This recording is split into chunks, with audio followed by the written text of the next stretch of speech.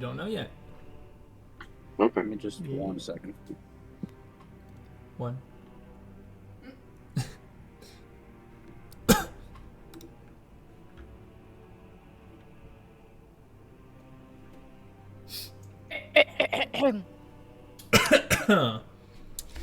That's okay. Hey, yeah. We can take our time. Hey, Alright. Deirdre. We should Yeah. probably talk about that old woman, or at least try and maybe get some more information about her, because she seemed to definitely rub you the wrong way. Yeah.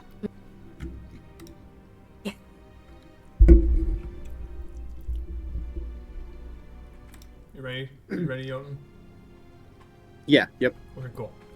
All right. So, it's about 3 or 4 p.m. at this point.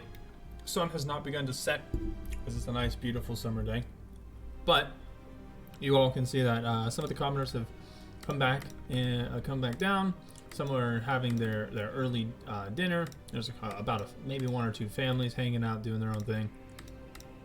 2 men, the 2 hunters, did end up leaving. Said they had some business to take care of in the north. And so they're going to go ahead and fuck off. But I guess the most notable, we'll getting right into it, is that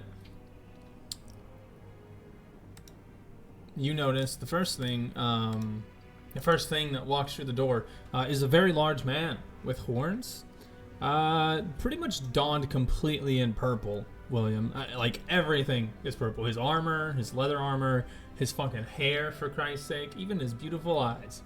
And he can be seen coming in at like a good 6 to 7 feet tall, a nice thick man. But the weird part about him isn't his color or his shape. He's got a mouse or a rat in his hand. And it looks like he's talking to it. And like he's not holding it, he's not like trying to caress it. No, he just has his hand flat up in the air, and this rat is just sitting there on hind legs, just squeak, squeak, squeak, squeak, squeak, and just talking to him. Almost as if it was just a normal, everyday conversation that he has with this person.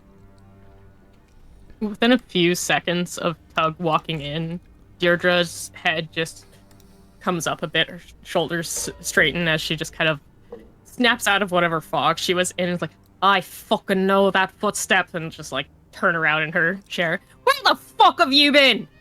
Huh? Dee, I'm sorry. I took a walk, and I got lost. Took a walk into the fog. I had a tea party with a really weird old lady.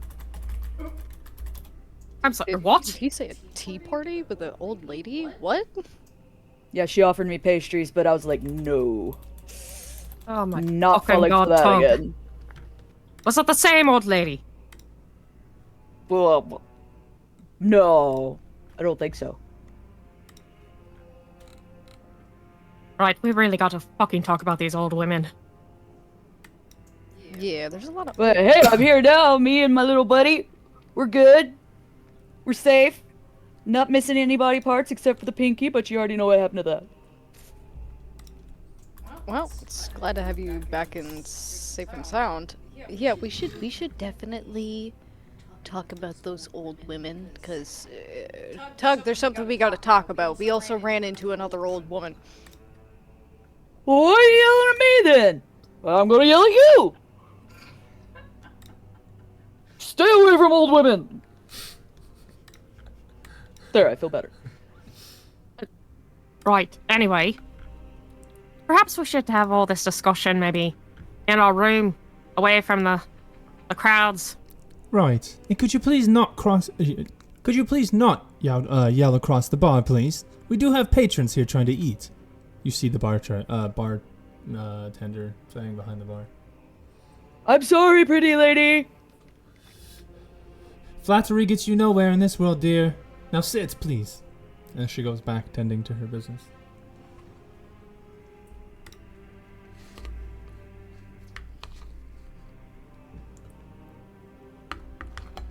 Well, we had rented some rooms already, hadn't we? Yeah, she did. So maybe we should meander up to one of one of our rooms and have our joint talk there. Yeah, I agree with that. All right. Let's see. 5 of ye. All right. I think.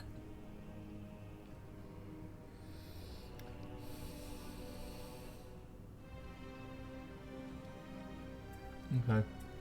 Yeah. William, you're gonna go sleep in this room. Jotun, you're gonna be outside of it, which is this doorway. Mug. Oh, that's kind of lame. No, that's fine. Yeah. Let's see. Yeah. Yeah, we can go this one with this one. No, it's on that one's not gonna work. Okay, you guys are just gonna go to the main one. We'll call it a day, and yeah. So you guys can come outside Wait, the door I just- here. What, William? I just noticed. Is the purple guy Tug? Yes. Oh shit. Yeah. Okay. Purple guy's Tug. Okay. So Jotun, you go to check up on William, who is sleeping soundly in a bed, as you see. Then the room to the north that they're all in is going to be the other room that Danica gave you guys to go ahead and chat in. The rest of the rooms for you guys to sleep in are upstairs and a couple on this floor. But for the most part, the larger housing, you guys would have to leave outside to go walk around, and I'm just not going to make you. So, as you all are.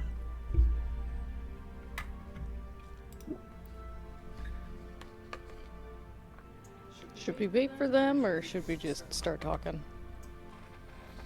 Did you want me to wake him up? Or should I let him sleep? If he's We don't sleeping, really I know would what to probably do with him yet, do we? Yeah, I'd probably just leave him be. If need be, we can fill him in on things later on. Sounds good to me. Don't mind if I shut this, right? Go right ahead.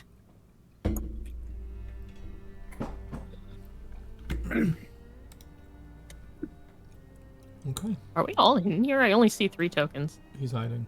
He's underneath Doug. Oh, okay. Oh, I was at the door. Oh, my screen worked. Anyway. Who would like to start? Right. Shall we talk about what we saw, or get information from Tug on what he saw first? I'm kind of leaning towards the latter. I I'm agree in with trouble, aren't I? I don't think so. I don't have a say on that. That's between you and her. I want to say yes, but at the same time, we've already seen what happens with people just vanishing for no fucking reason into this goddamn fog, so it's not exactly your fault, unless you literally just wandered off into it. And then it is your fault, and I'm gonna have to smack you. It was his fault. And he's just gonna point at the rat. Squeak, squeak, squeak. Hey, I didn't do anything, alright? I'll have you know, I had to come looking for you, Tug. Don't try and flip this script on me, okay? You're the one who got lost. You were told. She hits hard! Well, you were told that the fog was bad, okay? That's not on me. Fine, I wandered off. Yeah, you watch as Deirdre just very suddenly smacks him in the lower back. Oh, in the kidney! In the kidney! There, now I feel better. Good, I'm glad you feel better. Pain is a good teacher. Okay, so back on topic. Where did you go? I just wandered around and met this old lady in this really nice little shack. She made amazing tea. But like I said, wasn't gonna take those pastries. Not getting fooled again. Tug, if you meet an old lady like that, don't take anything from them. Not even tea. You don't know what that is either. I know what tea is. It's water that's It could be an illusion. You know what my history was too, didn't you? It could have been just straight up blood. You know that I can make illusions, and I'm just gonna kind of flick my hand and have a cute little flower sprout out of nowhere.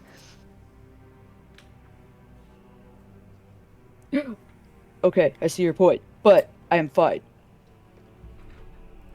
Fine. Look, I've feel lost a pinky. Okay, but I just wanted to point out something weird since we're all pointing at the elephant in the room. This guy definitely smells like some nefarious shit. I ain't gonna lie to you. The only reason I picked up this sentence because I recognized it. Had this sulfurous, like, dusty smell. Like something was being ground, but I couldn't quite place it. You know, I thought maybe... Not his regular tiefling smell, then. No, I didn't get very much purple scent off of this one. I know exactly what she smells like. No, trust me. But this scent that came with it, it was weird.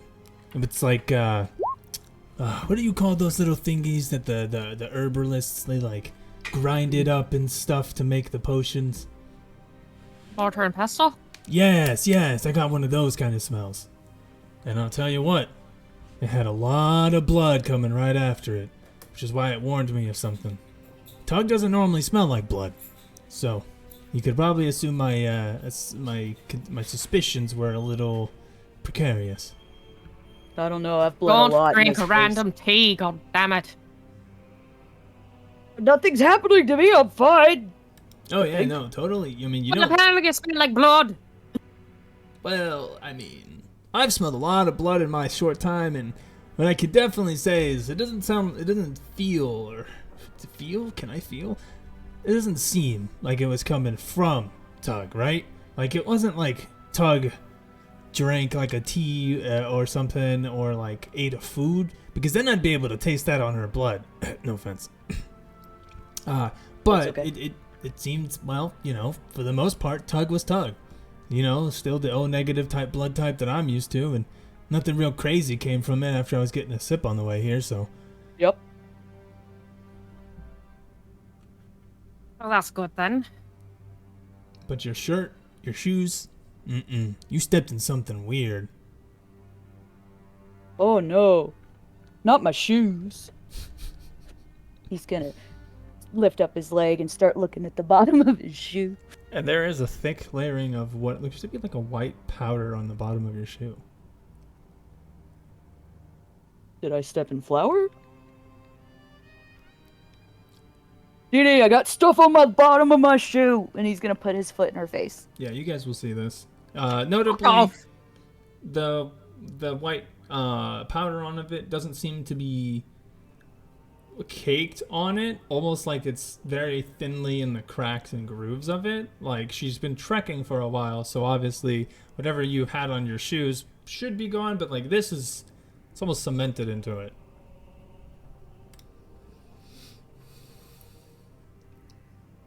Man, and I just got these cleaned from that nasty water in the weird house.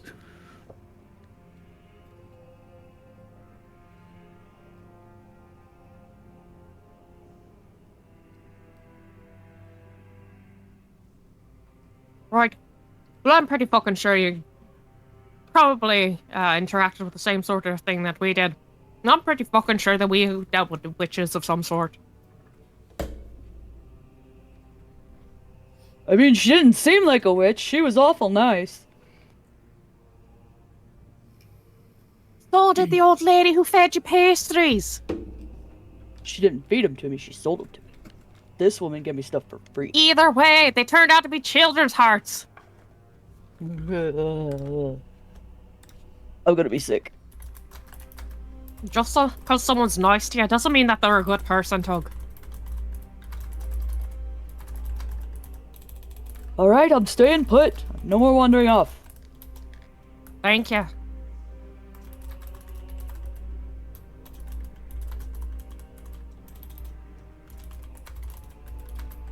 Wait a minute. Right. Wait! Wait, what? You know, now that I'm thinking about it, there was something kind of familiar about this lady, and now I'm kind of hating myself. Hold that thought for a second, Tug.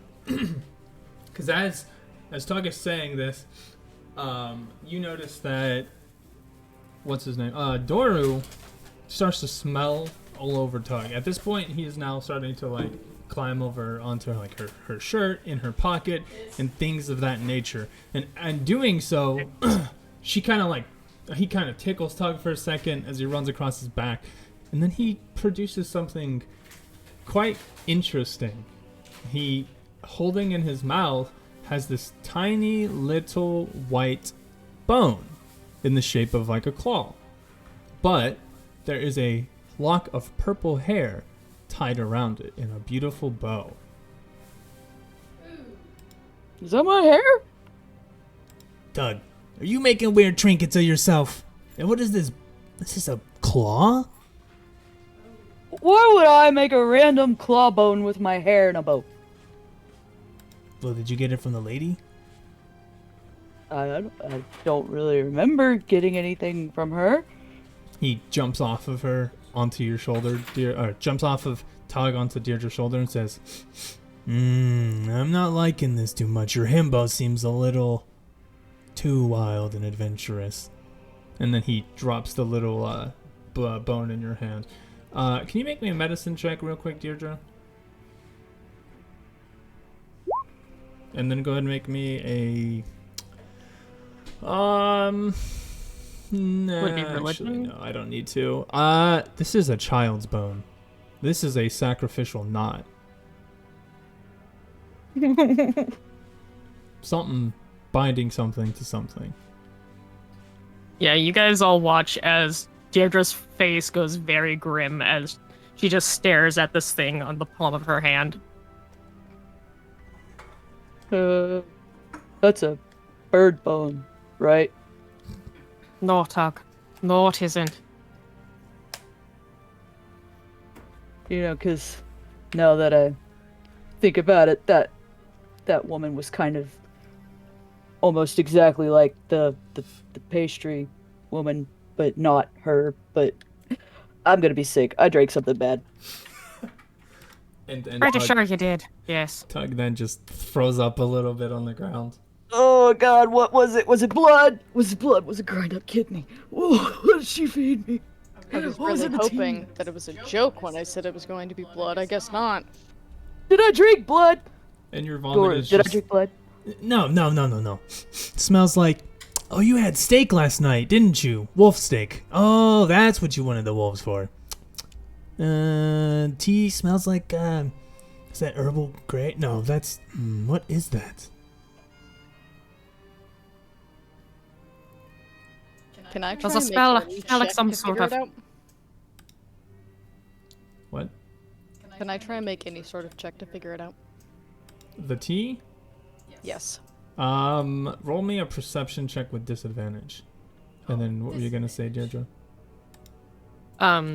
She was asking him if it smells like a potion or if it smells more like actual just herbs.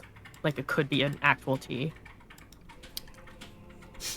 I don't know, my sniffer's going a little weird. All I can smell is a lot of Tug's yummy blood. You cannot be hungry again. You literally just bit me. No, I'm not hungry. But, you know, you can never have too much. Give it another try. She's gonna cast guidance on him, on the rat. He smells again. Mug, it just smells like Tug. Like Tug been sweating for a while. The rat like walks over or jumps onto you, Tug, and like opens your mouth and just big whiff inside of your mouth. A rat's mouth face is just in it. No, it still tastes like Tug. Earthy. Kind of like the woods. And this doesn't seem like it was magically like enhanced or anything. Does magic have smell? I don't know. You say I smell purple, and I don't know what purple smells like. That's valid. Yeah, no, it's... Some magic does, some doesn't. Oh. Unfortunately, no. It just smells like Tug. Which is not a bad scent, by the way. Get down here for a second. Alright. You're not gonna hit me again, are you? No. He's just gonna sit in the floor. He's sad now. Yeah. Deirdre's grabbing his face and, like, tugging at his eyelids to inspect his eyes and making him open his mouth to, like, check for any discoloration or anything in his mouth. Bugwort's going to pipe up and say, it doesn't have to be magical in order for the plants themselves to be deadly. Oh, I know. Or rather, most poisons aren't magical in nature. For the Well, most in part, my defense, Pastry Lady wasn't trying to kill Same me, with she just drugs. fed me a heart. Yeah, Tug seems to be normal. It relaxes a little bit, but still is tense. Right. Well, by now we know what Tug was up to. Tug, we came across an old windmill.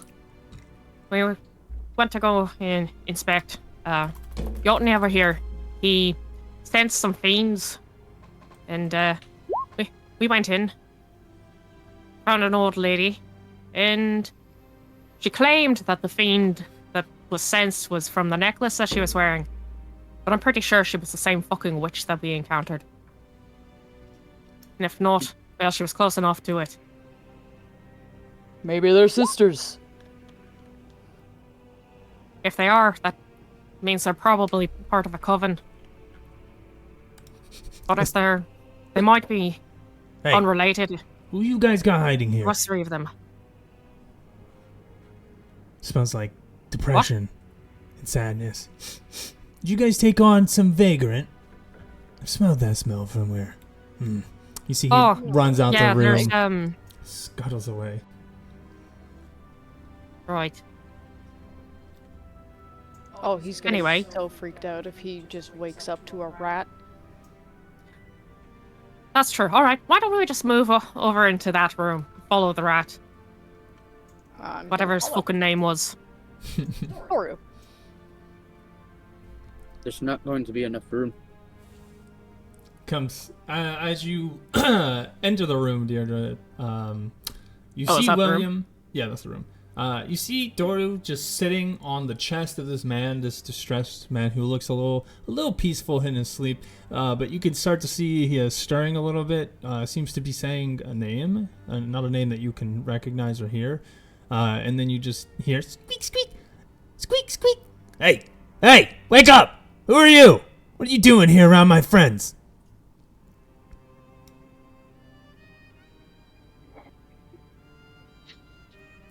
William starts to open his eyes very groggily, just puts both legs and feet on the ground, looks up to see this girl in front of him, and just mutters a word. Doru jumps off of his lap, sitting onto the bed next to him. You can see Doru looks a little confused. Yay, man, you smell weird. You're not from this place. You got a weird scent to you. Could you remind me, is Doru the rat? Yes, he is a talking rat. So, William just looks very confused. How this magical creature that shapes like a rat that can speak is just looking at him. He reaches out his hand and finger, trying to poke at it to see if he's dreaming or imagining this. And when you get a good look, Careful, he bites. when you get a good look at the rat, you see that it's not normal black eyes like a rat would have, but instead these like intense yellow eyes, and they eye you. Your finger gets close and you poke him in the belly, and he looks at you and he goes, I'm real as I can be, bud. Don't get too touchy or you might be my next dinner. Doru, we saved this man. Try and be a little polite, okay? You see William just jumps out of the bed and say, what is this talking rat? Looks around the room to see if there's anyone nearby, to see if he needs to run away or what is this? He's just confused. So, are you in your right mind now, or are you still a babbling mess? Because it's kind of hard to tell. I mean, it's not every day you get to see a talking rat. Yeah, I think that's. I'm not sure myself. He We're then, gonna have to explain that later. as Jotun is shuffling around to get a look, he then looks at Jotun and goes, "He smells like you, man. You've been doing with this guy." I'm still in the other room. No, you're not. Yeah. You're over here. Deal with it. Am I? Yeah. Okay. Well, I was gonna suggest we drag his butt back to the bigger room, but okay. No, I force you all into these conversations. All right. I'll move so people can enter. I'll just sit like on the chest. Welcome to the cramped living space. So, William stands up off the bed. The rest of you file into this small room while Dory remains on the bed. Dory had said that he smells like Jotun, and yeah, go from there. Well, I mean, this room William is so sees- small, we all smell like everybody. Yeah, but there's a specific distinct smell, you know? You got the normal smells like you and your purple, but then there's like a tiefling and dwarf. And I don't know these two, a little green person and big guy. You smell like... Do you have holy water on you? Talking to me? No, to the big guy. Well, no, wait, you do. Wait, all of... Wait We a all second. have fucking holy water on us. I don't. Yeah, I know that. That's why you're the Yes, you safest. fucking do. I gave you some. You're trapping my home. Drank it. What are you... I drank it. You drank the holy water. Is that why I you was wouldn't... thirsty in the woods. Oh, okay. But you can't offer me any? You want to You're drink just No, holy no, water? I was just, it's, you know, you had a drink and you think, oh, I'm a vampire, so I only drink blood, blah, blah. Yeah, I see how it is, Tug. No, I was like, this is holy water, and I should not give the vampire holy water. Guys. William, this person does not know the fact that this rat is a vampire, and you just openly said it multiple times. Exactly. William just looks terrified. It's just a pale, ghastly look into him. He just points and shakes. Vampire. It's okay. It's I okay. knew He's something was okay. up. He's not vicious to us. He's part of the party. He helps guard us. He's okay. So before he shrieks, I need one person to put his hand on their mouth. I'll do it. Okay. Mug jumps immediately up and just puts her hand over his mouth. As soon as you hear the word vet, and it just completely muffles the shriek. Yeah, I don't think that's a good word to scream around here. That's also why I was suggesting the fact that we keep it low. The fact that this cute little rat guy is actually a vampire. We shouldn't be talking about that outside of this group. In my defense, we are in this group except for this new guy. Hi, new guy. And Doru is the one who said the V word. I was hoping to ease him into that conversation. He's still not even fully awake yet, properly. Right, but with the smells I'm getting off of this guy, I kind of have to tell him. Something ain't right. What kind of smells are you getting? Depression. Sadness. Like, this man is not pushing on because he wants to. I remember him saying he was searching for somebody. I think it was his daughter. His daughter. Depression. Look, Yes, my daughter. Where am I? what the fuck is this place called again? Balcony or Valkyrie? What? Whatever. We're in a town in... What? Valaki? Yeah, that one. You're there. Considering I'm that no longer in the place I once was. No, I think you're in Welcome the to same the boat club. we are. He talks weird, DD. Most people do. Anyway, look, William, I think you said your name was? Old man, anyway. You don't have to worry about him. Despite the freakiness of hearing the V word that was just thrown around willy-nilly. You've got two people of the cloth hair. I'm a cleric. This big lug over here is a paladin. You have nothing to worry about when it comes to the vampire with us around, alright? So, no need to freak out. This V word also, he actually wants to be cured. That too. Right. In You your see William just relaxes his shoulder and looks around, noticing that the big guy that everyone just keeps referring him to was the one who saved him and gave him some food and water. He relaxes and thinks to himself that he can trust these guys. They saved me when no one else would. Hey, William, was it? Do you mind if I take my pelt back? Oh, I apologize.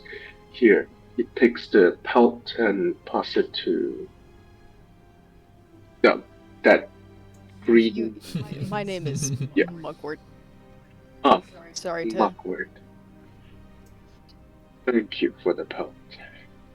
I guess we should all introduce ourselves. Yeah, probably. Right, well, Mugwort went. I'm Deirdre. I'm Tug. Damn you. And A the... pleasure to meet everyone. My name's William. And the mouse squeaks at you and then turns into a full-fledged man sitting on the bed next to you. The eyes are still the same, but he's a very fair-looking man. But he too looks exhausted and distressed, William. But you can't quite... Well, you're assuming the vampirism is why, but he still does have that distinct, stressful, I've been through some shit lately look. And you notice his clothes, if you want to call them that, are quite literally just a brown, bare, ragged tunic and pants with no shoes, no gloves, no undergarments, just that. With his dirty, brown, blonde hair kind of just frayed and thrown back. And I'm Doru. I'm the vampire. I'm the lonely guy who was saved from them. Well, kinda. They can't. Okay. Long story short. Yeah, we did try to kill. They did try to kill me. Yeah. I didn't try and kill you. Right. Keep me out of that. Right. Here's the thing. You know, there's some misconceptions like that. We need to have a talk later. No. Let's do it right now. Let's do it right now since we got the new guy here. So they came to my church where my father had, kidnapped me and strapped me down to the bottom of it. And at first they were trying to kill me. Gods know why. I couldn't tell you. But then after, the big lug here, he taps the Jotun, scared the rest of them off. I found my opportunity and I got out of there.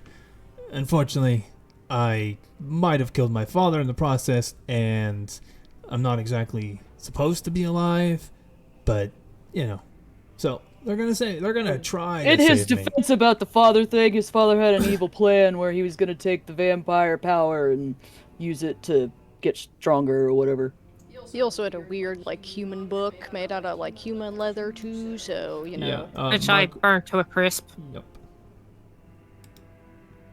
See, instead of being surprised and the rat turning into a person, he just have a slight smile, thinking to himself, a kindred spirit. He gives a hug to the now man rat thing and say, there. I love him so much, man. You see tears start welling down Dory's eyes as he embraces William in this hug. It's the first time you've seen a human reaction from Dorian. This is This is fucking awkward. weird. I have a feeling too, Hey, Doru, do you eventually want to have, better clothes or something? Because you've been walking around in pretty much just rags. Are you comfortable? Oh yeah, no, rat form is super comfortable. I tried the wolf form out, but I still gotta kind of get used to that. Having a tail is still weird, but yeah, no, I could just turn to rat form anytime I get cold. Besides, Tug's a huge heater. Yeah, that checks out. Yeah, I am hot. Oh, William just looks around and asks, rat form? and then you see him transform back into the rat, kind of just hanging out in your arms. You were holding a man, and now you're just kind of just holding a rat in your arms, and then you look down, and he squeaks before he then like jumps down back into human form. Yeah, so apparently if I bite something, I could become it. But it doesn't work like I can't be Tug, you know? But they fed me wolf, and then I was able to run around. Oh man, I hunted so many birds. Oh, but I noticed something weird. I noticed it since we came into this town, Tug. It smells like birds everywhere, especially this house. Ah! You noticed a black crow had been hiding in the corner of the room. I'm immediately sticking my arm out. It leaves through a small hole. Then you notice every wall has a tiny small hole about the size of a small dog. Enough that this crow was able to walk in and out of. Hey, Doro, do you think you could change it to something and follow that really quick? He turns in, he just runs and jumps into a rat form, and he just bolts through the wall. You hear some scuffling before you see two crows coming out of the chute, the little hole. One of them has Doro in his hand, and the other one just seems to be accompanying it. The crows fly in and flutter around for a second, Doro screaming and hissing to be let down, before you see that one drops him straight on his back into the floor. He goes into human form, and then you see the two crows just stop at the perch at the head of each bed, and they just look at you all, their eyes just darting back and forth. Can somebody roll me an animal handling check? Not mug, not... Speak with animals? What's that? Can I cast Speak with Animal? Go ahead. You hear the two birds talking to each other. Vampire. Danger. Must tell. Keep eye. They seem to be chatting to each other. Noticing that you're unable to understand them, Jotun. They look at you for a second. Both of their eyes just perfectly trained on you. Since their heads are sideways, it does look like a face is almost formed out of these two crows, which are actually ravens. Yep, what are they saying? Vampire, keep eye. What? Give me 1 second. Let me ask a question. What? Why are you guys watching us? Home. Home. Ka. You begin. Jotun, I think time is of the essence. The birds begin just like as they say that they're just pecking at the whatever it is that they're standing on. What did they say? They said home. Yep.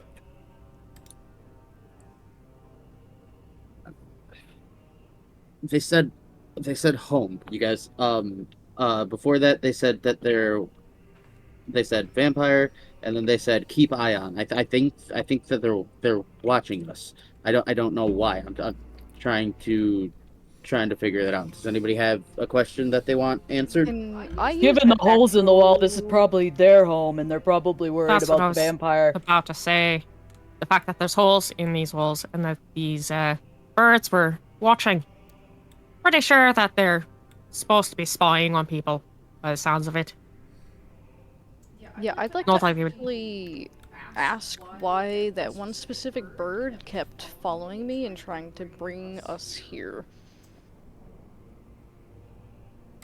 You have What? You are gonna have to be the one to ask that. Me? No. Okay, I'm going to turn to them, gonna take a step forward, and I'm going to pretty much just repeat what I said. Why was I led here by another black bird? I don't know if it was a crow or a raven, but why was I led here?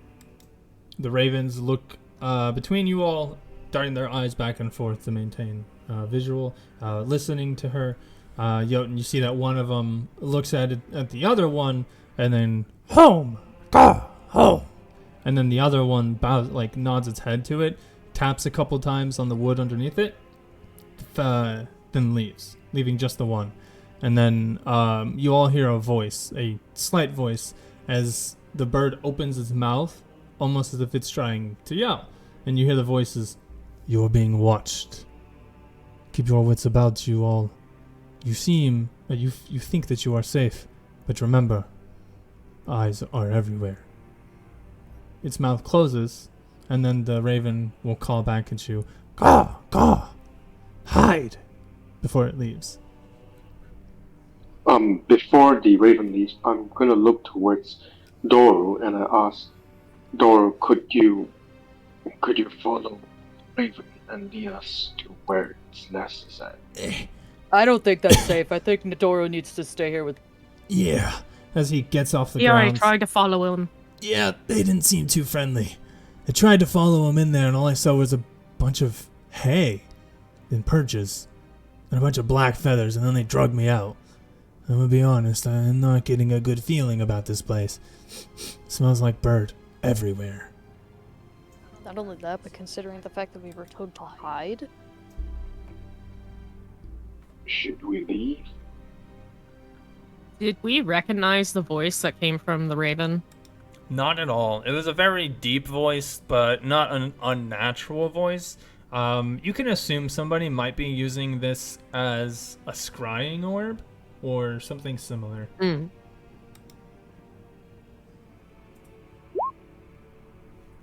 You're gonna see Mugwort just kind of scuttle under the bed, partially sticking out still.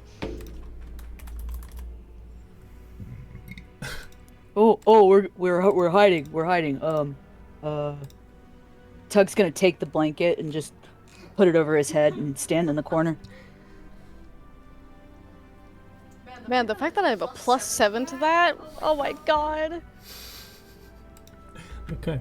So the raven leaves, leaving you all here.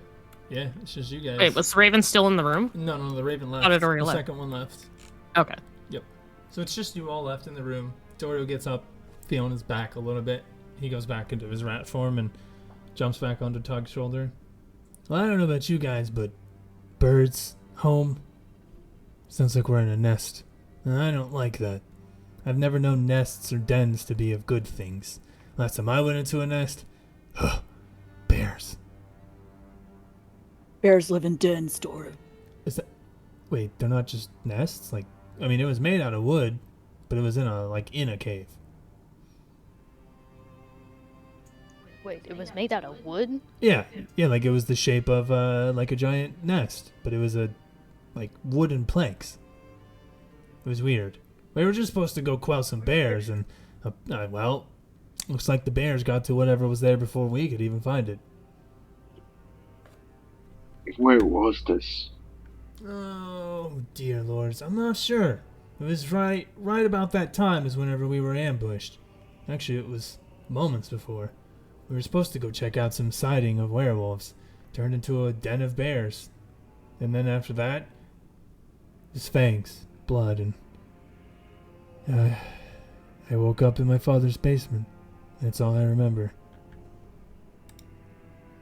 Mugwort is gonna stick her head out, like, purposely looking at Deirdre. Don't you remember something about, like, werebears or something? Or rock. Understood.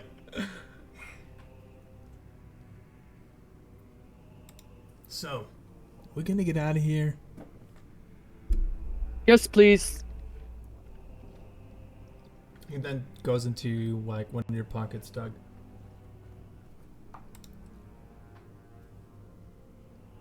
Wait, You see, Doro, I have a William. question. Go ahead. What? It's a weird question. Completely understandable if you're not comfortable with it. Do you mind if I pet you? No, I'm not a pet, you know. I know, but I don't know. Rats are cute, Yeah, but I'm not a rat. I am still a person, you know. right? That's why I asked. Weirdo. You could say no. Well, I am saying no. Okay. It's just weird. Fine. Do you pet your friends often? Is this a normal thing that I gotta be worried about, guys? I don't A know. pet We gotta talks worry about a sometimes. lot. Yeah. Yep. Do you know what physical affection is? Yeah. You know, when you do something bad, you get hit. When you do something good, you get food. Oh, Doru. Oh, No. no. That's no. Is that not what the church taught you guys? Because we're pretty strict about our testaments here. No. and I'm kind of a demon from hell. Right, I don't right. do And I church. sparkle when I'm in the sunlight. what? No, you I don't. grew up basically in my church, and no, smacking someone is not a form of affection. Well, I mean. Oh, Okay. never mind. Okay. Never mind. Okay. All right. Calm down. Smacking someone on the ass is a bit Jesus different there, Christ. Tug. Beating a child is not the same as smacking someone on the ass. I'm actually gonna do something. I'm going to walk over to Tug anyway, and I'm going to actually just try and pet Doru anyway. Yeah, he's not gonna like that. He's gonna bite your fingertip. I just told you no. Does consent not mean anything around here? It does, but I want you to understand what good physical affection is, not just negative. It's fine. Don't worry about it. Besides, I got all the physical I need. And he just like pats Tug. And look at all this physical. Tug flexes. Jesus Christ. Right. I think one of the first things we should worry about right now is, are we staying here with the spying ravens, or are we going somewhere else? I'm gonna be honest, I think we should go somewhere else, because we were told to hide. What do you think, new guy? Yes, we should go somewhere else. I mean, my daughter is still out there, alone. Does your daughter have Could you a tell nick- us your... Yeah, I was about to ask. Could you tell us her name so that, well, for as long as we're around you, we can maybe help look for her? Yes. My daughter's name is Lena. She is about yay high. He points towards Monkswood's height. She's a baby. She has long brown hair. She's about 6 years old. And she's all alone, taken away by monsters. What kind of monsters? I mean, as he tries to remember, he just has a sharp headache, and he starts screaming out, "Ah! I don't remember."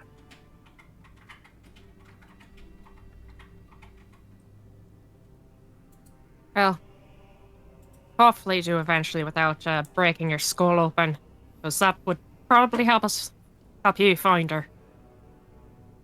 Thank you.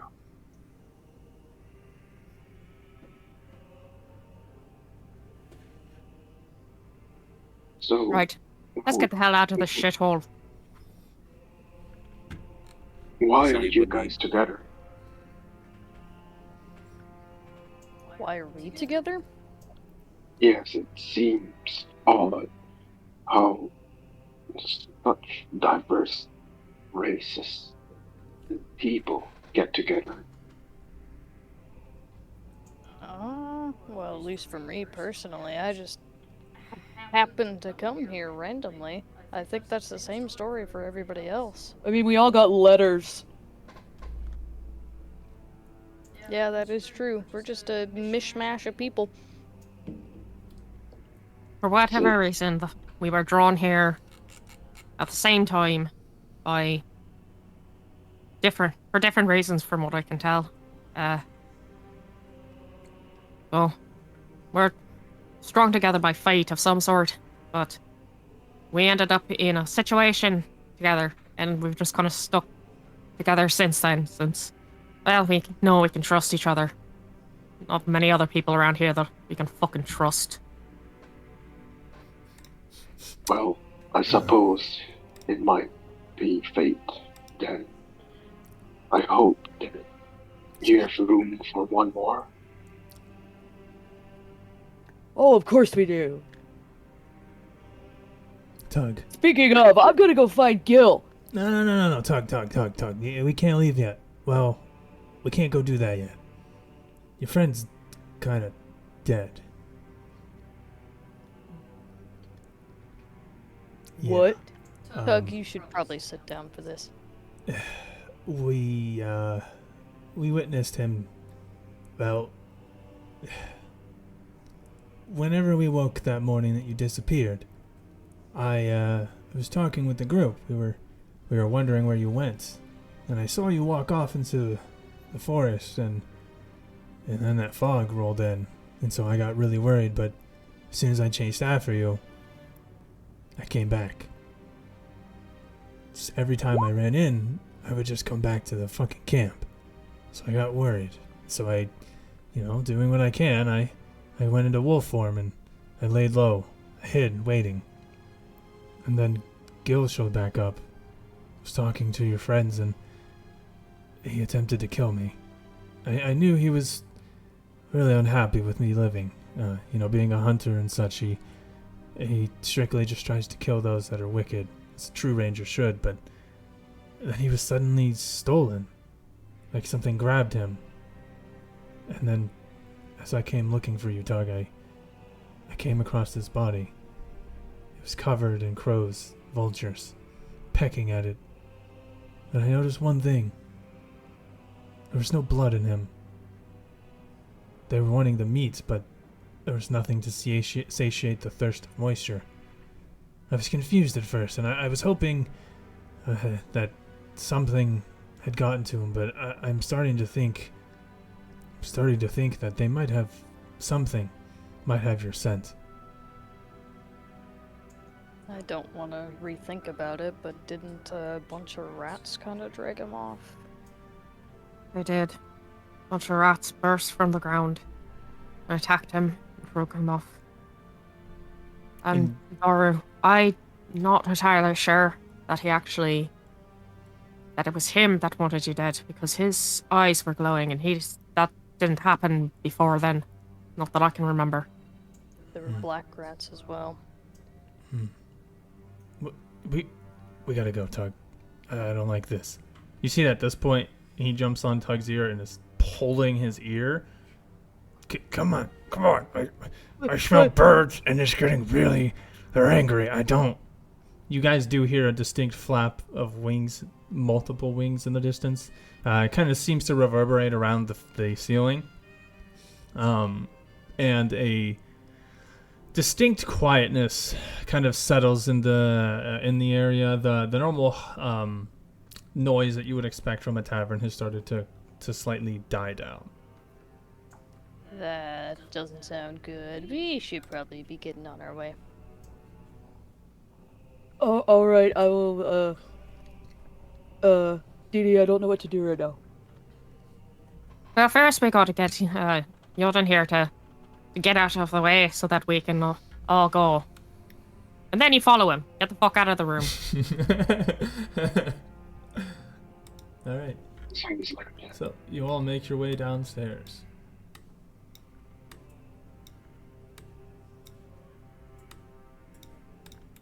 And as you are coming down, it seems relatively like when you left. A couple more commoners have come in. Notably, one of those hunters you had met earlier in the day is sitting at the bar talking to the bartender, as well as a man you all have yet to meet or recognize. Is this gonna do it correctly? Oh, I gotta reset my thing. But this is a big man. He stands at about a good 6.5 feet tall. Looks rather robust in the chest, while the rest of him does seem rather, I guess I'll say small. I mean, he doesn't look tiny. It's just you can tell that this is a big-chested man. He's spent his time working out. In fact, he has a very nice set of garments. It's a teal and almost a magenta color. Looks to be of a very nice leather quality. He has very dark black hair, which is short, with a long beard, notably some gray in it, and a scratch across his eye. He seems to be standing with his hands crossed across his chest, as this large black cape with, it looks like there's feathers in it, black feathers, but it's fur. It looks like fur. And he's talking to the woman. He kind of strokes his beard a couple times. But for the most part, the business and commotion continues on. Nobody is keeping an eye on you guys. It doesn't look like there's a weird stranger looking at you guys. Business is just business as usual. But that fluttering of wings, it's a bit louder.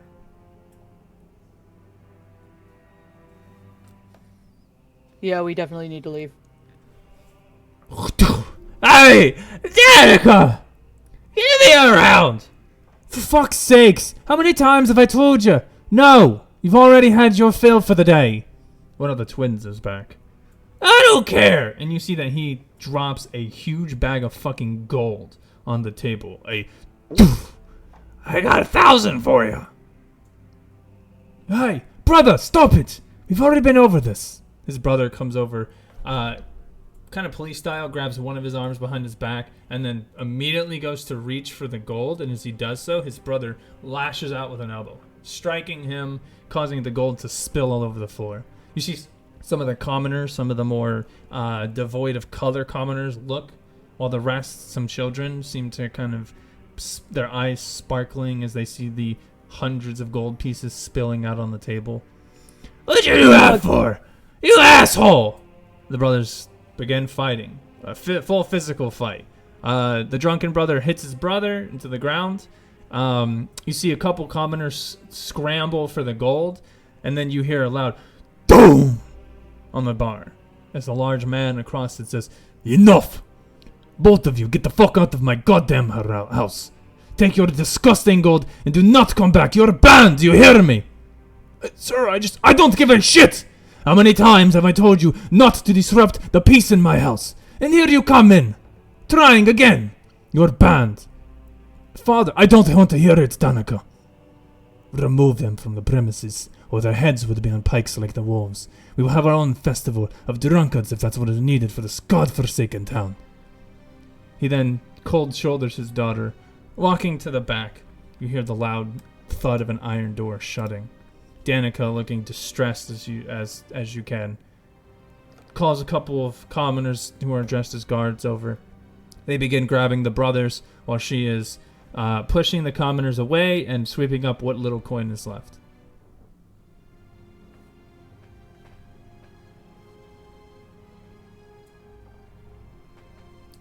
Fuck me. Deirdre's gonna head over and ask if she's alright. Yeah, what can I do for you folks? It's, looked pretty fucking intense. Just wanted to make sure that you were okay. With a big sigh. As much as I can be. My father's a bit pretentious and cares a bit too much about his own peace. These two brothers come in quite often, causing trouble, but he said as long as I keep him on a leash, we should be fine. It's the 5th time this week they've come barging in demanding things. And they always seem to have coin, but it's not real. They've paid multiple times with this payment. It's all copper pieces. Someone's successfully fooling the drunkard into at least thinking he's richer than he is. It's the 3rd time his brothers had to intervene as well. Poor soul. Do you have any clue where they might be getting this from? I could not care more. In fact, the less business I know of others, the better. Keeps my business clean. Well, I originally came over to let you know that we were actually going to leave. Huh? Oh, of course. We close at 10, so you'll need your keys to access the outside room. Just keep quiet when you come in, please, and unfortunately we won't be serving food afterwards, so you'll have to wait till morning if you miss dinner. Oh, no, Danica, I'm pretty sure that we're going to actually leave, and Mugwort is going to place the key on the bar top. I look, I really can't afford this right now. Are you you can't. Keep the money. I'm going to give her 10 gold pieces. She looks at it, kind of stressed and exhausted. She heaves a sigh and she goes, "Fine, but you're never here. I do not know you nor your names. In fact, if I ever see you again, best of luck to you, for I will not claim you." Fair enough. And with that, she pockets the key, and then she heads to the back room. You see some of the commoners having been a little aroused by the fight, kind of look around at you all suspecting, and a small man, Jotun, notices your big stature. It looks like one of the guys who was stealing some of the coin. "Oi, you there, bloke, can you bless this for me?" As he hands out a little tiny palm of like 7 or 8 copper coins. "This motherfucker, this used to be gold. Surely, you're clothman. You could turn this back into it, no?" No. I'm sorry. What? You're fucking useless then. And he walks away muttering under his breath.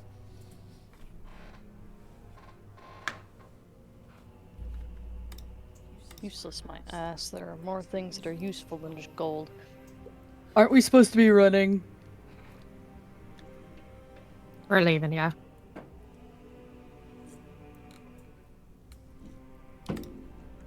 Okay. Everyone makes their way outside now. Oh, that's right. You guys are in a different map now. Where is it? 1 second. Yeah. Hold on.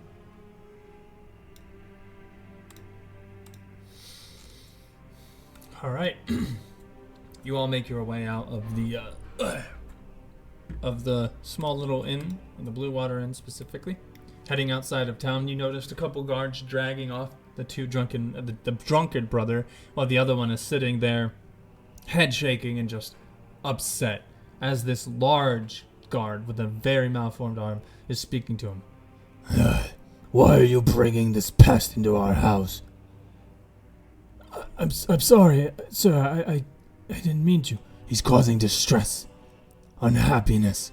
You know what happens when everyone's unhappy.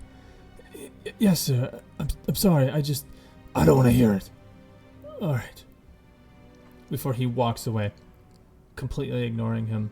This man does look very, what's the word? He's got a lot of medals on him.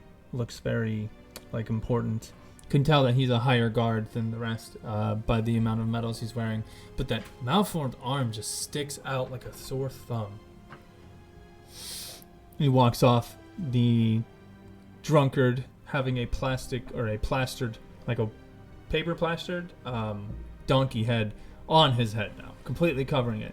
So you can hear the drunk mutterings of him coming out of the mouth of this donkey head. But for the most part, he's just being drug along.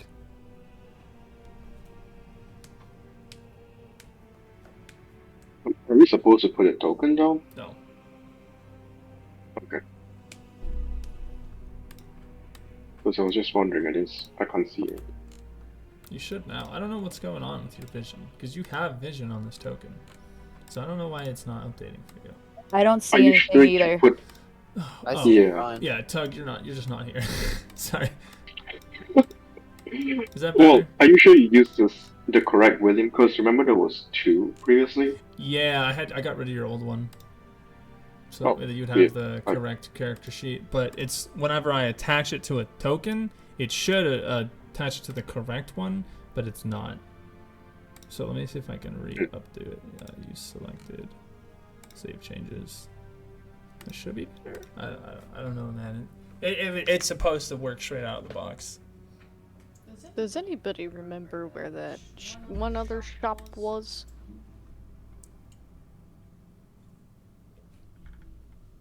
I don't even know what that one other shop is. That's a reasonable response.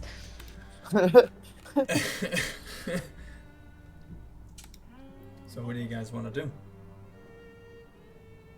I think we should go back to where Tug saw his old lady and figure out if it is in fact the same spot. Because if it is, I don't know if we can get through the fog to find it. Yeah, I was gonna say, didn't he go through the fog? but if it was the same old lady that we saw, fair enough. Fair enough. Wait. What if No. we- You're on something, Jotun. Tug, if I showed you that place, if we found, like, if we took you back to the shack, do you think you could recognize it? I mean, I'm a very bright and clever person, so Well, okay, come on, but like you would recognize the weird little shack, right? yes. Okay, so why don't we just take him back?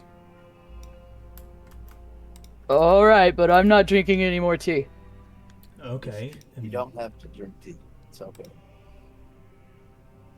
Before we do that, there is one thing that I would like to do while we're still in a town. Same. I If we want to can see if find there's a- a shop of supplies or any kind of armor, boots, or anything. I'm hoping to find a blacksmith.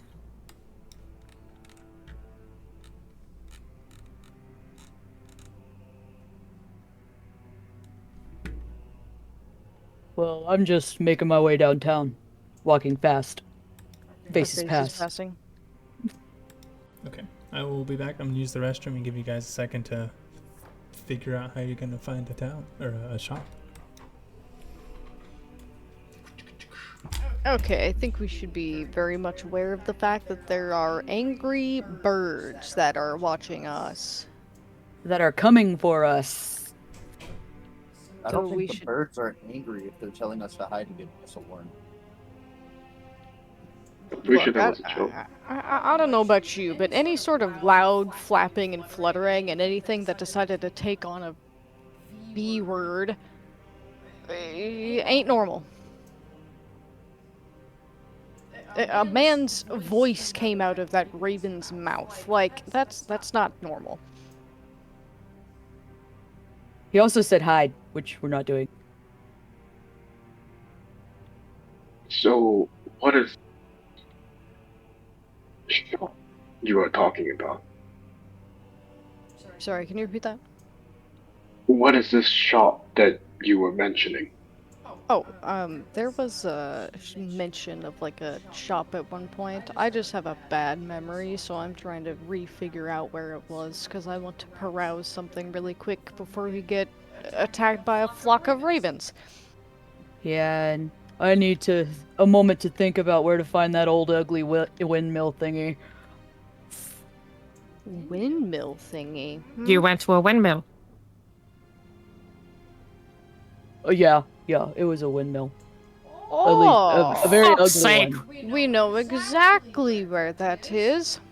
That's what I was trying to get us to earlier. You were Okay. saying a shack earlier. That's pretty fucking different. Well, I Yeah, mean, it is the same goddamn witch. a house is a house. Actually evil. That's great to know. Which, now that I know that we are in Valaki, I believe that the will that I found is to that house, is to that windmill. Sorry, what? Found a will? What will? I did tell you guys about this in episode 1. Give me 1 second. I gotta go through my messages I with Trigo. distinctly Yeah. remember you didn't tell us. You I and remember. Caper knew. No. I have also given you guys some of the things. I gave it to somebody to hold on to. I think it was Caper, and then she ended up leaving, so I had to take it all back. But I was trying to give it to you guys. Yeah. Is from Yeah, in character, I I don't remember. think we know about it. Yeah. Caper knew about the will. You showed us other scrolls and stuff, but you never actually told us about the deed. Yes, I will pull out this deed now. Where is it? It is in my bag here. Okay, so you Yes. want to find a blacksmith? Yes. I feel like we should all be going together. Something I've learned about any of his campaigns, splitting up is just not a good idea. Yeah, you lose I mean, fingers. there's a reason why the rule is never split the party. Yeah. Yeah, we can go together.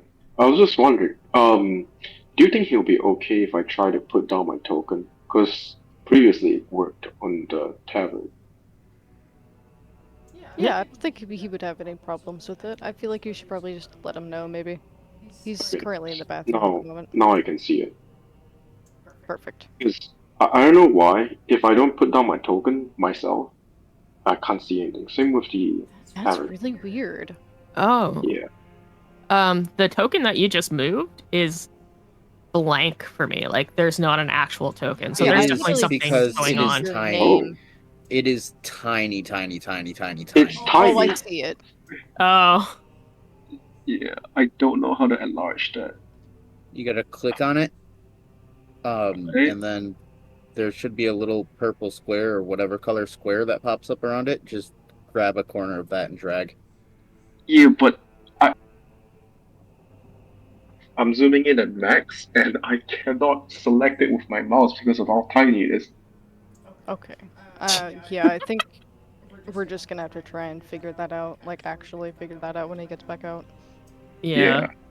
Honestly, it might have to start from scratch with a new token and wiping it from your sheet so that he can just like go into Yeah, I the might back end just of do it. that. Okay, so does anybody else need anything from like a shop or anything? I don't necessarily need anything, I just want to see what they have. Me too. I feel like On we're the gonna end other- up attacked by birds. So do I, Well- unfortunately. I'll tell you right now in case you see anything in a different store. What Deirdre is looking for is basically scrap metal. Better quality, the happier she'll be, but she's looking for stuff that she can use. Okay, that's nice to know.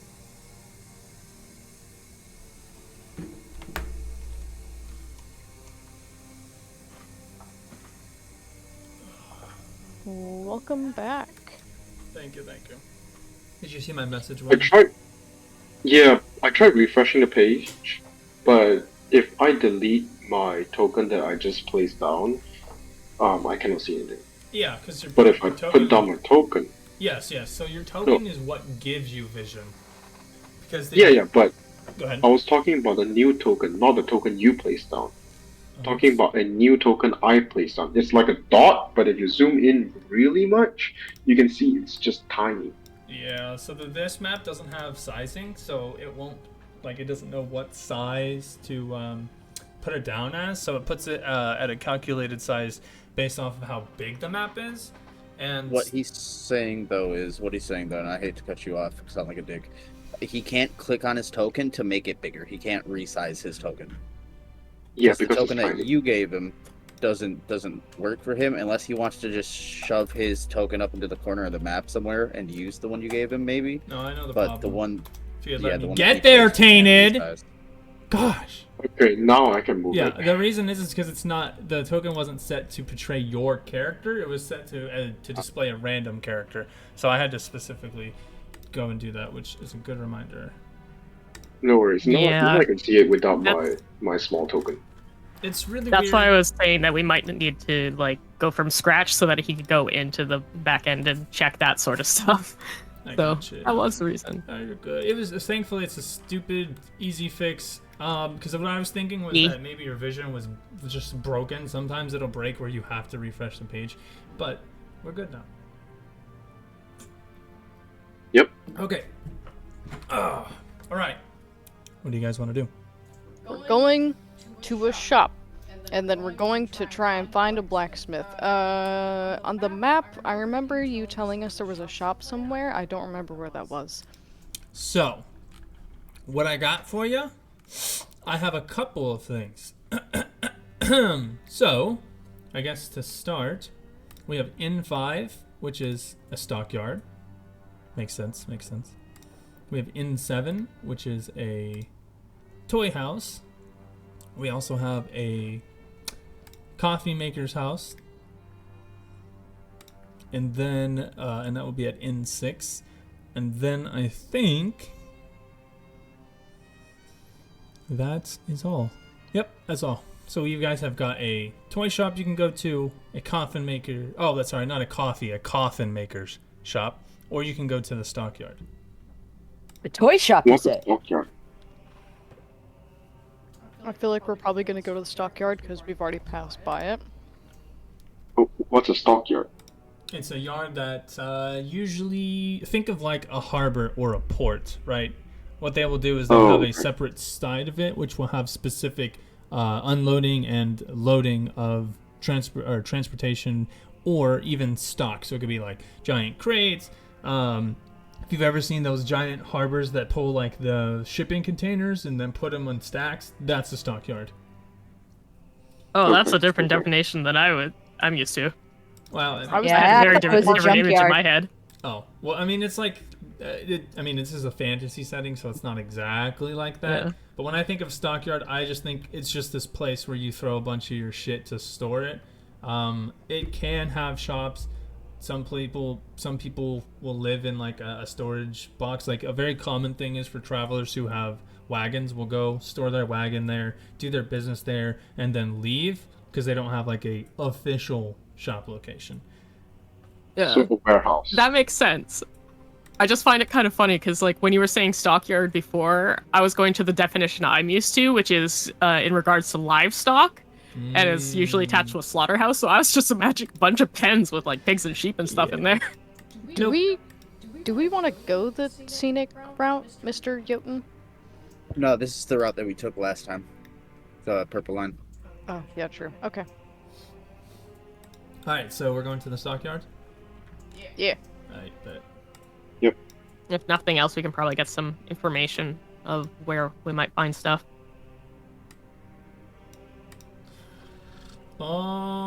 alrighty then.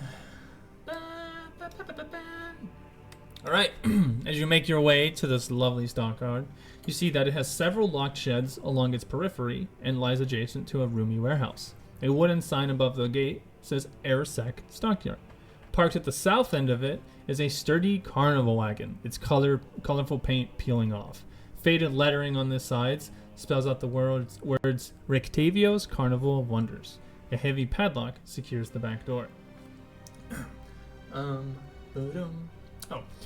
You then see another connected to the primary warehouse is a small office building, as office as it can get, but it looks to be like the area where you would go talk to them. So there's this giant window cutout with a small tiny trade bar window so people can go up, give them papers, get items, blah blah blah, and you can see that is actually what looks to be like a middle-aged married couple, a man and a woman who seem to be partaking in business there. The female's at the front. You can see she's scribbling through some things, talking to some tradesmen here and there. And then you also can see that her husband in the background is moving some small boxes around, maybe collecting paper for her, maybe collecting payment, etc., etc.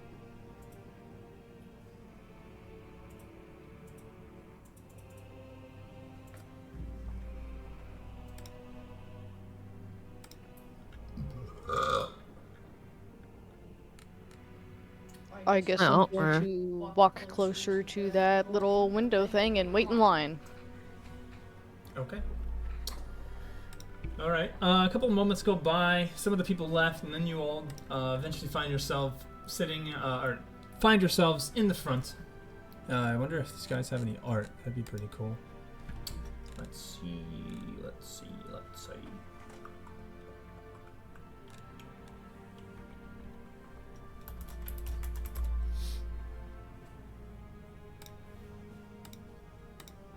Nope. Unfortunate. Okay. You make your way up to the stockyard, and you see the female who looks at you, middle-aged, She's got two brown-haired braids running down her shoulders. Seems to be fairly dressed in a nice, quaint tunic with a skirt on. But she has a little bit of roughness. You can see some tattoos on her arms, and they look beautiful. Some of them are runic. The other ones seem to be a language you don't really know. But notably, these both have color to their body. They have souls. And so you can see that as they are talking to people, they're very friendly, they're very open. They have a little bit of a gruff demeanor to them, but it is quickly expelled as soon as you all step up. Hello there. Welcome to our stockyard. I am Yelena. What can I do for you? You're just going to see Mugwort staring at this woman. She doesn't realize it, but just in absolute awe.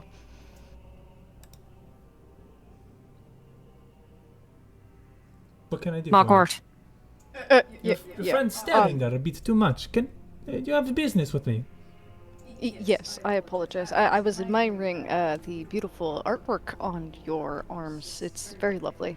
Oh, thank you very much. My husband here, he's the one who did it. Gunther, come meet friends. You see the man comes over. Huh?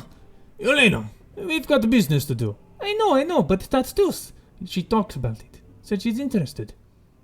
I've got no time for tattoos right now. But if you're interested, come back at a later date. We've got too much business with this goddamn festival. Maybe whenever festival all over, then we do art. Oh, I would absolutely love it. Thank you for your time, sir. Of course. And then he goes back to stalking. So, besides tattoo and your friends staring, what can I do for you all? I was hoping to be able to just possibly browse around, see if there's any form of armor or boots or anything that you might have.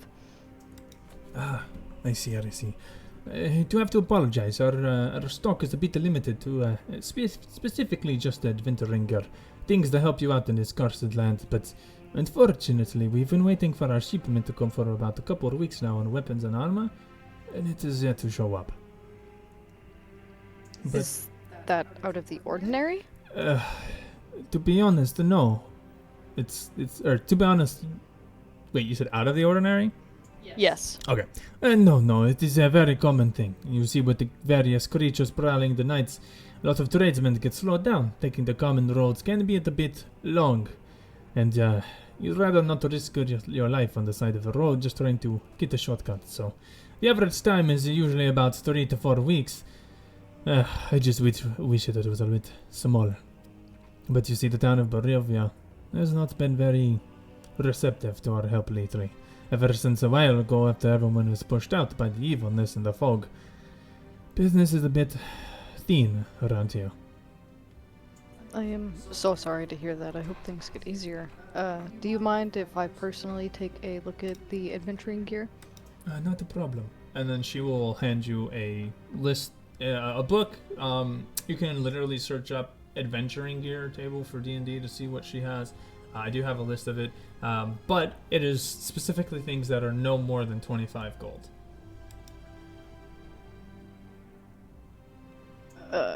Deirdre, if you would like to take over for a little bit while I look up the stuff.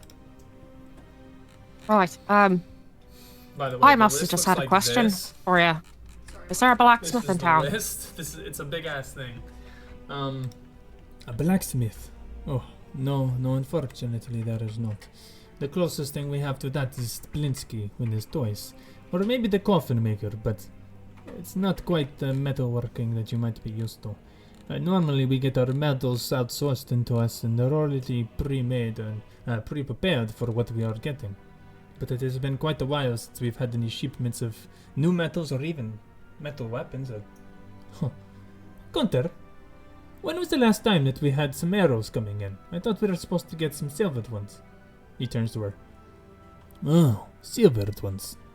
Those are quite expensive, my dear. I think we paid 2,000 gold about 2.5 months ago. Lord. It still has not showed up yet, my love. No, unfortunately. How long does it usually take? Well, you see, silvered weapons are treasured from this land, but very rare. You are not able to be caught with them, for apparently they bring bad luck. So, A few adventurers had come through about a month and a half ago, asking for a shipment. We made it as soon as we could, but I'm assuming that we were stolen from. We never heard back from those adventurers either. They never came back to get the payment back. Never even came back to complain about missing. How do I find the adventuring stuff? I'm not able to I find got it in you. the compendium. It's in your thingy now. It'll be The one I just sent in the general. no, where is it? Thank you. Oh, there it is. I don't know where it's at in your journal. It should be somewhere in your journal, but I found it at the bottom. oh, is it at the bottom? Oh yeah. In supplemental material, you'll see the adventuring gear table. Oh, also, do we start with any starting goal? Yes. You can have 25. I think it was 25 gold, or was it 50 that I told you guys? Oh no, you guys all had different ones. Yours is gonna be 25, William. Alright. As you're looking through it, asking these questions, you see Elena does give out a bit of a sigh. I must warn you about the wares.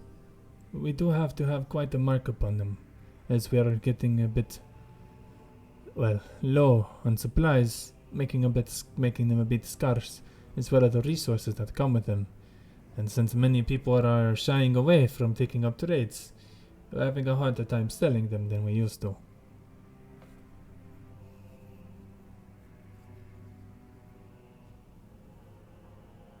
I completely understand. You don't have to apologize for it. You're just doing business. So, besides what you're seeking, is there anything else that I can help you all with? Is there Got anything another we can question help for you with? Oh, that too. Out of your wares, do you have any that is damaged that you're not likely to be able to sell properly? I'm sure we have some broken tools here, sir. Gunter, do we still have the recycling available? Oh, yes. I do have some quite old tools if you'd like. There are a bit of some woodworking and some stoneworking, masonry tools, but if you're interested in them, you could have them. Just looking for anything with metal. Oh, well, let me see what I got to do for you. But Gunter, I thought we were... I know there, but they come looking, and I can't help. It is the tradesman inside me. Says to sell, and so I must. Are you sure, my dear? I am. And he leaves for a moment. You see that she shakes her head a little bit, and then she puts her hand on her left hand. You can see she is twiddling with the band of her marriage. It's a very, very pretty ring, but it's not gold. It's silver. A very, very nice, well-kept silver. It's the cleanest thing that she's wearing. For a moment, he In comes... the meantime, Oh, go ahead. could I cast Detect Magic to see if there's any, I don't know, long lost magical item just piled up anywhere? So, I will let you cast detect magic, but I will say with wording, I cannot tell you whether or not it is going to do exactly what you're saying. So, phrase it as, I want to cast detect magic, and then the reason you want to do it, don't tell me. That way I can explain what you see, what you don't see, and then go okay. on. Nothing against you, trust me. Everybody here does it all the time. They're always like, can I sniff out this thing for this specific thing? But you're good. So you cast detect magic. Yeah, there's some magic in the air. Other than, well, this foul, odory, like gray mist that kind of is everywhere, like everywhere in the air. It's transparent enough that you can see through it, but it looks like a thick fog, just magically. And as you look around, you do notice symbols? Yeah, weird symbols that seem to only glow under this, above the stockyard door. And taking a look around to see what else, you notice that any house that has a raven on top of it also has this symbol. And everybody, taking a look around, waiting for business to transpire, you all notice that there is indeed ravens everywhere. Every other house has maybe one or two, and they are not doing anything specific. They're just messing around with each other, nesting, finding a worm in the dirt. Just notably, they're around. And what does the symbol look like? It looks like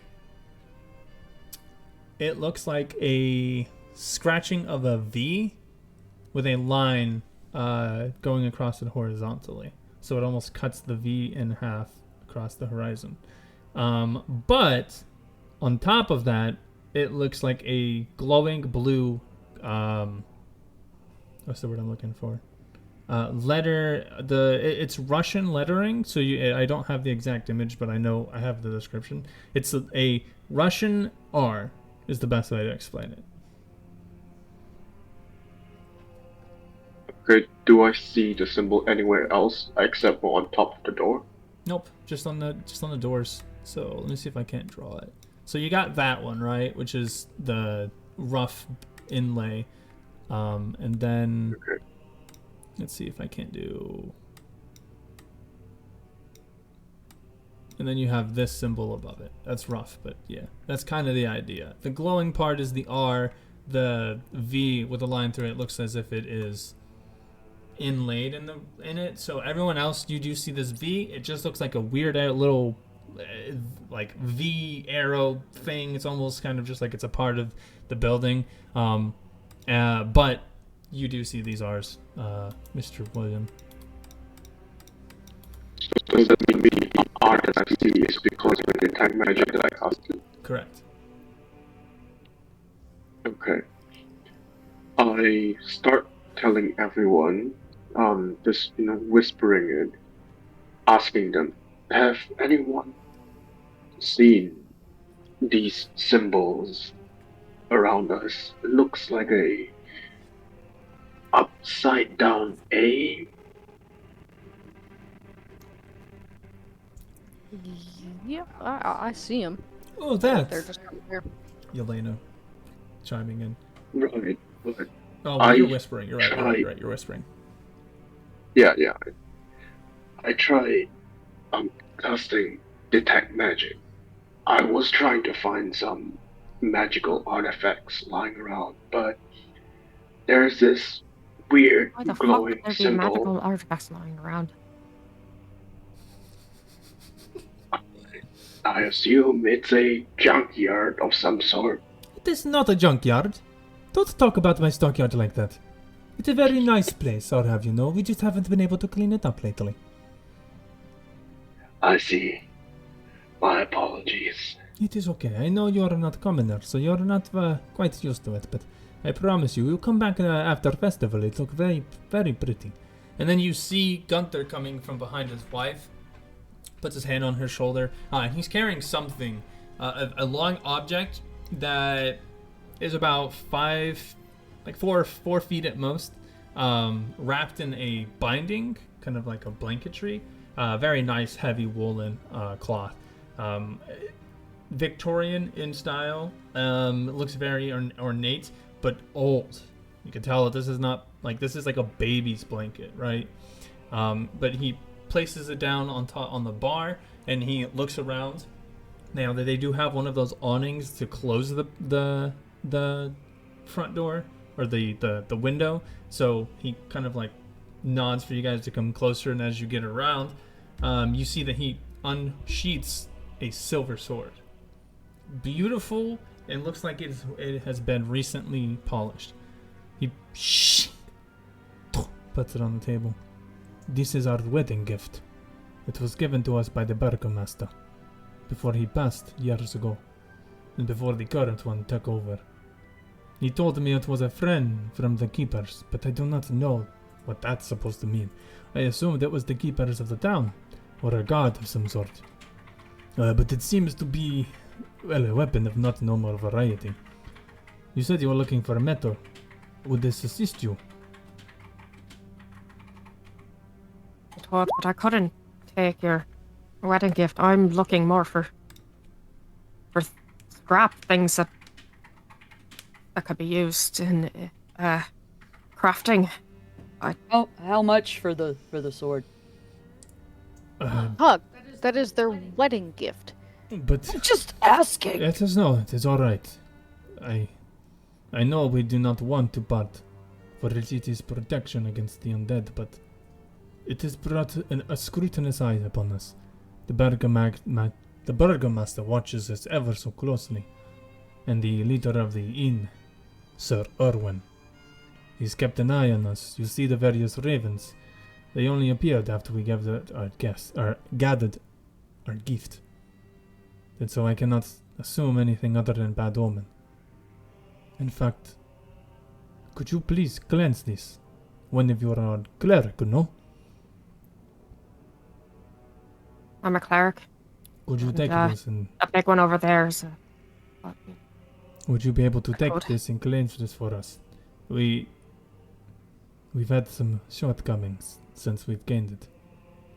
Aye, we have indeed. You see, we were gifted this from the old burgomaster, but shortly after, these happenings have begun. And it is quite a nefarious act, too. That cursed god. What is his name? Isaac. Ah, Isaac. He came into Guardsman very shortly after the new burgomaster was appointed. He's a very deranged fella. But he cursed at us as soon as he saw us. And since then, he'll randomly make appearances to come and stalk our stockyard. Just sitting in the shadows. Noticeable, yet almost as if he is trained on us.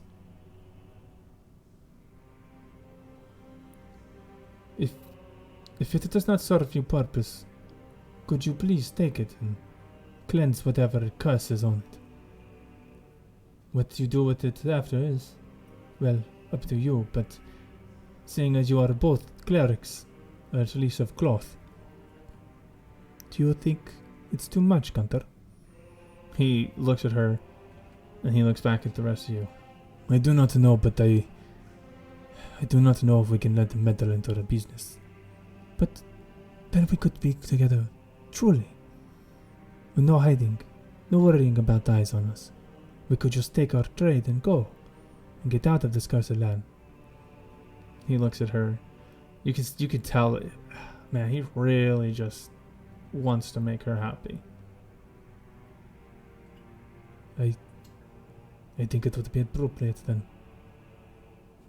Could you of cloth come back for a ceremony of marriage for us? Of course. Oh, wonderful.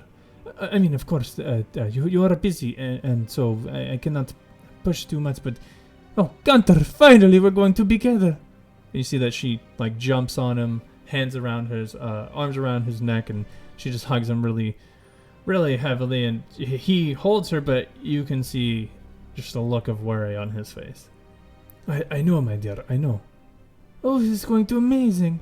Oh, I'll be able to get my dress and everything. I wonder if it still fits. Oh, Gunther, you're going to look so handsome. Alright, yeah, Yelena, come. Remember, we have to keep this on the low. We do not want those watching.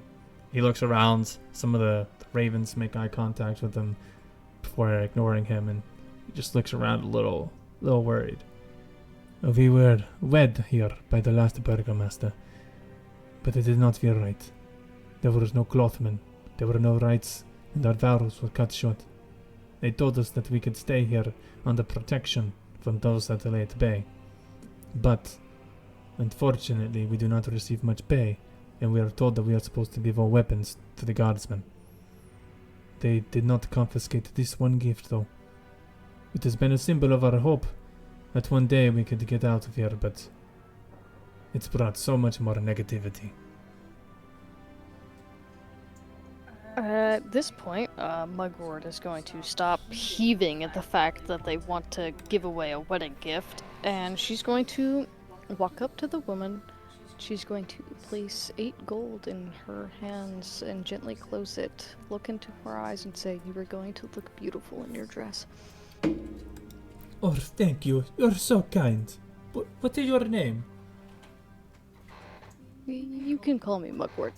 Mugwort. Such an interesting name. But Macworth, thank you. I will put this towards the costs of repairing my dress. I wonder if Blinsky has much work with fabric. He's got more experience with fabric than anyone else. In fact, maybe too much. That man can sew a hole shut out of anything.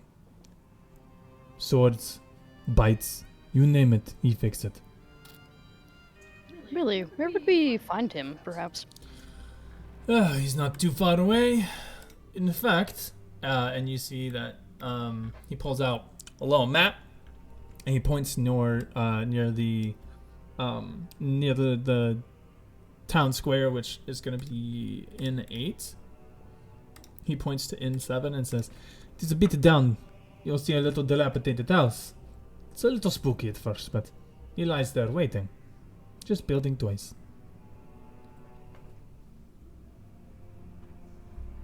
I don't like your choice of wording. Oh, why is that? Lies there waiting just Oh, makes it seem like he's gonna pounce. well, yes, that does, kind of happen. You then see, what looks to be like a half-elf man, very illustriously dressed in a very nice brown leather ensemble, carrying a cane. Looking at his vestments, it's very Victorian-esque. Even his boots, which have metal heels and toe tips. He looks a little much older than William. Wears a set of spectacles, has receding hairline of gray hair that seems to be pushed back. It's a little wild. He carries with him some books and has a teapot or a teacup on a plate floating next to him. As he walks forward, he kind of like struggles a little bit on his cane, and then he stops for a second to take a drink before he sits behind you all. He kind of just like sits there patiently waiting for them to finish the business with you all. And Tug, you notice him first because he's got a really weird smell. Can you roll me a perception check?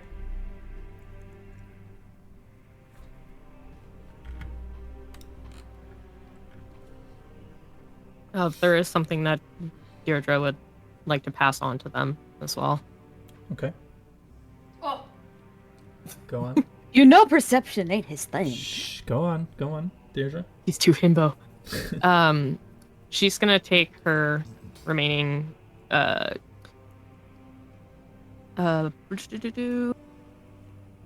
remaining 3 holy water bottles and pass those on to the couple, saying that it might not provide as much protection as the sword would have, but this should help in your travels if you encounter any fiendish or unliving thing.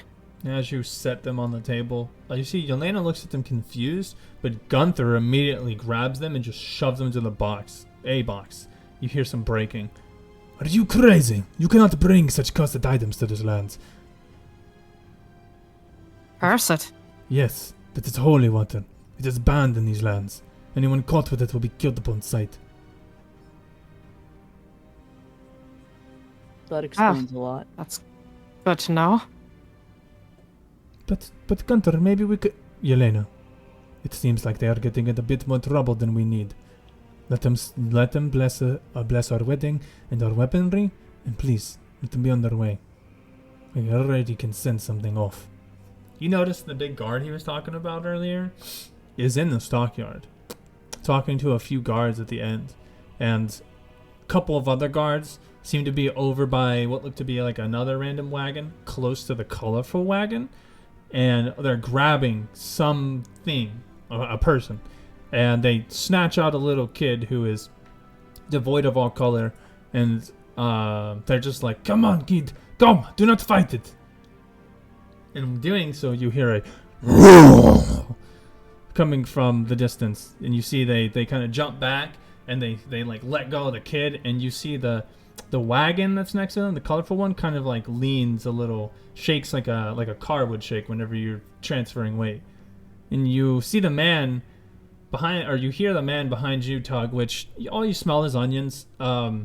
He's taking a drink from his floating teacup. You hear the noise, and he turns around. And he goes, "Are you fucking kidding me?" Before he turns back around.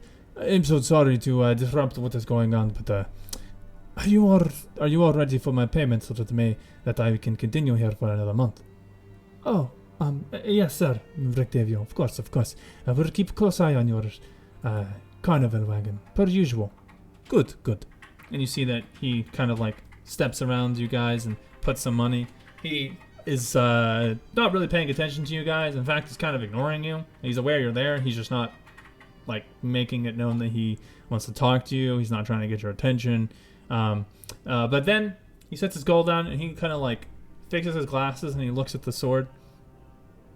Looks back at the group. Looks at them. "Best of luck to you all. I must go tend to Tiger." And then he walks away. Does anyone smell onions? Oh, that's just Rectavio.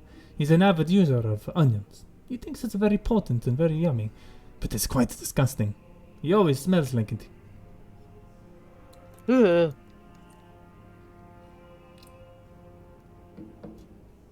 It smells like he rolls in them.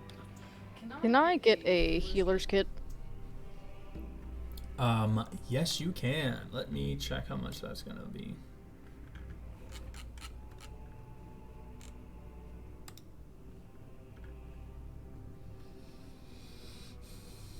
Okay. So you say to them, healer's kit, and she pulls out the very last one. It's a little rough looking, but it's in okay shape.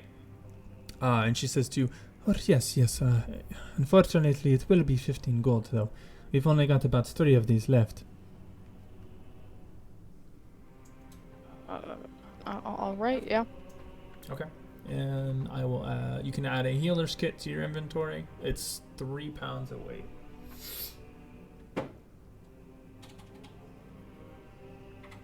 She takes the money. Gunther produces the healer's kit, sets it down on the table next to you, resheathing the sword.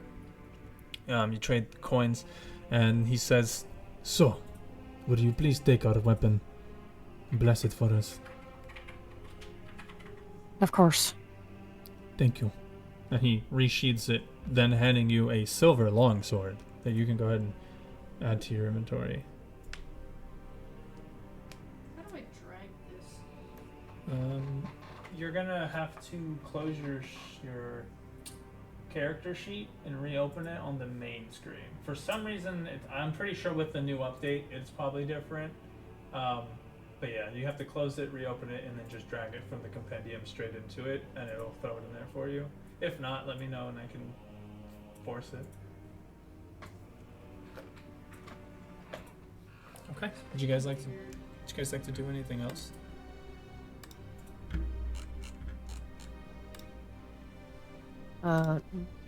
Nothing on my end. Alright. William just starts showing the symbol that he has recorded to everyone to ask if anyone recognizes. And none of you do. This is a weird rune you haven't quite seen before. It's not an ancient text. It's not a religious text. It's I'm trying to see who would be the most. Mugwort, can you roll me an Arcana check? An Arcana check? Yeah, an Arcana check. Sure. Yeah, you don't recognize the symbol either.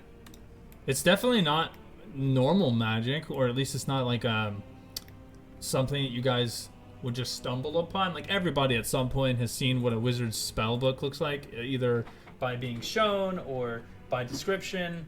But this doesn't seem like it came from that. This seems just different.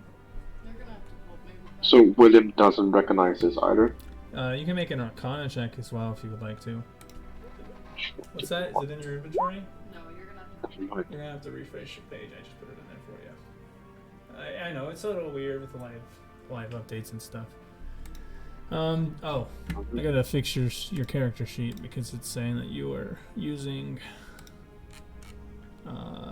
advantage in jazz. Let's see, toggle. And then auto roll. Perfect. You should see some new buttons on your character sheet. If it doesn't update, you will have to refresh it, but you'll see in the top, it'll say public to GM, advantage, normal, and disadvantage. The one that is highlighted, so the lighter purple, will be the one that you currently have active. Okay. So go ahead and re-roll, because you don't have disadvantage. And yeah. Yeah. Okay. This is a homemade rune. This isn't something that you learn about. This is like somebody put power to this. This symbol did not originally hold power. Do I recognize what power? Okay. Protection. Okay, so not specifically. It doesn't give off like a specific spell, but the magic you're sensing from it, the school is abjuration, I think it is, which is like changes to like physical things. Sometimes it's considered alteration. It does have some reference to creating illusions or what's the word I'm thinking of?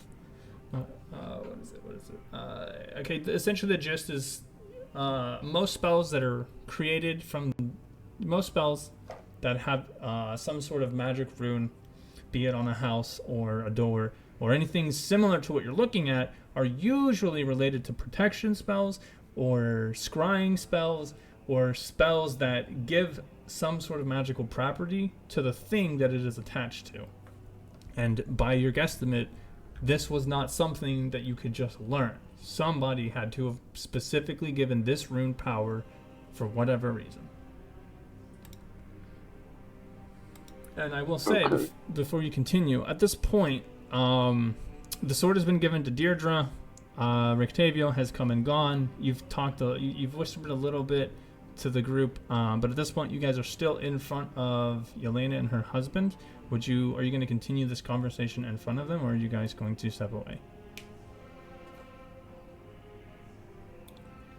I suggest we step away. Yeah, that we've already kind of made the miffy with the holy water. Okay. Yeah. All right. So upon stepping away, you guys do kind of just go into a little farther away from them, into the center of the stockyard. They can be seen putting things together. A couple customers will walk up. The guards seem to be questioning Rictavio, while Rictavio is standing by his wagon. You see he points at it a couple times with his cane.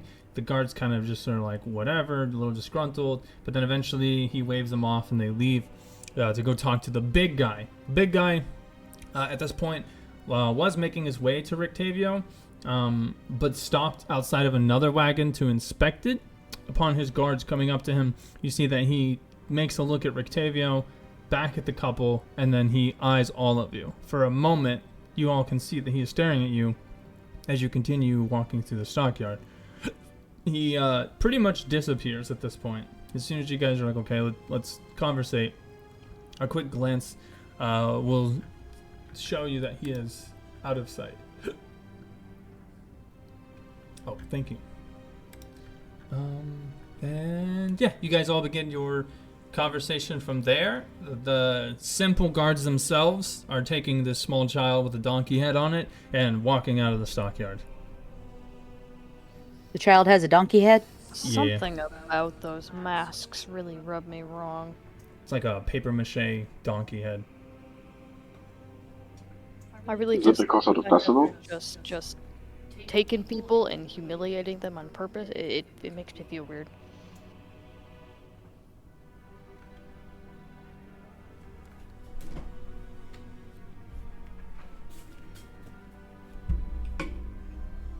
Is the donkey head because of the festival? No, it is not. What do you guys want to do? Does it have to do with them being soulless? That's a question for somebody, but not me. For my detect magic, it can last up to 10 minutes. Yep. Has 10 minutes passed? Not really. Probably like a couple minutes, maybe 5 or 6. Figure it's Do still. I sense any other abnormalities from the donkey head or anywhere near me? Nope, it's just a donkey head made out of paper. Big guy that had big arm had a fuck ton of magic coming from his arm. If I had to give a class, warlock. Oh, To answer your questions about the donkey head, it pretty much they pretty much just grab people and humiliate them, and it's pretty much if anybody disagrees with like the festivals or doesn't agree with the burgermaster himself. Ah, okay.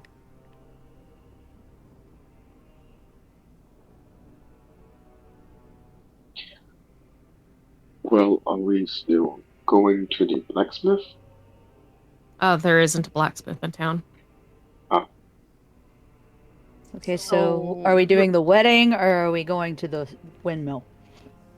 Yeah, there's multiple options. We got wedding, we gotta talk to this weird spooky guy who has a weird carriage. We have to worry about the guy with the big arm, or we can go to the windmill. We have like 4 options. And I will cut one out. They're not ready to do the marriage yet. They said that they want you guys to do it, but right now, not right now. They need preparation time before they can set that up, because it is, from your understanding, this isn't something that they want people to know about. Okay, so we got well, 3 options. should we go to the windmill first then?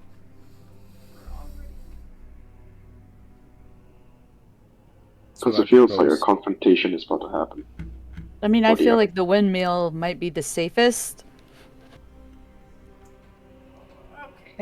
Okay. The windmill, we know that we are probably going to be getting into a fight. This guy over here in the carriage is, I'm not going to say weird, but he's interesting.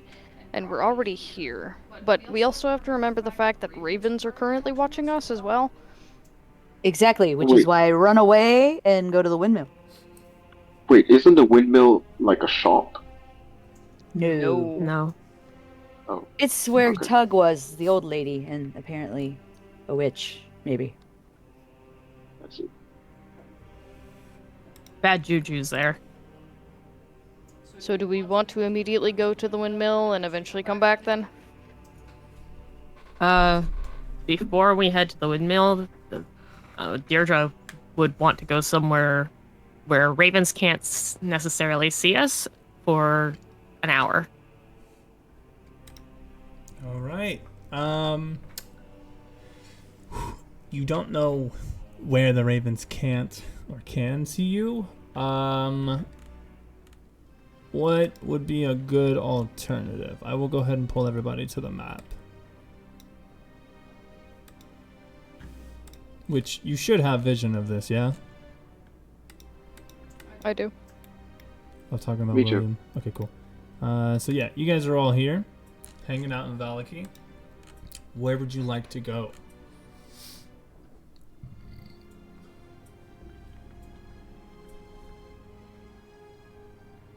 How dense is the forest between here and the windmill?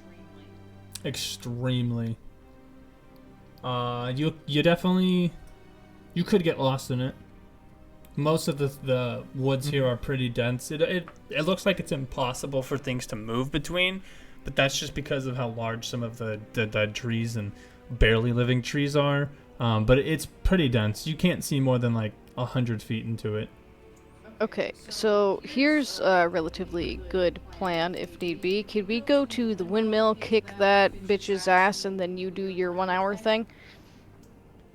And I would prefer to do the 1 hour first. And the reason why, well, if we can get to a place where we can talk in relative peace, she'll explain to the party. I mean, she's already talked to you specifically about it. Oh, yeah, okay. That makes sense. So Well, you guys go into where the would woods? be safe to? I would say, could we just start backtracking on the trail and see if there's anywhere that we can go?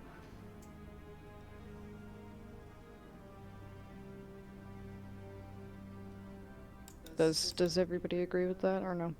Yeah, William is just gonna follow along. Yeah, I'm done with it. Okay. Okay. How far you guys want to travel? Let's see. This is 2 miles from town to here. Do you see ahead of you? There's a break in the woods. Seems to be some old pasture lands. Maybe a farm was there, but it's pretty dilapidated and empty. Just a field and some rubble at this point. It does lead out towards Lake Zarevich, this beautifully fucking blue ass lake that just shimmers in the sunlight that doesn't exist. But it's very cold, like a 30-degree difference when you get close to it, or if you guys decide to go near this river or this lake. Other than that, you could recede into the woods, which look protected against the road, or vice versa. But there's not really much that stands out. Honestly, I'm gonna say, Deirdre, that this is your call on where you would prefer to go on this one. I think this is probably our best bet. Because like ravens are small enough that they could traverse through the woods, more than likely. So that's not necessarily going to give us the best cover anyway. But yeah, heading to that kind of clearing and maybe ducking just into the woods so we're not necessarily visible or as visible to passerbyers. And keep an eye out for ravens, maybe. Okay. But as you make your way to the clearing, the amount of the essence of ravens just disappears as soon as you leave town. There's not even ravens outside of the city, like nothing flying over the road, no raven hanging out in a tree. They all seem centered around the town of Valaki. And making your way to this clearing takes about an hour to about an hour and a half. Yeah, 2 hours. So it is about 6 p.m. at this point. The sun is setting, but it is yet to hit the horizon. So it is getting a bit dim. It's not dim light just yet, but you can tell it is getting to be that time of the day. You come to your clearing in this empty field, and I'm assuming if you're going to be spending an hour doing something, would you guys like to make camp here? thinking that's probably the best idea. Yeah. Might as well. Yeah. Okay. All right. Hey, so, Yalton, Yeah. can I borrow that fancy silver plate of yours and your weapon? Sure. Here. Deirdre, please be careful. Please. She is going to take them, and while others are like actually setting up camp, she's going to spend an hour doing a ritual of this to silver plate his weapon. ooh. Okay.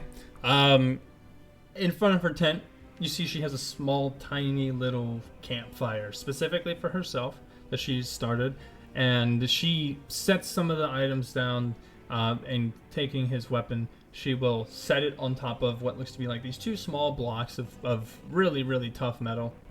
But notably, it's all transparent and white. This is not a physical object that she is interacting with. Only the items that she had been given or had taken. And for about an hour, you see that she is meticulously taking a magical tool, like a chisel or something, and a hammer, and breaking some of the metal to then draw and put it on top of the weapon. As she strikes the weapon with her hammer, you see the bits and pieces of metal that were just chilling on the top of the blade disappear, and the blade itself goes from this rough iron look to a very nice, beautiful, shimmering silver. And upon completion, she does produce a silver weapon. And I will go ahead and I mean, you can actually just change the name of your weapon to just add silver to it, Tainted. In this hour, what would you guys like to do while you're waiting for her to perform her ritual?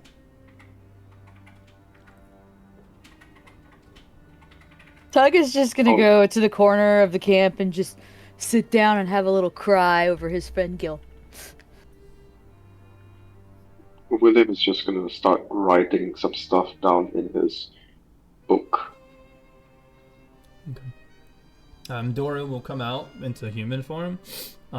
He will say, smell of birds is gone. That's good, but this place smells like death.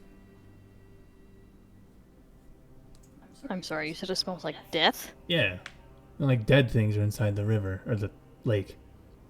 It's always been a cursed lake, but with this new heightened smell, it smells disgusting. And I've smelled dead things.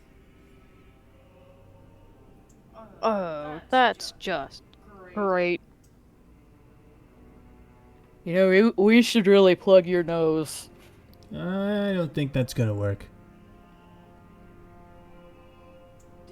Do you think it's safe? I don't know. I've never been there.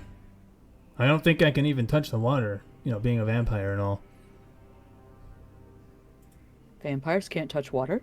Well, yeah, it'll melt us. So then why did you Really? ask for a Since when? drink earlier? Well, no, I was mad that she didn't offer me a drink earlier. Okay. Why are you questioning me? Are you sure? Are you sure water makes vampires melt? Well, as I far don't as know. I'm concerned, I threw water on one before. He fucking lit up like a Christmas tree. Well, maybe that's just holy Is it water. Normal water? I'm gonna be honest, I didn't check. Okay, so if I take my water bottle and pour it on your finger's gonna melt? You know what? Let's find out. Oh my, okay. On the off chance that you can melt from regular water, perhaps we shouldn't do that. Well, I mean, there's only one way to find out, right? It's just a finger. I lost a Right. pinky. Exactly. Wait, you lost the pinky? Oh, do what I you did. will. I lost a pinky.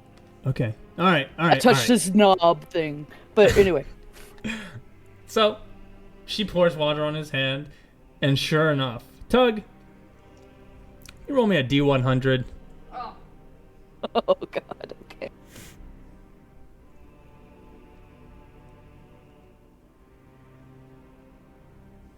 Yeah, the odds that this is the odds that this water is from a source of natural running water is extremely high. And upon putting some of this water on his hand, you hear the fucking shit. Okay, oh god, ow, okay, yeah, no, it hurts. It definitely hurts. Let's damn, Jesus Christ.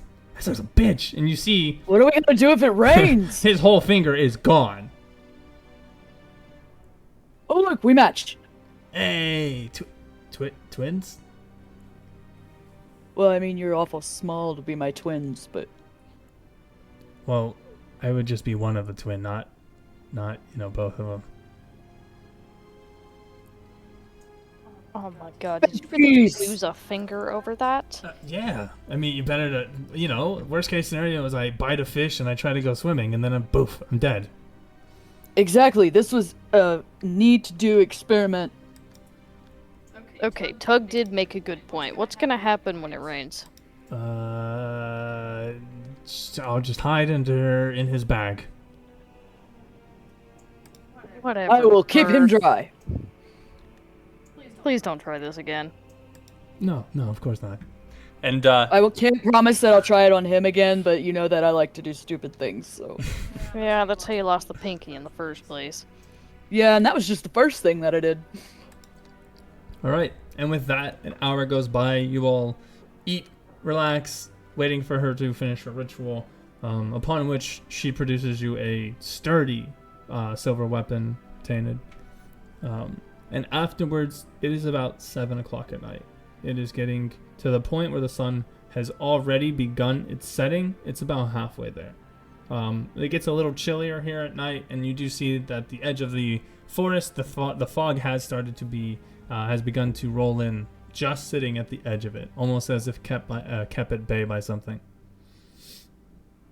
Well, before we leave, can William take his water skin and just try to fill it up with nearby water? Yes. You do go. Yeah, What? I was actually wanting to go collect water as well from the lake. Yeah, you guys go and collect lake water. It's a little murky, cold, like freezing temperatures, but like just seems to be water at first glance. Nothing crazy about it. A little muddy, so if you try to drink it, don't. You might need to clean it first, but Is there cleaner water nearby? Like, I don't know, there's rivers connecting, right? yeah, you can go find it, but you don't know.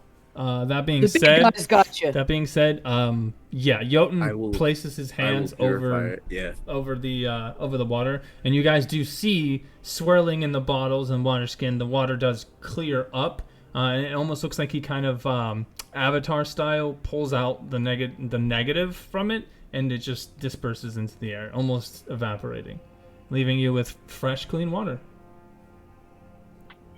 Right, thanks, Jotun. Of course. All right, we get the end, getting to the end of our ritual. What would you guys like to do? Sleep? How you doing over there, Deirdre? Well, with the silver-plated thing done, that particular ritual is done. If you guys don't mind, I'm gonna stay up for another hour to create more holy water. Dude, did you see? His finger came right off with the water.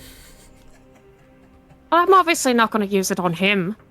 No, apparently they decided to do a test. Even regular water ends No, up dang, it's cool! corrupting vampires, and he lost a finger because of it. And you see Dora's little rat finger hand is missing a link. Yeah, I keep that shit away from me, please. Don't worry, not gonna be using it on you, but if we come a minute. across other undead things like that beholder again, Beholder? What? What's a beholder? oh, giant floating eyeball with tentacles that shoots lasers. Yeah, well, you We Oh, fought yeah, an that undead was one. William, your research, you know exactly what. I mean, do you know as a person what a beholder is? Yes, as Yeah. out of character, yes. Yeah. But as William, he just He does know. He does. looks know. at Being a wizard. does? Yeah. So being a wizard, especially Order of the Scribes, which is Okay. something a lot of people don't like to take into consideration, is that you do have previous knowledge and history of things. You would have heard about a magical creature that manipulates the arcane magic, known as a beholder. You have an idea Alright. of what it is. Yes. Dee Dee, I have a question. What's your question, Tog?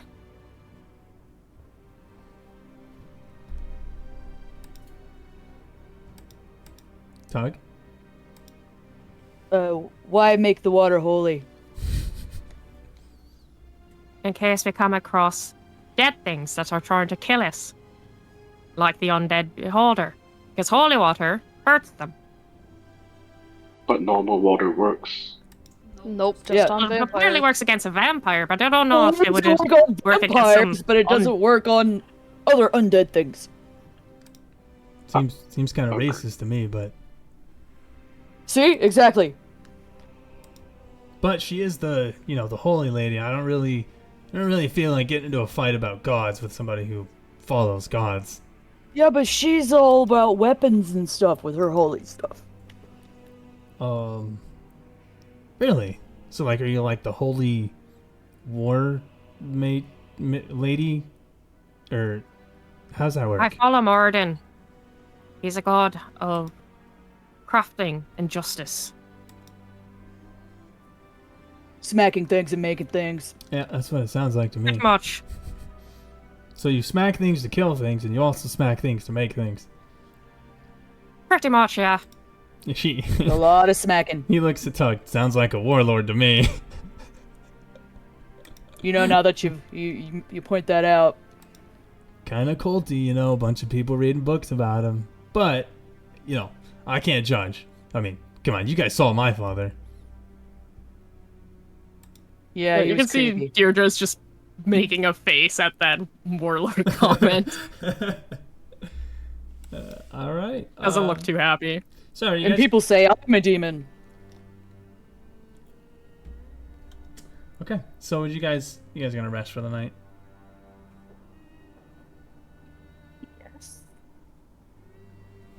Yes. Deirdre, you know what to do. Yeah, it was a D20? Yes. Or was it a con save? Oh, actually, you're right. It is a con save. Oh, 1 second. Uh, Yeah, 1 second. debating on using my inspiration or not. Completely up to you. But do you remember? Remember, it is your last one. Mm-hmm.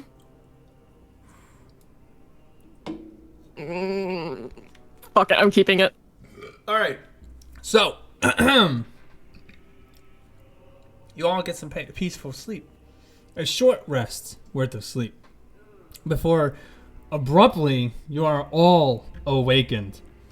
This large, brown creature, sitting at about 8 feet tall, can be seen chasing Doru. And not just like cat and mouse. This thing is on full haunches, like a wolf, chasing Doru, who is completely fleeing, but in his human form. It is so fucked up.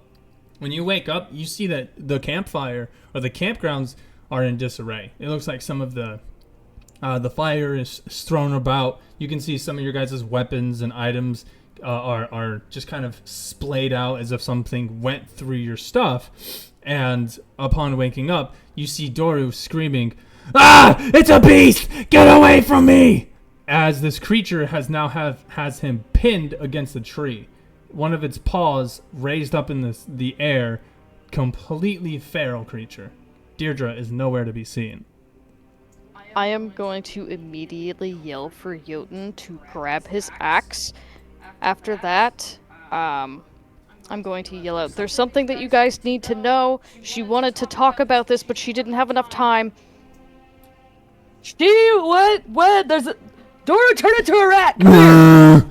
You see that as he begins to turn into a rat, the creature bites his arm, completely tearing it off in one bite. Doru drops to the ground as his arm is severed, blood spraying all over the tree behind him.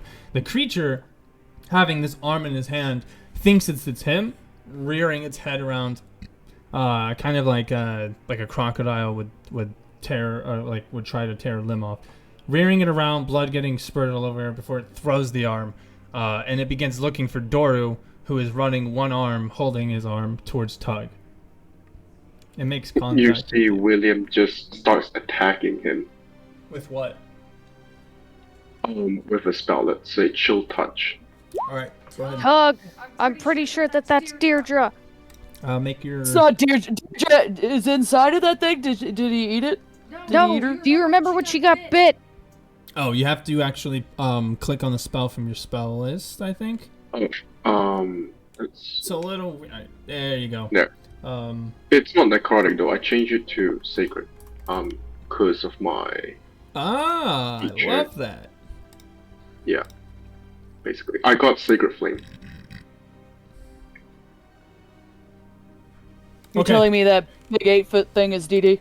Do you remember the wolf people that we fought? Deirdre, you take 6 damage. Actually, you take 12 damage. As this skeletal hand kind of comes up in front of Doru and you, blocking you. You see that it just pushes and reaches into your stomach almost. And you feel this burning sensation, causing you to rear in pain. Jotun, what are you doing?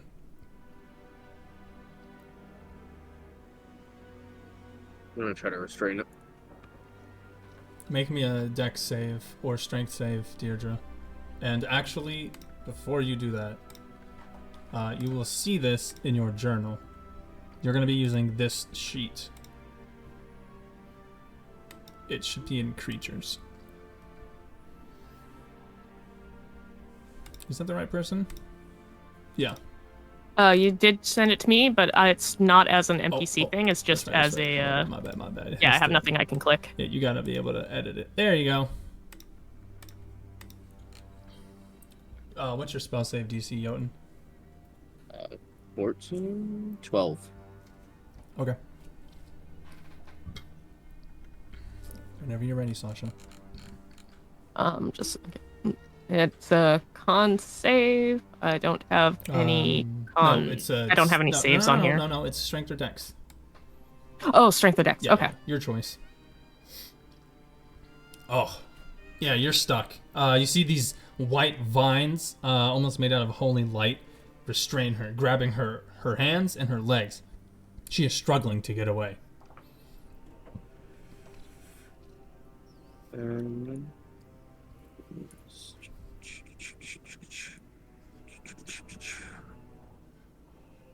me 1 second. Anybody else want to do anything? William just shouts, "Stand back, foul beast." Doro screaming, Tug! It's a wolf! Oh my god, you gotta kill it! No. You gotta kill it! No. My arm! Deirdre, it is No, it's Deirdre. not. Yes, it is. She got bit. What? Are you kidding me? But we all got hurt by those wolves. I got No, bit. she got actually bit. My dude is a wolf. Yes, that's what I've been trying to tell you. We were gonna bring it up. We just didn't have enough time. That's why she made help Dude, you to know her what? axe. SAP, like I gotta know right now. We didn't know it was gonna happen this fast. Can I take out my hempen rope, please? If you want to. You don't have to ask to take that out. Okay, I'm going to take that out. And where is she, like, being pinned against? Nothing. She's just like literally there are white rope, like magical white rope that is pulling her arms down to her side, and the other ones are around her legs, coming from the ground. So she's like just in the middle of the camp. Okay. I'm gonna yell to everybody to be ready as it just in case. I'm going to try and acrobatic my way up, if you will, and I'm gonna try and like jump on her shoulders and try and wrap this rope around her muzzle. Okay. Deirdre, how do you react? Well, I'm not in my right mind. I'm feral, so I'm gonna be trying to fucking bite her. Go ahead. You'll have disadvantage.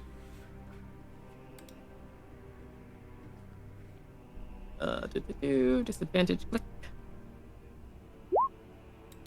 Alright, that's a miss. You see she hot chomps at you but misses. And can you roll me a strength check to make sure you can successfully tie this around her mouth? I'll give you advantage because she is restrained. My muzzle is like actively trying to bite you, so it's snapping at you. Mm-hmm. Yeah, you managed to. You guys see that Mug jumps on its back, begins to try and tie this rope. The werewolf snaps at her, misses completely, and as soon as it closes its mouth, she pulls on the rope, and you see that this wolf can no longer open its mouth. A little backup would be nice. And what were you? Tug is gonna run up and hug the wolf, like restrain and like squeeze really tight. And what were you gonna do, Jotun? No, that was about it. I can't find whether or not this is an action or whatnot. What is it? Nature's Wrath. Can you post it? I did. It's in the thing. It's what she's restrained with right now. It just doesn't say whether... It says literally as an action. It says it in there, brother. Yeah, whenever you take this oath, you gain 2 options. You can use your channel divinity as an action. Yep. I was looking in the actual fucking channel divinity. Oh, yeah. Oh, I see what you mean. Yeah, that's actually kind of cool that they don't have it preset always as an action, though. Well, then as a bonus action, I will compel her to only be able to duel with me. Roll that wisdom save, Miss Deirdre. And I will say as yourself, not the wolf. Okay. That's good, because there's no saves on this werewolf sheet. I'd have to go in and add them later. Yeah. Oh, no. Okay. I'm sorry, wisdom is my stat. Yeah. So, you break free from this this urge to fight him. And as this happens, you all see this werewolf begin shedding its fur. Mugwort falls off of its back, catching herself. The ropes are still tied to her, and instead of a wolf, you see Deirdre wearing just rags, just her undergarments, as she falls to the ground. Deirdre, you regain full consciousness. You just remember seeing red and smelling food. That was the last thing that you smelled, that last thing that you recognized from falling asleep. But you then shudder, almost collapsing to the ground, the vines around your hands and legs seeming to just disappear. Yet there is still a rope that, instead of attached to your head or to your muzzle, is now actually tied around your throat. And you find yourself heaving, distressed and under a lot of exhaustion as you come to. And you're facing the ground on just your knees with your arms helping keep you up. Around you, you can see the entire group. The camp is in disarray. Things are thrown all over the place. Your tent or your sleeping bag notably destroyed almost by a wild creature. And Doru can be seen standing over the fire trying to cauterize a missing arm, which is like 30 feet off in the distance. Tug can be seen consoling him, Mugwort behind you, and Jotun and William, both of them ready, weapon in hand, with William having a spellbook open in his other hand. Doru, is there any chance vampires can regrow? I don't fucking know. I haven't done this for long, and she just bit my arm off. What the fuck is wrong with you? No wonder I smell the wolf. I'm going to run over to Doru and see if I can help with my healer's kit. Yeah, go ahead and roll medicine with advantage. Grab his arm. Can we reattach it? We can reattach it. Just roll a medicine check. Do I have advantage or no? I just said advantage. Sorry, a lot of people are talking. Doug will go and grab the arm and just be waving it around. Tug finding the missing arm, waving it at Doru. Doru is currently having his arm cauterized successfully by you, Mugwort, as you guys do stop the bleeding. And you see he's just one arm's upset, and Tug hands him back the arm, and he just like puts it to it, but it ain't going back on. And I will say, for now, he cannot regenerate his arm. For now. So for And now that leaves us with Deirdre. Jotun and William are closer to you than anybody else, while still maintaining distance. At least you will become a werewolf since you're already a vampire. It's probably you two that hear her first, because just under her breath and slowly getting louder, you're just hearing, fuck, fuck, fuck. Oh, God fucking damn it.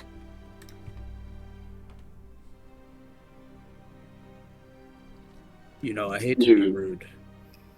And, I know we haven't known each other for that long, but for somebody as mistrusting as you aren't very open to the truth, especially as somebody of the cloth. And for that, I am very disappointed. If you were bit, you should have let some of us know. This is not something to be taken lightly. What the fuck, did he? I mean, I understand not telling them. But me?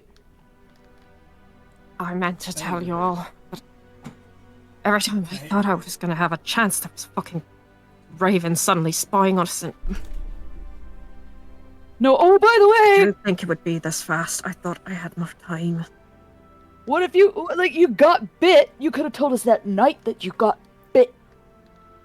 I actually did know about this. I was waiting for a time that was right.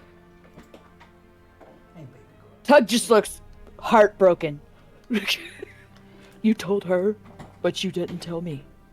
I found out because of the fact that I was there. William I just can't starts believe saying, this.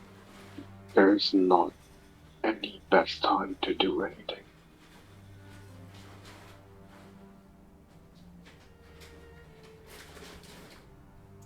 We thought there was more time, and there clearly wasn't. How could there be more time? Nighttime means wolf. Full moon. I thought I had till then, for the full moon. But I wanted to go to the blacksmith so that I could make some fucking restraints.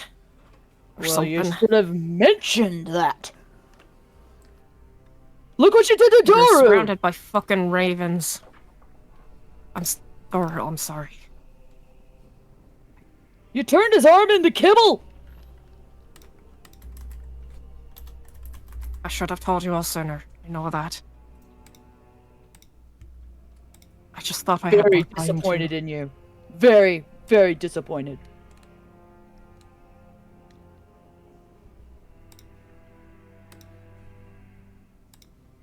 Listen, it's been a long night. I say we rest up and we finish talking about this in the morning. And you hear a clap. A slow clap that seems to echo from around. As a man walks out with a very fine, beautiful set of red leather, adorning what seems to be a set of leather on top of it. Beautiful silver shoulder pads, or silver colored, and a blue cape with some small fur lining one of his shoulders. He's a very gaunt, elegant face, long black hair, skin as pale as the moon. Well. It seems the party's already begun. Well done on sniffing out your evil compatriot's blood. I must say, watching you all, it's like a show. It's entertaining to see you all in disarray. Ah, I lust for it. You're doing very fine, young ones. Finding out the madness of this world. It's alluring, isn't it? The power, the bloodlust. Surely a woman of cloth can't be too tempted. Or maybe you can. At this point, Doru's eyes are trained on him. Hatred seething through his body. His arm just lays at his side. You can see him noticeably gripping his nails into his removed arm, Tug. Sure, put the arm down. Oh, but this is. Let him have it. Besides, he doesn't own quite much of himself, does he, young one? Fuck you. You took everything from me. And yet you just casually walk in as if you own the place. You're right. As if. But if only. It seems that I am quite smart in my decisions to let you all live. Ah, and dear Mugwort, your presence at my house. So very welcome. I was told by my various guards that your blood is exceptionally delicate. The fuck do you mean by that? Worry not, my dear. In fact, he produces a chalice, swirling it. All of your blood is very alluring. He takes a drink of this dark red colored liquid. It streams down his face as he takes a gulp. Oh, negative, huh? Quite interesting, Doug. Unlike your friends, you taste less of purple and more of elegance, power, and Jotun.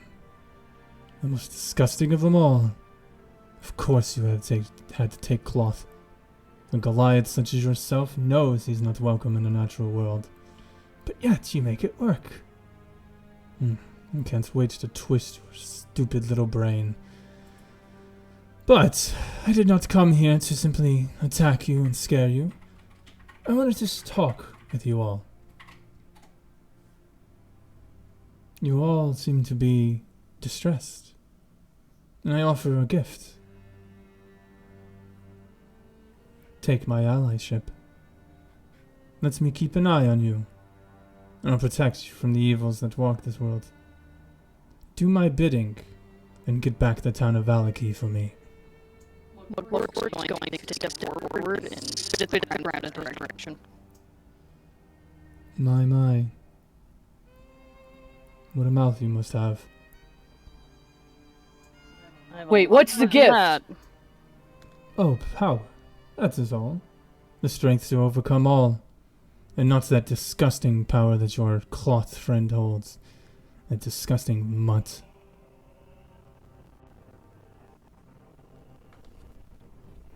Hey, don't you talk about Dee Dee that way.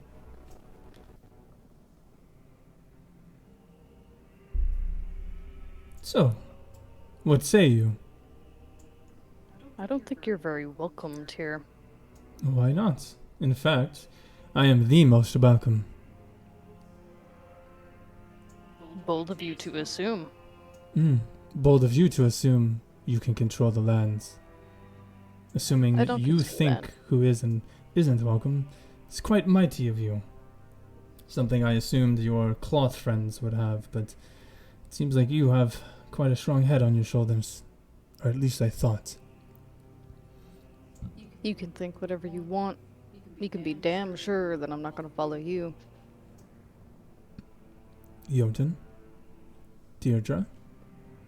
Do you really think you can hold on to your disgusting gods for long? I mean, come on now.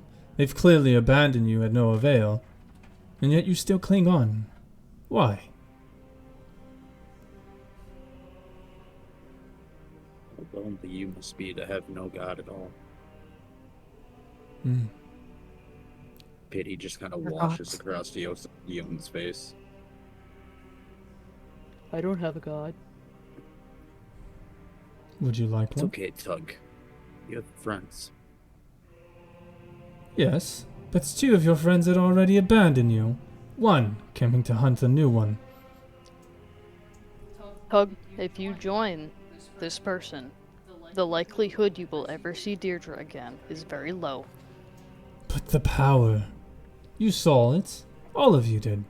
What Doru contains is not just a mere disfiguration. It is power. And at this point, he snaps one of his fingers, and you see, in pain, Doru's arm slowly begins to grow back. What the fuck is wrong with you? I control your everything, Doru. Your blood, your eyes, your mouth, even your ears.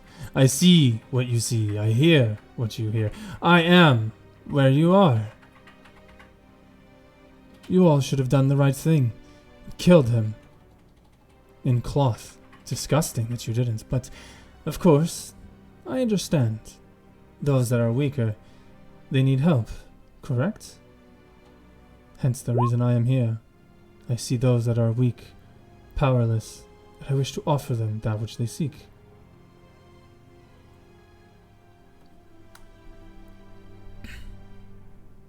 He looks at you up and down, Mugwort. Another step. It'll be your last. Don't get too cocky when you're in the presence of a king.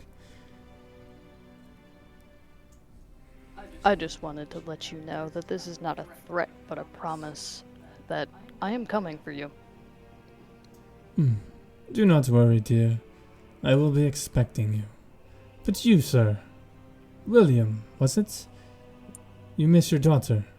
Lost and taken from you. Do you not wish for the power to seek her out? To find her again? How do you know my name?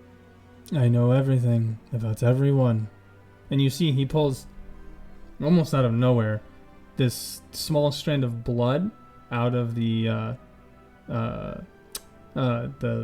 chalice, and yes, a strand, like a string.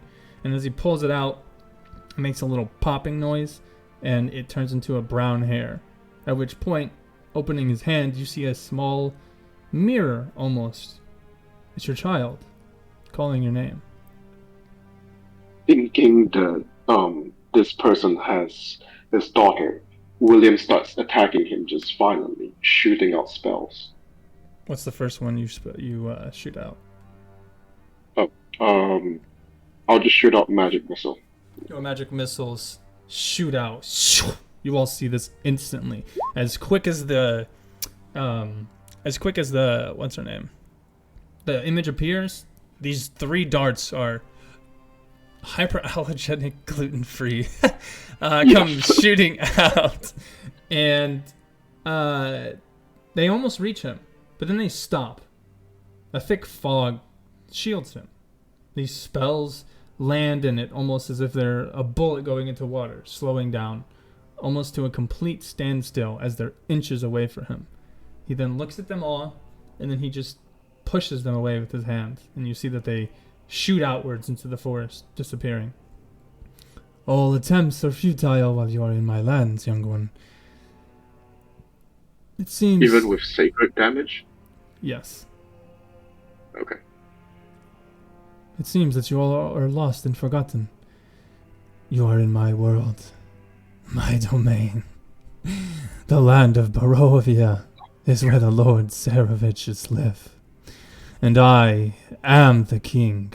At this point, he becomes larger and larger, growing to be about 20 feet tall. The darkness setting a little bit harsher. It's about almost midnight at this point. And as he begins trying to tower, you do see various mice running away from him into the forest. Bats can be seen flying around him as he's growing before they displace and are in the air, swarming around above. This is my domain. I own everything. By name, by blood, and by trauma. You will not leave. Do not assume that you are powerful here, or I will crush you all like the bugs that you are. Do you understand? Once I find my love, your suffering will end. But only then. Or love. Yes, my love. But it is none of your concern. You are measly pawns in this war that I play. So do my bidding, or suffer. I want the town of Valaki before their festival begins. I don't care what you do. Slaughter, convince, manipulate, whatever you need. But if it is not done, come high moon, your blood will be splayed across the lands. Every inch of you will be one with my domain. I'm sorry, just a quick fact check. Are you talking about the love that you stole from your brother? And immediately you are met with an answer of a cold, skeletal hand choking you and raising you up. I did no such thing. I was the one who was enacted upon. I was the one who was broken, lied to. They are the ones that are evil. He took from me that which I treasured most, and you will not sully her name. Know your place in the fucking dirt. Before he throws you back towards the group. This will cause you to go prone, taking like 2 points of damage, and you do begin gasping for air. He turns. I care not about you mortals. Your souls will be mine in time. If you do not listen, it does not matter. I already own you all. You are in my grasps and know where the fog goes. I am everywhere. And with that, I wish you best of luck. You can see at this point the glass that he was holding is now crushed in his hand. Blood streaming down from his hand. And as he walks away with his huge stature, bats begin to swarm him. When he hits the fog, he is gone. Does he really know everything about us?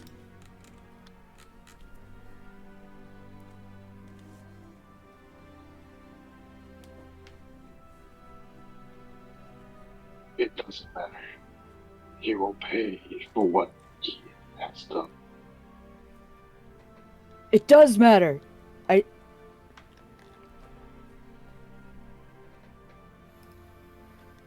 Forget it. All right. Vip decides to check up on Deidre, see if she's doing okay. The tension dies.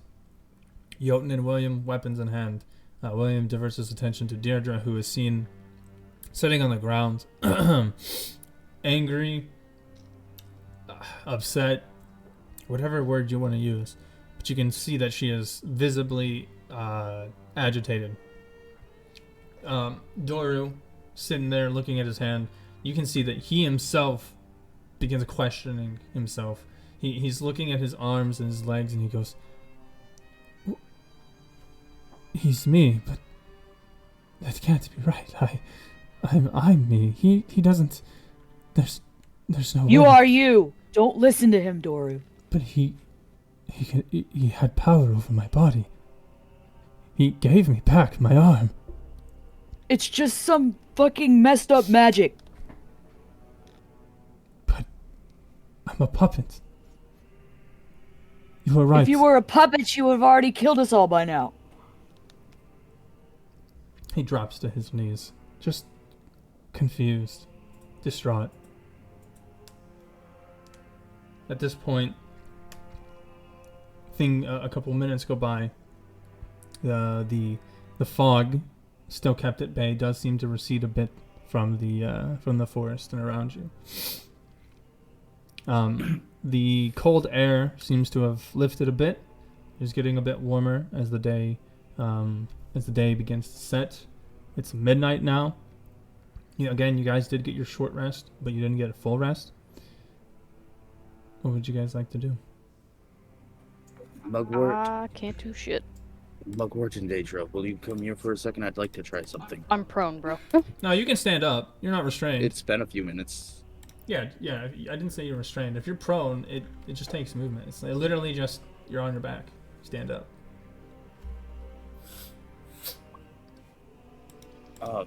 Deirdre will kind of not hesitate, but remains there for a moment, still on knees and fists instead of hands on the ground for a few beats, and then starts kind of getting up, crosses her arms over her chest, so she comes over, but keeps a bit of a distance from you.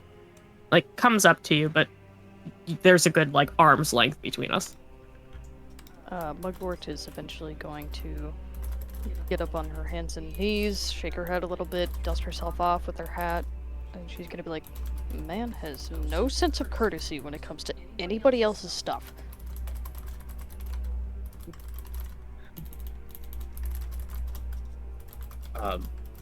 My hands are going to begin to glow, and I am going to lay them out on your forehead, kind of abruptly so you can't back away. And I am going to cast Lay on Hands to try to cure Daedra's werewolfism and heal Mugwort for the damage that she took. As you do so. Well, when you reach out, Deirdre will flinch away almost at first, but then stands her ground and doesn't shy away from the touch. Just initial little flinch from it. Laying on hands, he reaches, and you see at first it seems okay, and then you feel the excruciating pain of this Deirdre as he almost reaches into your chest transparently, or his hand is transparent, and he pulls out this yellow blood-like substance. It is a notable mustard yellow, swirling in his hand in what seems to be like a small ball of let's just call it magical energy. And you feel the bloodlust, the anger leaving your body. And Jotun, you've cured her werewolfism, lycanthropy. Lay on hands can remove curses? I thought it was just disease and poisons. Wait a second. Let me. Oh, you're right. Hold on a second. Let me make sure. Did we say that just this? It is a curse. Talk about it. Curse? It's a curse. Yeah, that's right. So it does not, but it does heal her. You feel that. You see that blood coming out, Jotun. You got it. And as soon as you go to dispel it, you see that it returns to her. Almost kind of forcing itself back into her. You can tell that whatever this is, this lycanthropy is not a normal lycanthropy. But yes, we had to research it. Vampirism is it's not a curse, right? It's not a disease. It's like its own. What was Yeah, it? it's like its own Yeah. category, but lycanthropy is a curse. Yes.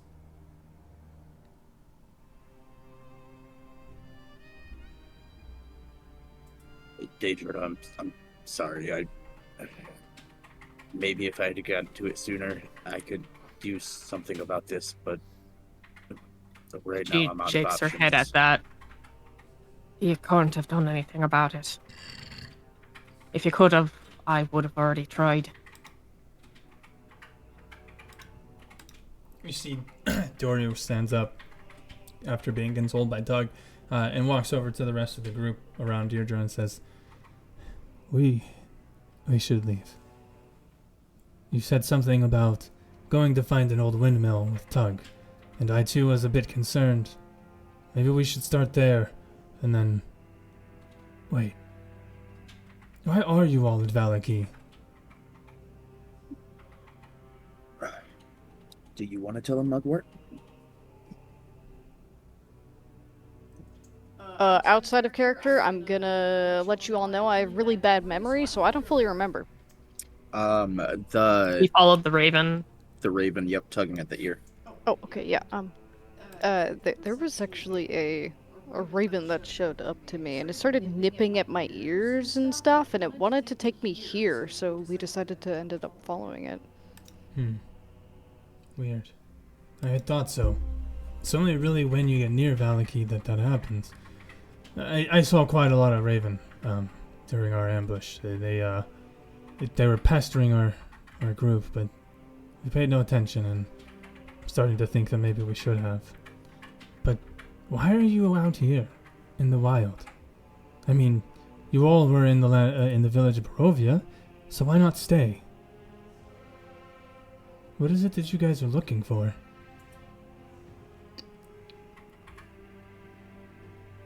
Oh, Wait. cards on the table. I actually had reason to come to Valapi. Oh, did too. Deirdre's gonna pull out the letter that she had gotten initially to show them.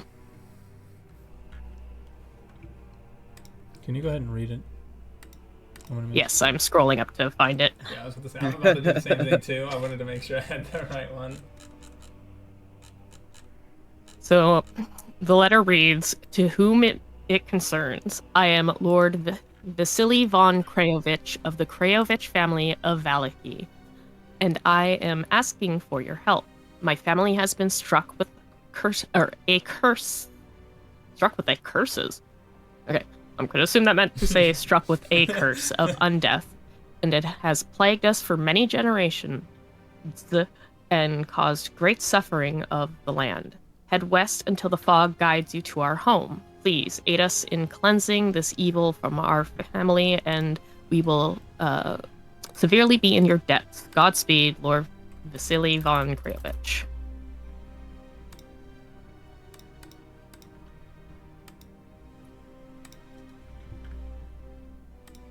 Wait. Yeah, we both got one of those. But there's nobody named Vasily in Valaki. That's not even the current burgomaster. Yeah, I was kind of getting the sense of that. It was, something I was going to ask the guards about, but with how hostile everyone is and how weird the town felt, I didn't think that was necessarily a good idea to start asking. Hey, have you heard this fucker's name before? Have you heard the name before, Doru? Vasily Krayovich. Huh. Wait. Maybe that was the old burgomaster. The ones that the two couples were talking about. She did say that they were killed some time ago. If it was a long time ago, how did we end up with these letters? That's what I want to know. Because right now, it's Vargas Valakovich. He's quite literally named and a part of the family of Valaki.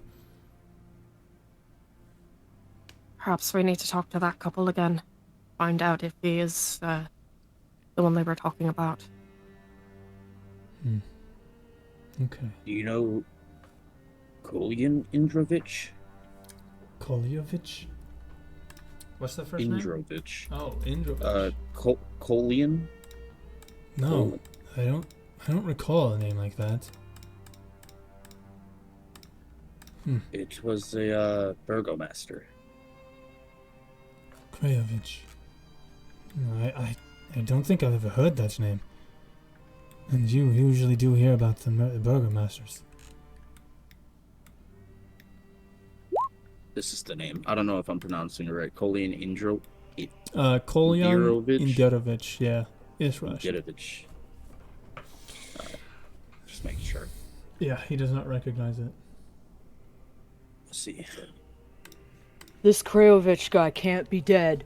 I have to talk to him.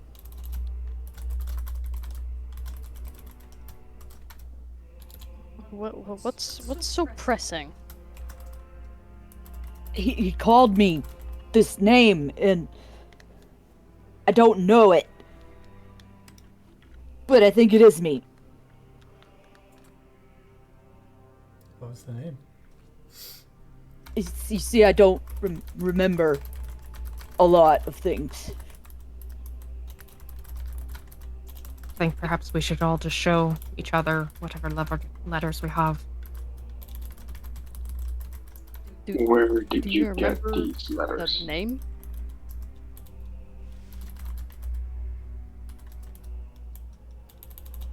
What did you say, Man. Mugwort? Do you remember the name? The name you called me? Yeah. Tuggerty Flamebow. All right. You're a tiefling, correct? I mean, that's what they tell me. Okay. Deirdre, he is technically a part demon, correct, in a sense? He is of fiendish descendant, but he's not necessarily a fiend himself. Of course not. It's just an unfortunate thing that comes along with it.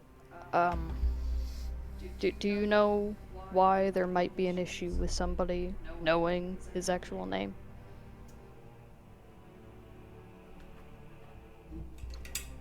Not really.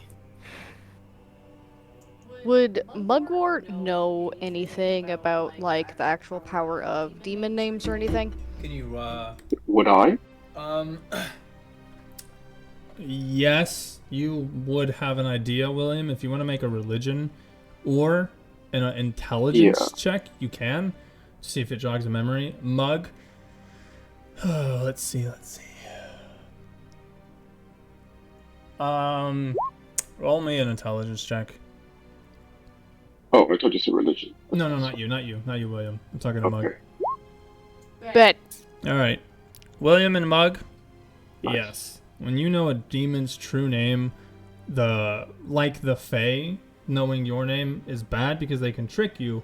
When you have a demon's real name, you can bind them to a spell, which is why most demons, they do not interact with you, nor will they give you their name in a way that you can use it against them. You're always usually in their domain. You are always usually in a place of power where speaking their name has no effect. That being said, usually whenever you have a demon's name, you have to summon it, then you have to bind it. It's not I'm going to bind it to this rock outside of this world, because you have to manifest it on the same plane of existence. So, by knowing her full name, you all can assume that somebody knows what they're doing. Somebody knows him well enough that they might, or that they could use or abuse his name.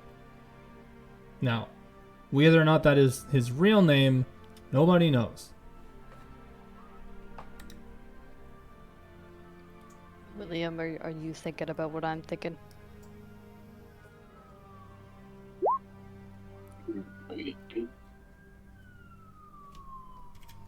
Okay.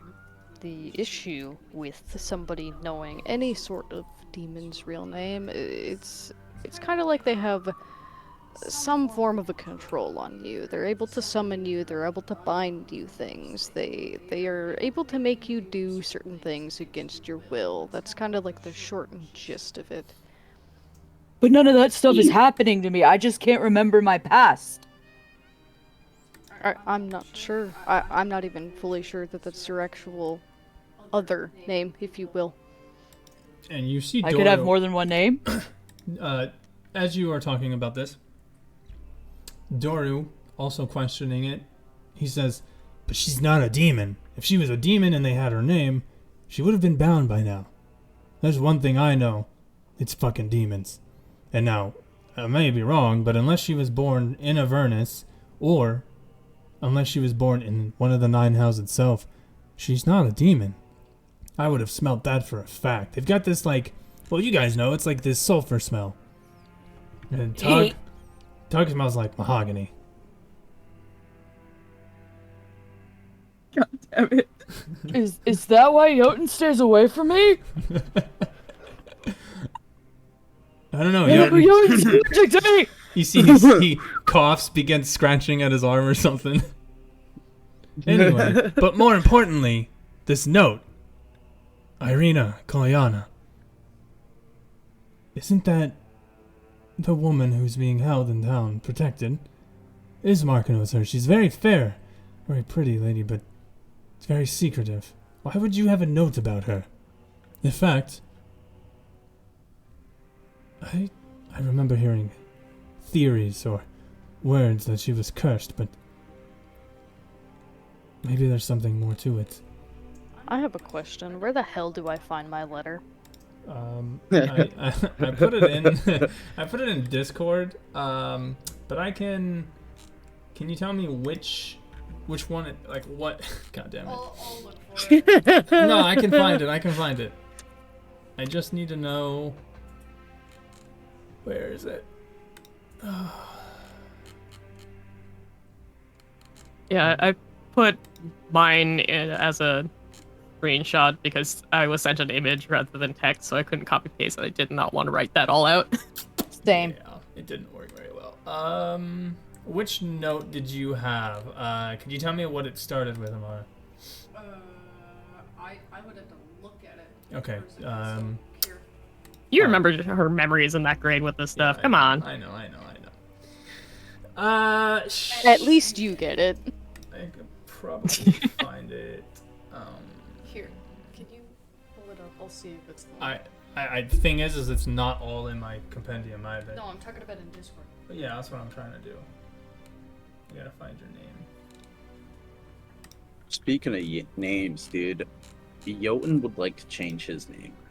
What? I'm thinking something like the Cool Drago. The cool. Oh, that's amazing. That's Such a dick. hilarious. So the note that she said that she gives out, I don't remember exactly who has this note. Some of you might, but it says, "Hello, my friend. I see the struggle you've had in life, and I want to offer you something more than coin can buy: happiness. I know it seems far-fetched and ill, but I'm prepared to show you otherwise. Please join me at my abode, Castle Ravenloft, for dinner, so that I might appease your curiosity and answer any question you may have. I promise that you are a guest in my kingdom, and I will treat you as a guest should. Head west and look for the forest nestled in the fog. It will guide you to the correct path. I bid you make haste in your decision, so that I can help prevent any more of your mistakes. Sincerely, Strahd von Zarevich." That's why you're getting such special treatment. You got S tier by name. Somebody's got a crush on you. Hold on. Nah, he's got a love. Mugwort, Yeah. where did you get the letter from? Do I remember that? You woke up and it was on Did someone come in a carriage and hand it to you? No, I actually woke up and it was laying there.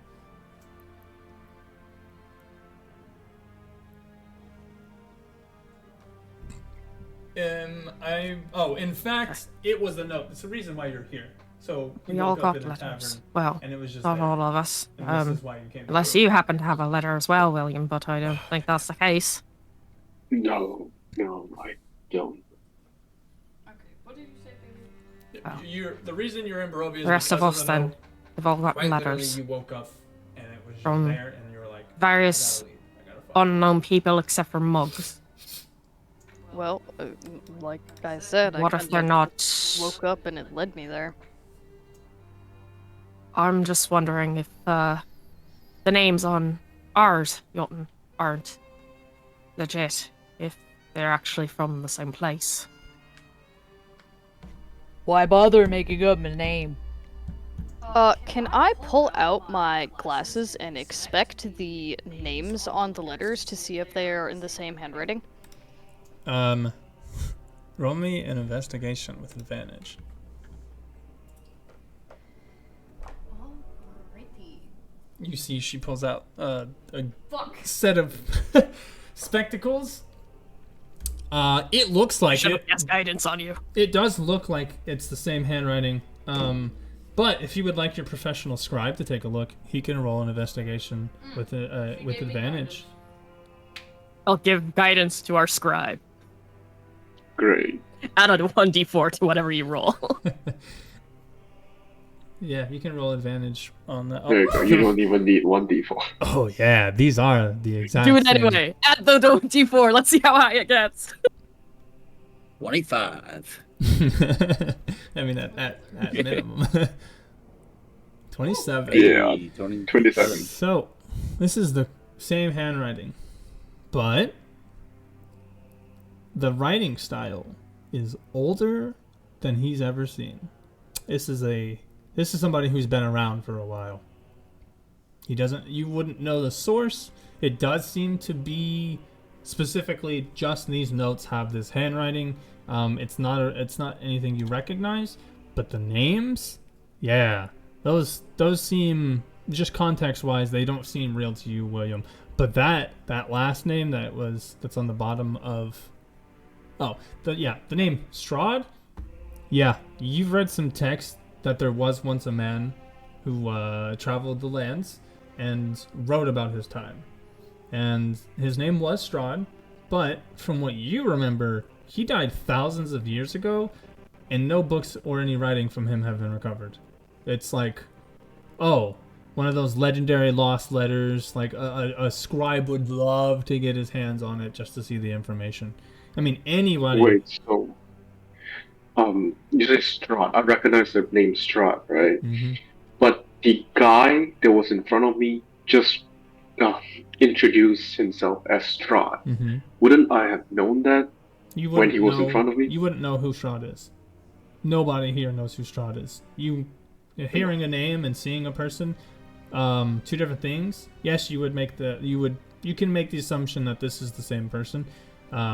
But again, like beyond, like unless you do more digging or unless more proof is presented, this is one of those like, I've heard the name before, but it's not a name that is either in circulation nor a name that is known like at all. Like this is like, you gotta do some really deep digging, and you only heard it by rumor. Okay. I decided to tell everyone that, and I say, this handwriting, it's a relic. I've not seen this handwriting. And this name, it wouldn't be accurate to say that it's still used. It's been a long time. We actually went and met him. Met him? Yeah, like this letter. We've already gone to his castle, I guess, his home. You did invite us for dinner, like your letter says.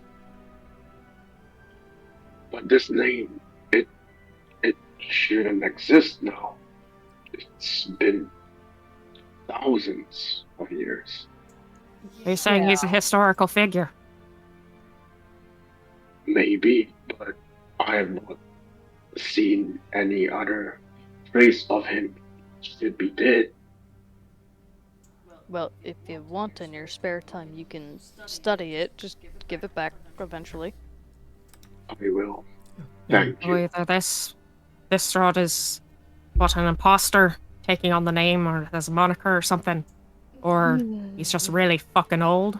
I think that I'm pretty sure that he has a brother. Strahd. Brother? Strahd is an old name. There's a legend that tells of a man named Strahd. Apparently, he had a fight with his brother. You see Doru, his head hanging, still contemplating his own existence. Apparently, this land of Barovia. You ever wonder why we haven't left? It's not because we can't. It's because we can't. Trust me, nobody wants to live here. But we make do.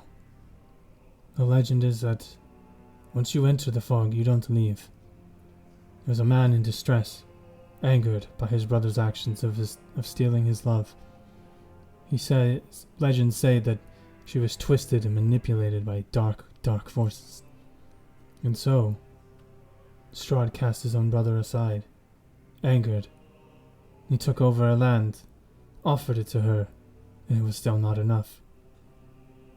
And so, he had his brother slain, cursing his love. And then, the entire land attacked, attempting to kill him as he killed their beloved leader.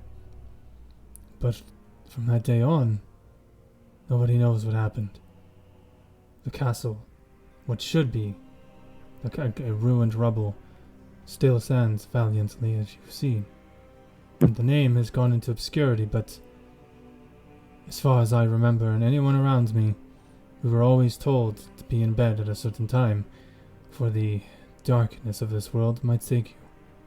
And of course, as kids, you listen. You don't want evil things, but never in my lifetime would I assume it's correct. And that man, I felt myself coming from him, like he is a part of me. You all don't... It couldn't be, right? It's not like he's alive. That is not the man that we met that was in the castle. What? Wait, you were there? Who did you meet? Yes, we met somebody else entirely. I'm assuming that was his brother. But he said that... No, he said that he invited you to his house, did he not? He spoke about the dinner that you had. Yes, we went and met him. No, I mean earlier when Guy showed up during this camp, he mentioned it. Oh. Mm-hmm. He talked about how you all went and had dinner. Could it be the same? Yes, she said that he got all of your blood. He, for a pale man, becomes a sickly pale. He begins to just dry heave. No! It can't be. The legends... It's not real. At this point, he seems to be kind of being overcome with insanity. He kind of hugs himself. He's rocking a bit back and forth, and you can see the clear distress on his face. We're gonna die. We're gonna die. It's over. There's no hope for us. Doru. You don't Tug understand. take him by the shoulders and just give him a schmack. Whoosh. But Listen, you're already dead. But he controls me. The man we met did not match this man. Not in the same feeling. I don't know. He's just entirely different in a weird way. He doesn't control you. It's in a lot more. You did seem a lot more imposing this time around, didn't you? Yeah, I think it was that he's not outside putting of- up a front now. No, because So he remember- told a whole story of the fact that this is out of character as well. That he said that his brother, so the Strahd that we talked to, was the one that actually committed the crimes and took his lover, right? Kraken. And this guy that just showed up apparently can control the fog. We really are in a dark world. It could be the same. But that name, it's so dark.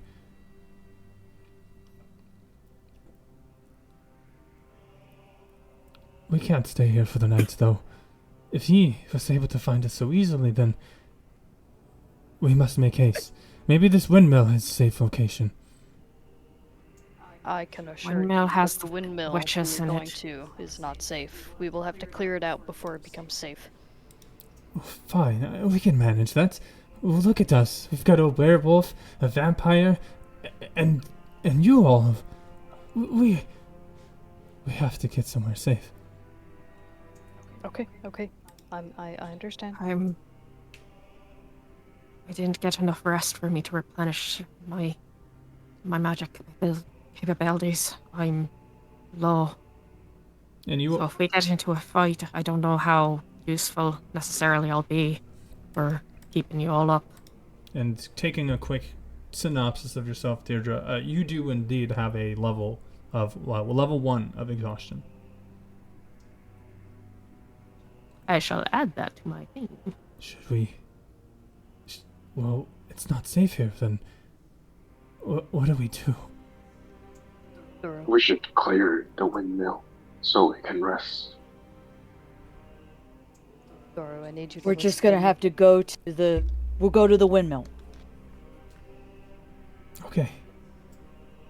Okay. We can carry this. We have more people than we had last time. That is true. All right. Then, can I? You see, he grabs his missing arm, and he just starts drinking the blood. But as soon as he does that, he spits out black, not red, but black blood. Ugh, God. Do that.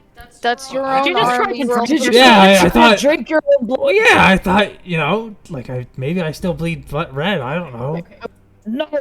Doru, something you need to very understand a lot. There are some legends here and there that if a dead man drinks another dead man's blood, it can be very impactful, so I need you to watch out for that. He's not dead. He's standing and talking right here in front of us. See, I'm not dead.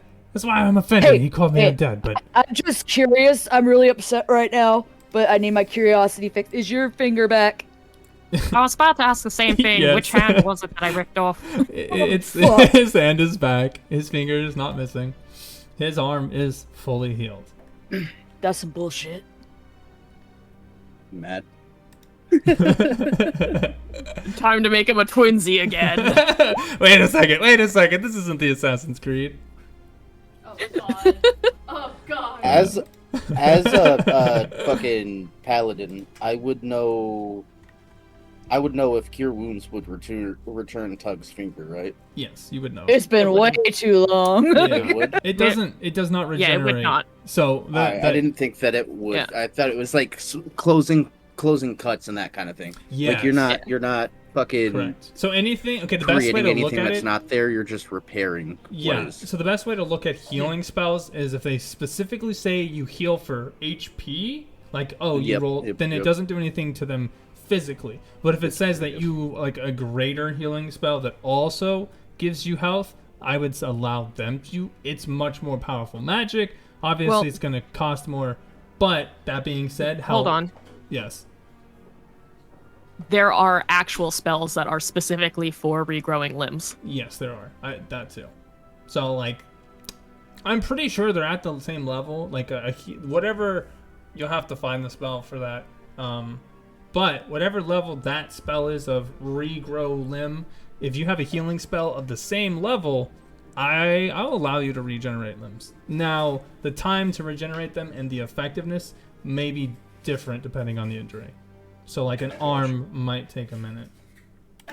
What is this?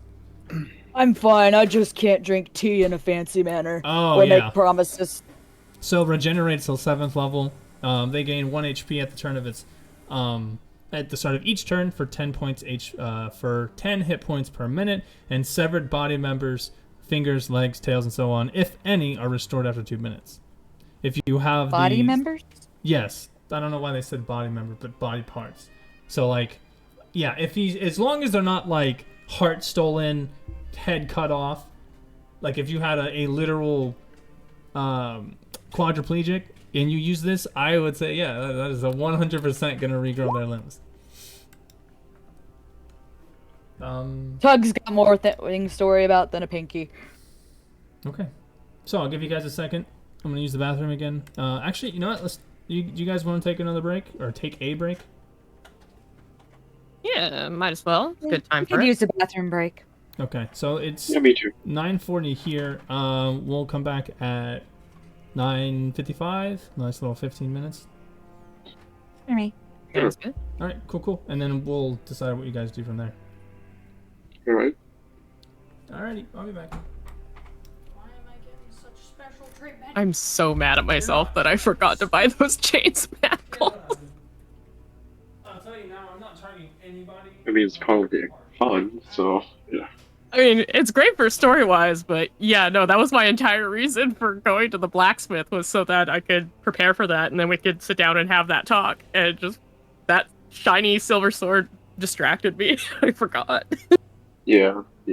I mean, you did say that you wanted to buy scrap metal. I didn't hear you say you wanted to buy chain. Yeah, well, it's because originally I was going to use my artisan's blessing to create custom-made chain and shackles, Oh, okay. so that it would be more likely to hold me as a werewolf, because Deirdre wouldn't know exactly how she would change, or if she would, and whatnot. Okay. You went all Yeah, but but the chains and manacles that they had for sale was going to be like the second option if I couldn't find things, and that's why I also asked for like damaged pieces that they wouldn't be able to sell, so that I could use that for scrap rather than breaking down brand new items.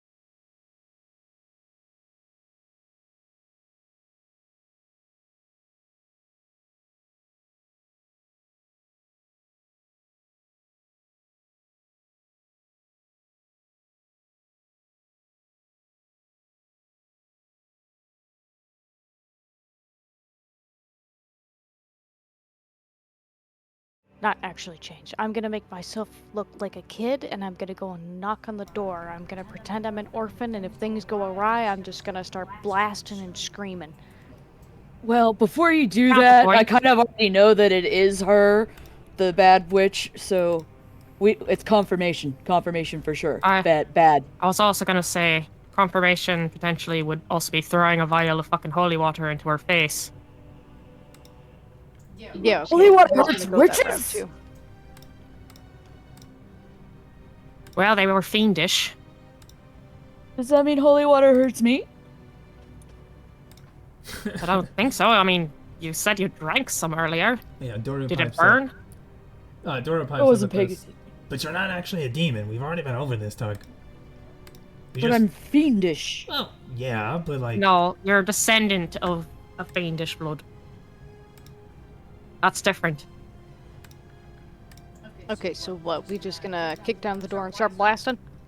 They took a cart full of kids in there. Well, probably dead kids, but there's something in the cart. They're gonna eat it or turn it into pastries or some other nasty cooking thing. Yeah, okay, so we're just gonna burst in and start blasting. Yes. That or I'll knock on the door and say, "Hi, ladies, I want more pastries." Okay, 1 second.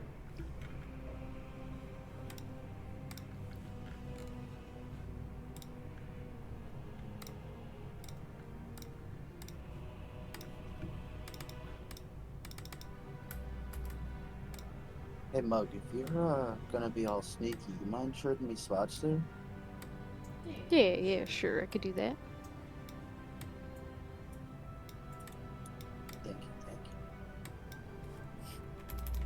Sorry, I'm best at bouncing around, being in the shadows, doing flips and whatnot. You know, I think it comes along with the past of being in a circus and all that. Oh no, I can respect it. I just I'm better up front where I can take some hits, you know. Yep, you're good. Hey, Tug, do you use longswords? I've It's a never martial used weapon. them before. It's always been like a battle axe or a great axe, but I mean, I could always attempt to use one. Do you have a proficiency with it? I think as a barbarian, you do, because martial weapons. Let me just check just to make sure. Because I am going to be like half and half with my stuff, and it makes more sense for a melee person to take the silver sword. But doesn't she already have a magical blessing attached to it? Yeah, Not I have a... currently.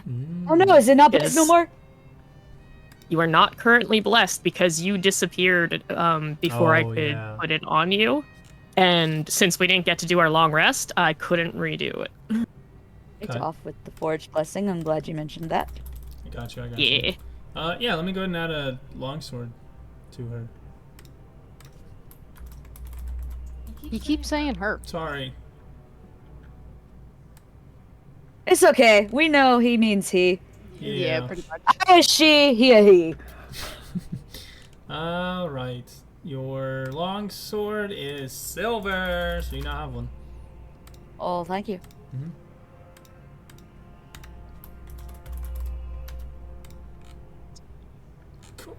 Cool. Okay.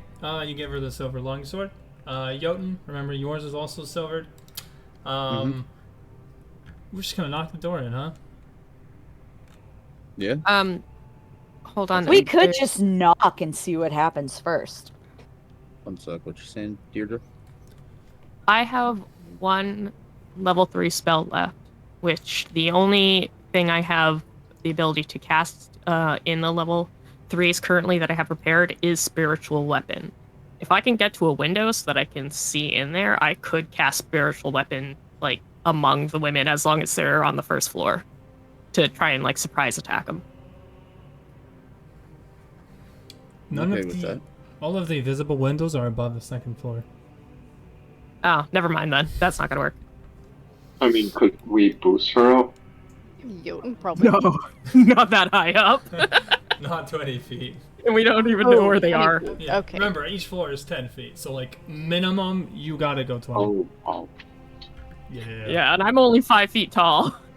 So you're saying that Jotun can't lift Tug and Daedra at the same time. Just fucking boost Tug and then have Tug boost her. You know, like What's your you strength? ladder- Cheerleading Well, hold on. pyramid. What's your strength? Like just flat. 15. So if we do 15 times 3, oh, you can only carry 225 pounds. Opposite of you. So like that's your total. If you hit 225, you're completely encumbered. So Gotcha. you probably I'm could. heavier than that. Yeah. There you go. What if Tug and we did the cheerleader thing where the two of us are on the bottom pyramid and lift her up like that? If I have Misty Step, can I carry someone? No, not with Misty Step. We could throw you like the cheerleader throw. And just see if she can just YOLO throw it in. Yeah. Just a loud clank from the up would immediately grab their attention. It would. Right? All the rattling of the chainmail as I'm flung into the air. Yep. The 1, 2, 3, heave. So. It's not heave, it's go team. Oh, okay, that's right. What's the plan, folks? I'm still under the assumption that we're just kicking the fucking door down. I'm good with that. I'm ready to kick this bitch. Sure. Yeah. I think that's our only real option right Hey, now, unless we can draw them outside somehow. Do you want to swap spaces with Tug? Where am Yeah, you can draw them out with a child. Yeah. Just. I mean, if you want to do the child thing, we could draw them out with a child. Either way, we're gonna can hide roll some around the bitches. sides. Is there really like a point to that though? Not really.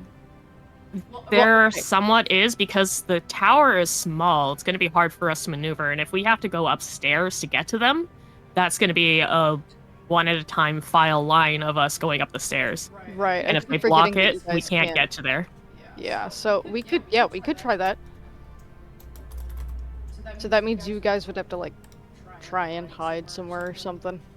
Well, Yeah, I mean, like if we went around the sides of the area or like behind the thing, and you cast your illusion to make the sound of a child more in the front.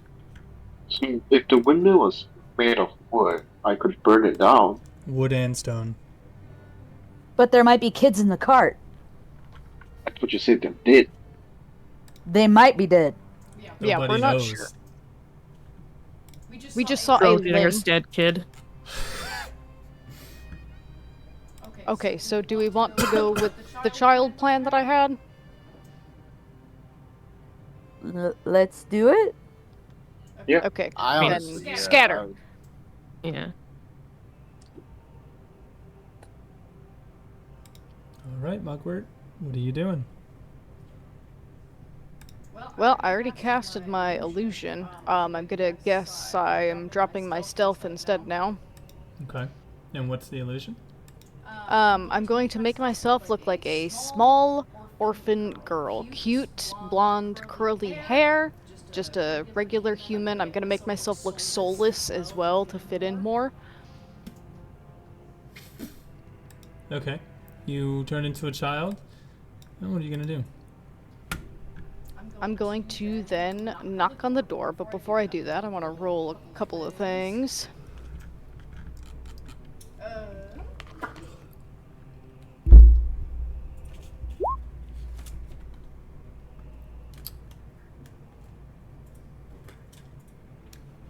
You belong in the theater. What are you performing? Going Broadway, baby. I'm doing improv. I am wholeheartedly pretending to be this child. Okay. I'm going to then knock on the door. Okay. I'm assuming, like, you pretending to be this child is, like, putting on a voice to sound childlike, etc. Yep. You're scared and you want your mommy. I'm an orphan. You can want your mommy You as an want a orphan. mommy. It just means your mommy is dead. Yes, I want a mommy. All right. So you knock on the door. Tok, tok, tok. 1 moment.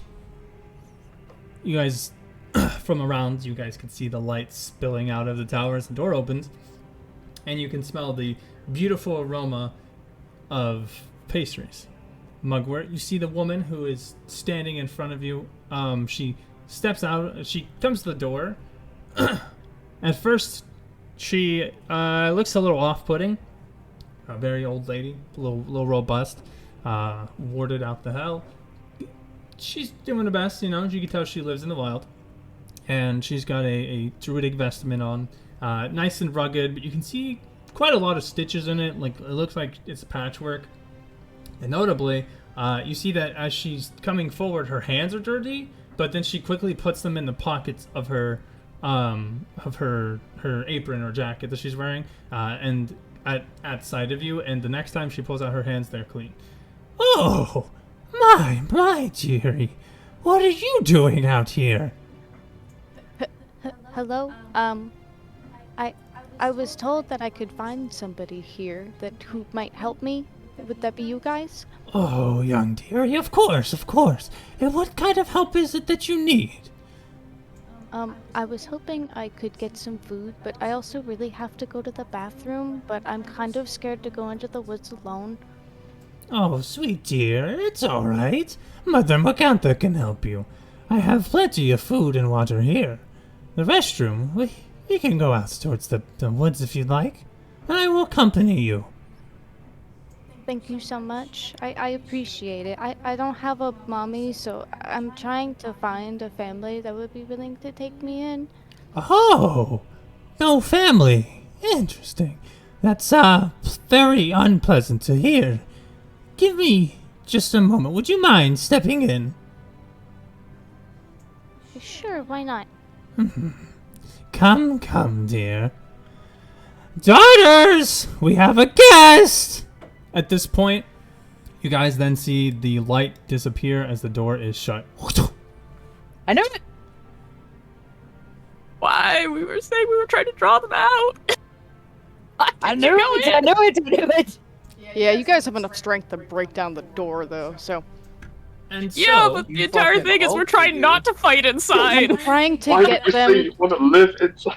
anyway, you all see the light disappear as silence holds the air. You can hear some mumblings, but it's not quite enough to understand exactly what they're saying. But Mugwort, you're ushered inside, and can you tell me what your spell save DC is? Where? It should be in your spells in the top right. It'll say spell save DC. I must be blind. Okay. Go to your spell book. I'm already. Oh, what? I have 13. Jesus Christ. I'm dyslexic. I'm sorry. It's okay.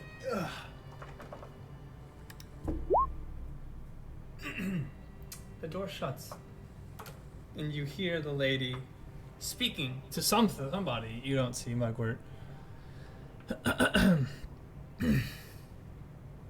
Come, daughters, come. It seems we have a visitor. A child in distress.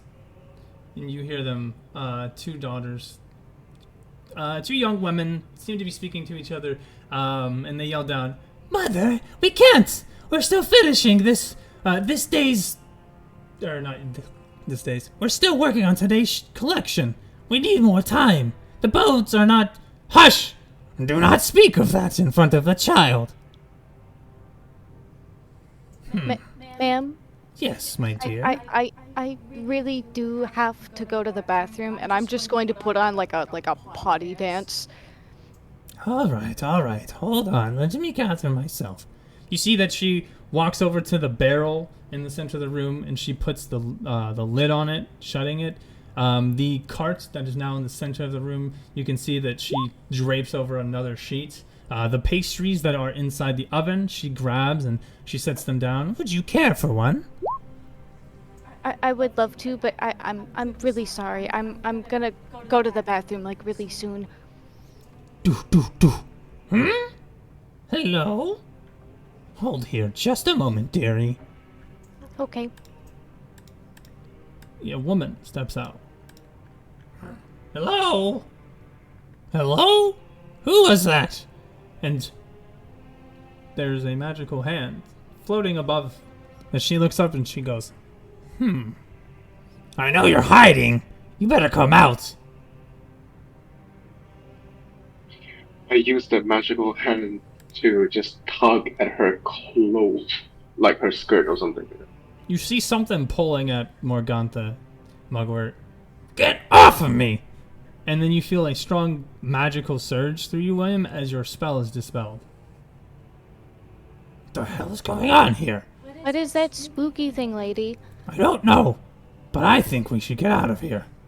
Investigate, and that way you can use the restroom while I keep us safe.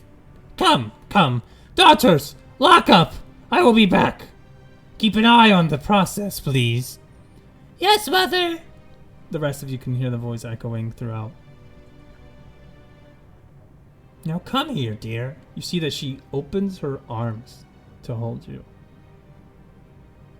Can I hold her hand while I pretend to, like, put my other hand between my legs, acting like an actual small child that has to really go to the bathroom? Yeah. She takes your hand. Do you not wish to carry? No, I'm gonna be honest. I have to, like, squeeze my legs at the moment. All right, dear. Let us go now. At this point, you see that she does take a step outside with Mug. Coming into sight, you all can see there's a large, robust woman. You also hear some clinking. Morgantha, like, hooks her finger up in the air, and you can hear the locks on the door. Shut. All right. Now, let us go. Would anybody like to do anything? I'm going to full fucking rush. Okay. And what is it you're gonna do upon rushing her? I am going to. What's it? 20. I'm going to be with my warhammer. As I'm running, I'm going to cast Divine Smite and then try to swing. Okay, that's gonna hit. Oh yeah, baby. Oh yeah. Okay, everybody, roll me initiative, please.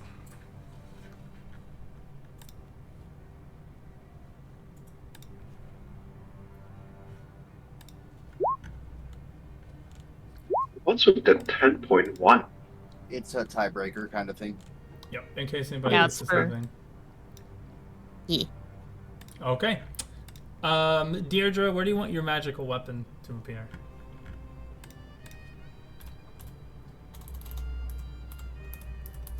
Right there where I'm dinging.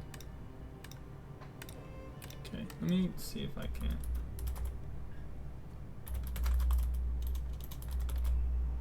What is your magical weapon? That's always a hammer. Hammer. Oh, A big smacky thing.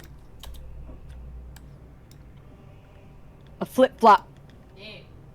The chunkla.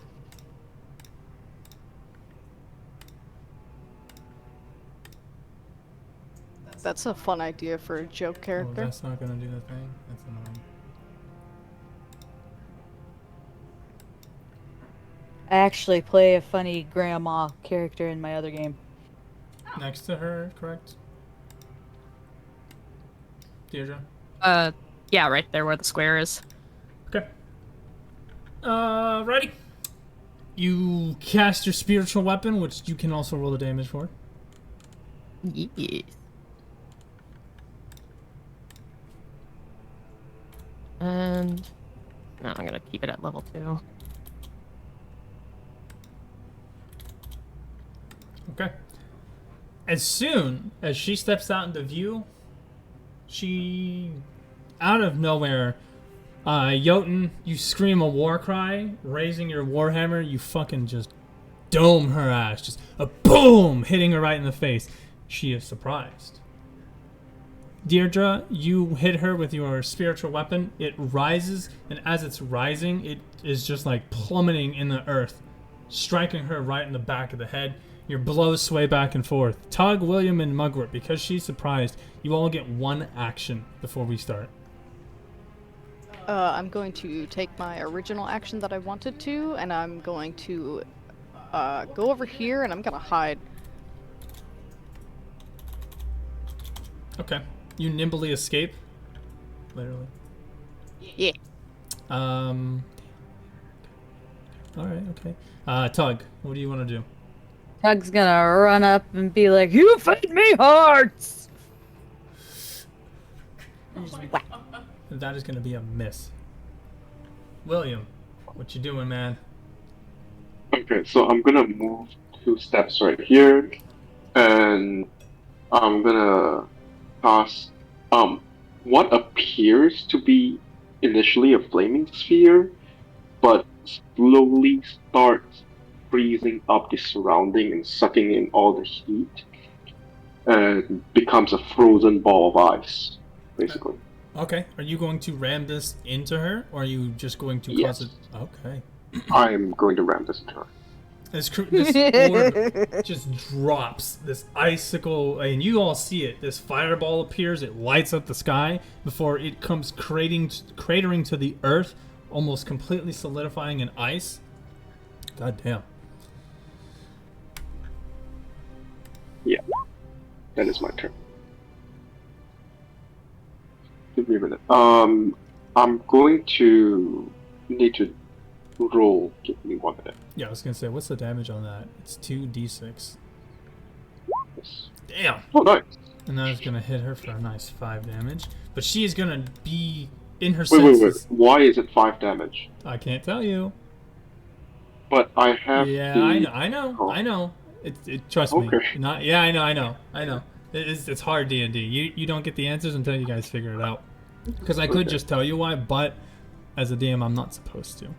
Okay. And if you want a solidified answer, she dodges. She sees it. It does splash. Some of the ice does stab into her a little bit, but she does manage to almost completely avoid it. Alright. And you see that the sphere hits the ground, then it just comes back up, floating. And I will say, since it's ice, I am not going to give it any of the effects of bright light or dim light or anything. Which I hope is okay. Oh. Sure. I'll just make it a flaming ball next time then. Okay. I just like ice, that's all. Yeah, there's nothing wrong with that. Okay. She's bombarded almost immediately. You see that a second later, she pushes the ice off of her. You can see the visible damage. And then from an old lady, she turns into a hag. You children! You're so dead to me! How dare you attack me! Tug, you're the first one. She turns towards you, and immediately she swings with her hands, missing completely. Haha. Daughters, arise! As she teleports between you and William Yoten, disappearing almost immediately.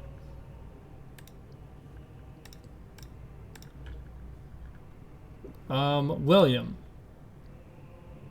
can you roll me a Constitution? No, can you roll me a Constitution saving throw? Okay. You need the... Okay. You take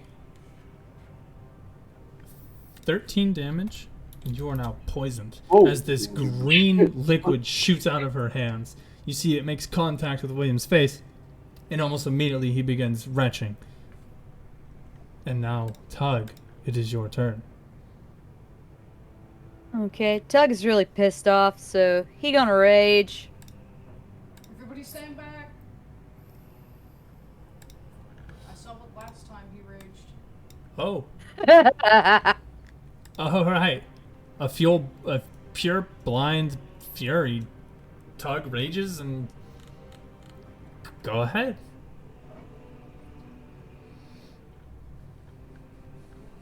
Okay, and he still has his ancestral protector. Okay. No! And that's gonna be a miss. He's just too angry. He's way too angry. He pissed. That's all he got while he's angry. Okay. William, you're poisoned, so you will have disadvantage. Wait, let me verify that. On what?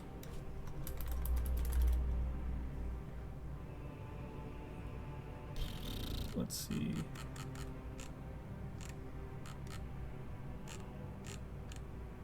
Poisons. Poison.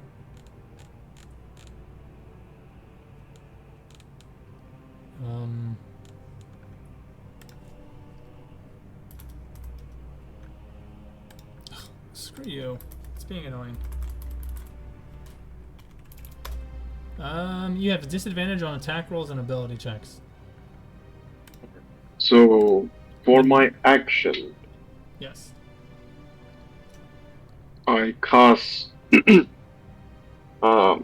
Witch Bolt at level 2. Okay. And that this will be an ability check, so roll it again. So the way that you have disadvantage. Okay. You don't have to roll with disadvantage, just roll it again, and we'll... Okay. That is gonna miss. A bolt of lightning shoots past her. So very close. Striking a tree, you see the impact of it puts almost like a tiny crater, cracking and splintering the wood. Okay, for my bonus action, I'm going to move the sphere and ram it at her. Okay. And roll that damage. Give me a minute. 8. Oh, that was the wrong one. Cool.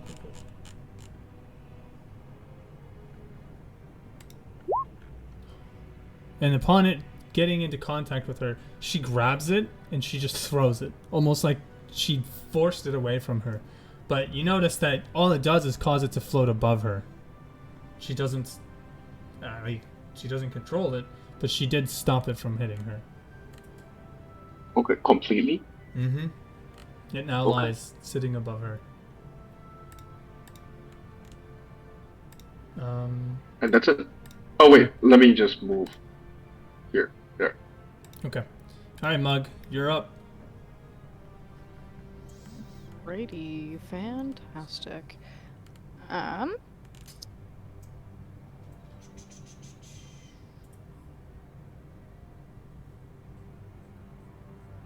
Alright, I'm gonna yuck a chromatic orb at this biatch. Okay.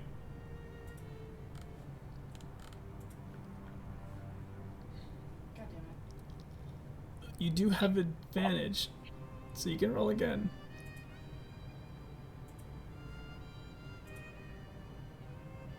That'll hit. Nice. 6 damage. As your sphere hits her, or your chromatic orb. What kind of damage? That's a really good question. Ice, cold, acid, fire, lightning, poison, or thunder.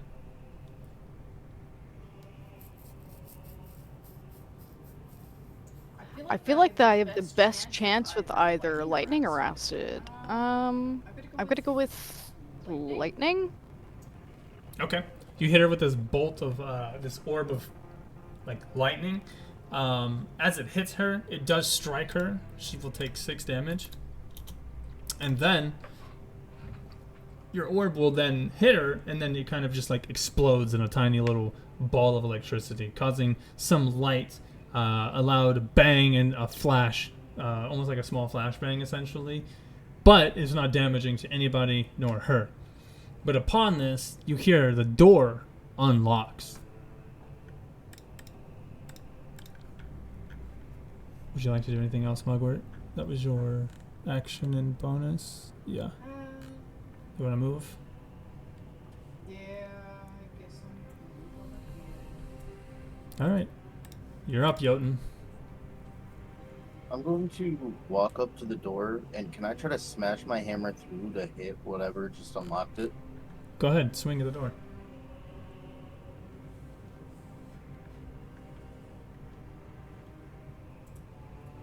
Roll damage. Boom! You blow a fucking hole in the door. Nothing is on the other side. but you can see visibly inside. It's very warm, smells like pastries, and that cart, yeah, you see children's limbs hanging from it. In fact, you hear the cries of 2 small children. Help us, please! I just want my mommy!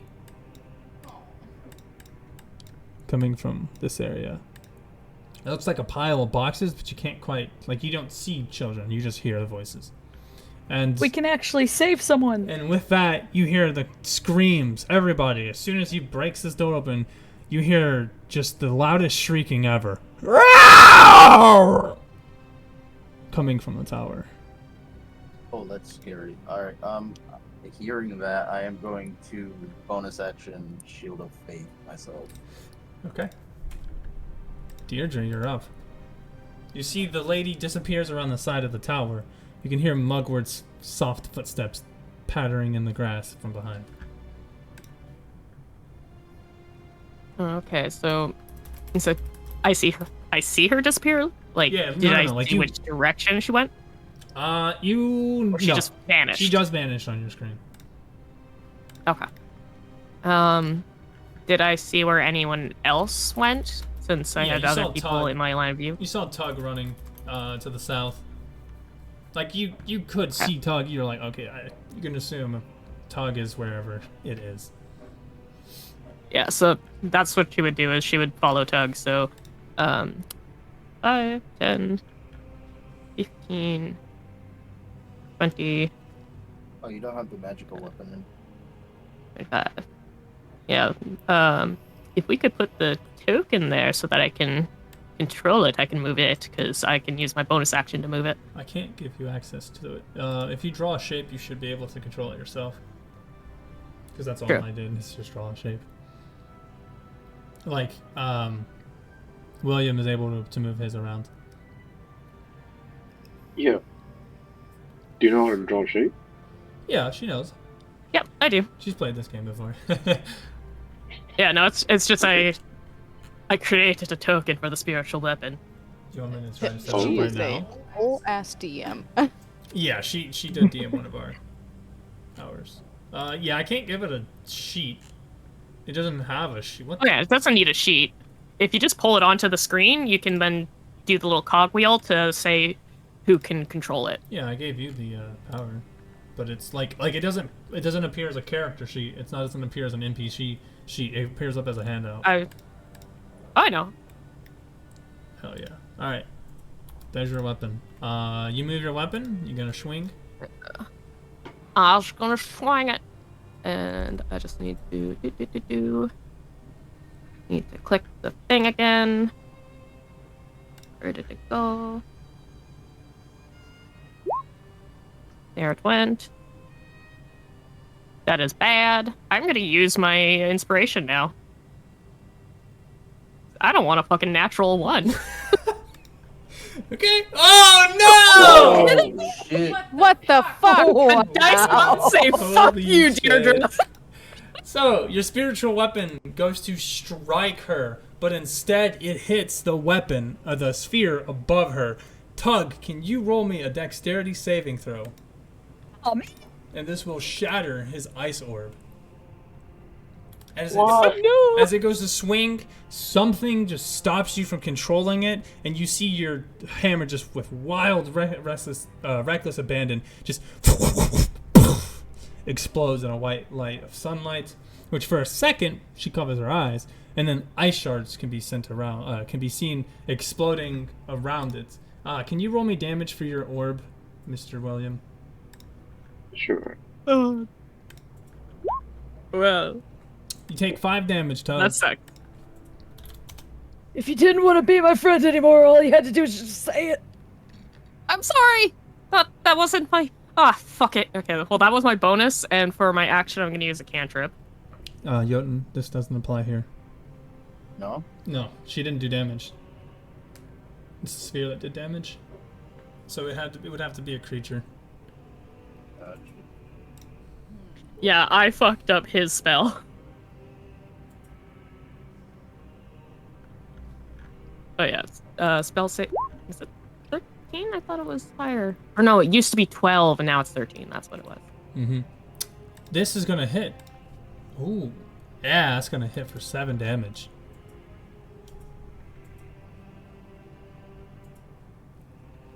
Oh, I see. One is the D8 and one is the D12.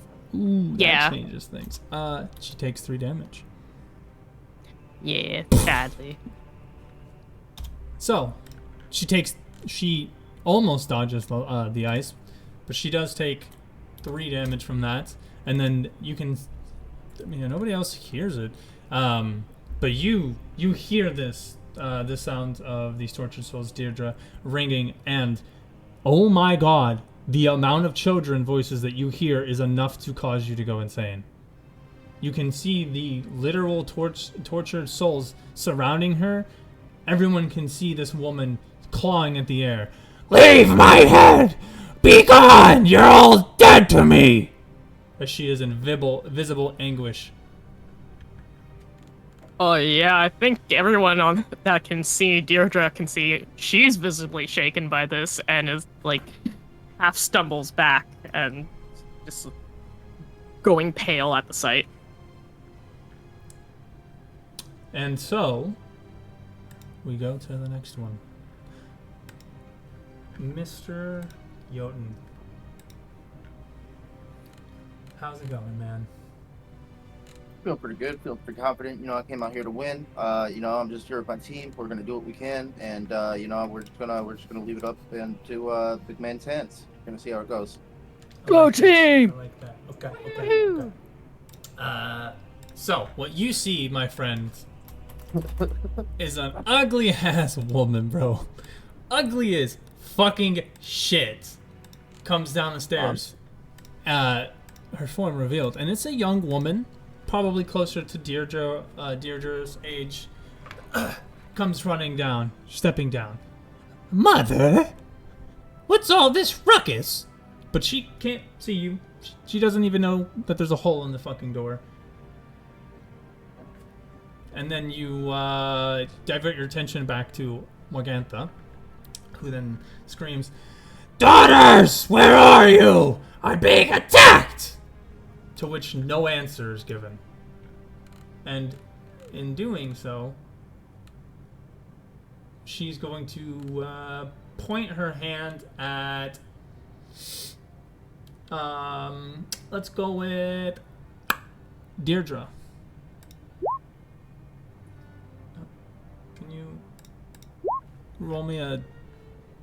Can you roll me a wisdom saving throw? Oh, okay. All right, perfect.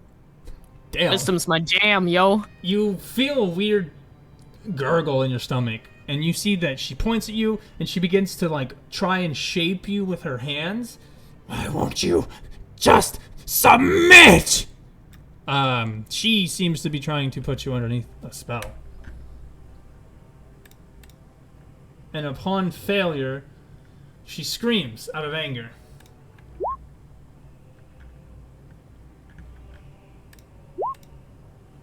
Tug, you take 3 damage. Deirdre, you take 5 damage. And Jotun, From what? you take 3. As you all see these green, sick, like, ugly-ass missiles appear out of her finger and attack. Just hitting you all. Just like a little magical missile. Hellish rebuke. Oh. Quick question. When Lay on Hands was used on me, how many hit points did you pump into me? That's a good question. 5. Alright, gotcha. Okay. Okay, so I'm just negating whatever. I'm just keeping my thing there. Oh, yeah, that's fine, that's fine.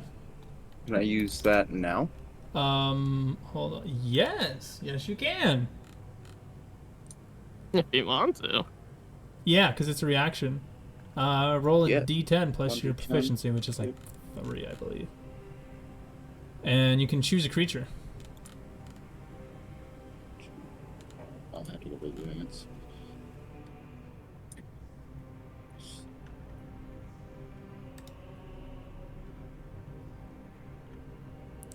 And that'll be Daedra, Damn. because she looks hurt. Deirdre takes no damage.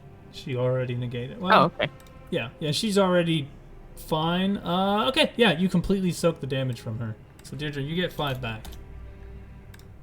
Oh, hold on. That is not the number I wanted. That'd be crazy. That's Trask level. I think we were both typing at the same time of that one because both 7s got deleted.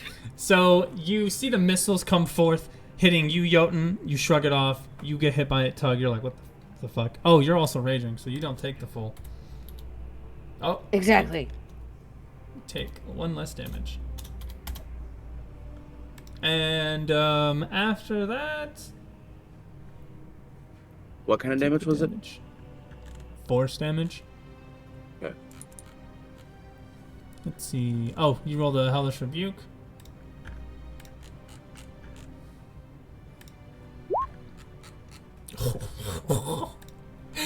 Damn! And you see that your flames connect with her, and she just gets charred as a fiery vortex just circles around her from your hand, Tug. And you see she's in visible pain. Ah! Burn, witch, burn! Fuck you!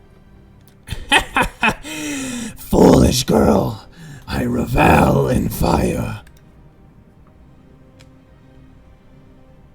Oh, why does everyone call you a girl? I'm sorry, foolish man. And then... It's the purple hair. It's the purple hair is what it is. Purple is a manly color! Oh, it's my favorite color. I get it. It's very regal. And then William and Mug, she will teleport between you both. And Tug, you're up.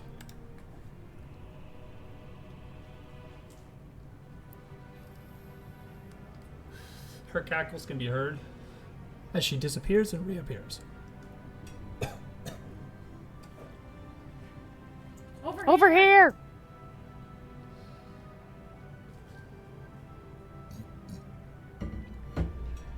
What do you want to do, Tug? Don't know, because I can't see her and I don't know where she went and I'm raging. Didn't you hear me? Roll me a D4, please. Me? Yes, please. Why? Because you're in a blind rage. No. If Deirdre yelled out to follow Mug's voice, would Tug likely recognize Deirdre's command? No. Nope, Well, he's we in a know rage and he never Yeah. goes in a rage. So when he's in a rage, he dumb. True. Can you make an attack, please? Oh no. Oh, Deirdre, Oh, you see Tug rushing you. oh, hey, But it misses! Good now. It's so close to Deirdre your just face. raises her shield up to block it. Ding! You feel the power resonating. Your arms grow tired as you feel the strength of her attack. Jotun, you also see she just recklessly attacks Deirdre. Not a single hint of consciousness on her face. In fact, her eyes are a dark purple.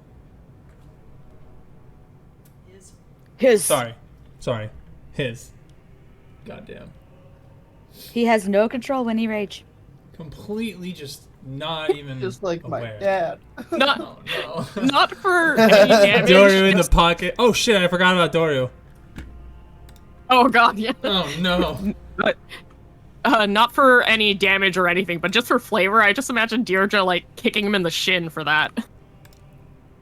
This is gonna cause Doru to jump out of his pocket into human form. Because now he doesn't recognize Tug. What the fuck is going on here? Tug! Tug!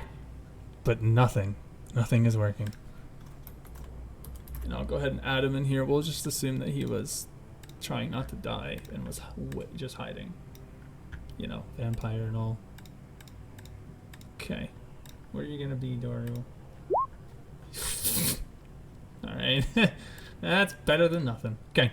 You're up, William. As you run back to the tower, the backside, you see Mugwort does eventually come trotting around the side, which, by the way, you're still a small child, Mug. And you hear some shouts from Morgantha. You saw her clashing with Jotun or with Tug and Deirdre, but then she appears behind you. Alright, do I get disadvantage for casting spell in melee? Yes, because you are...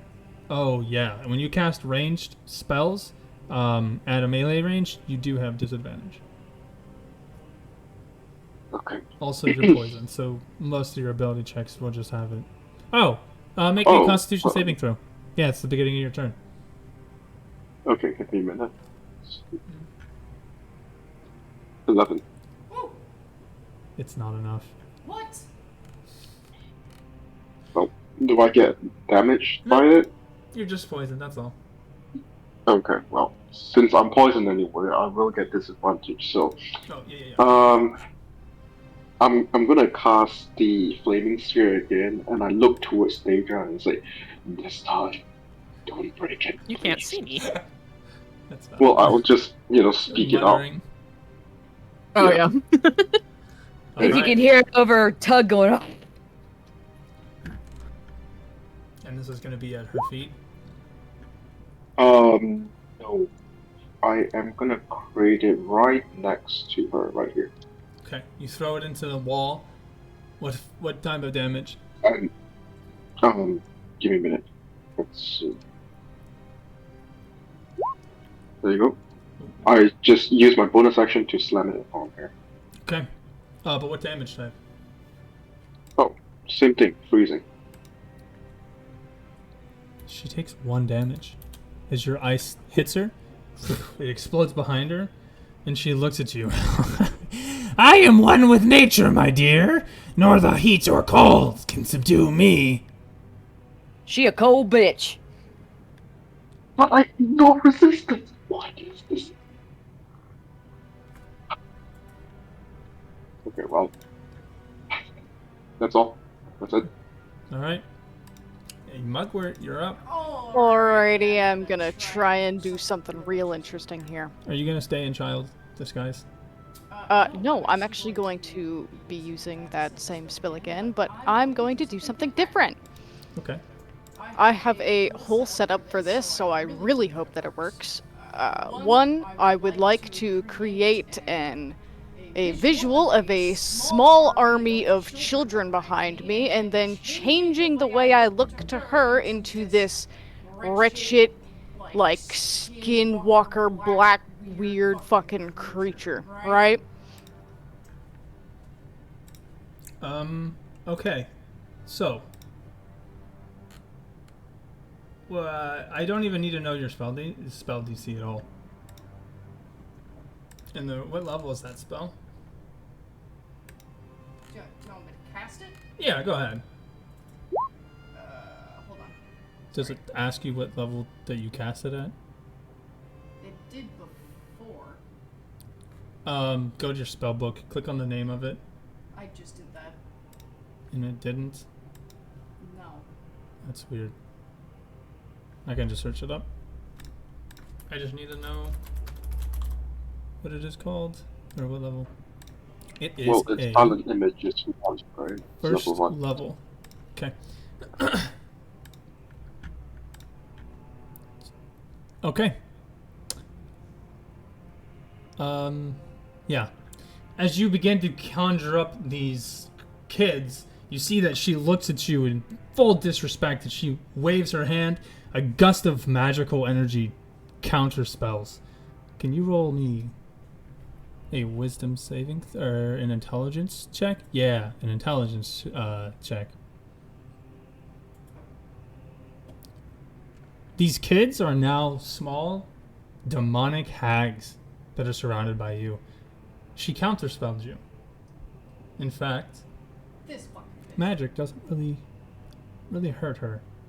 And so you are now surrounded by a pack of small fiendish hags.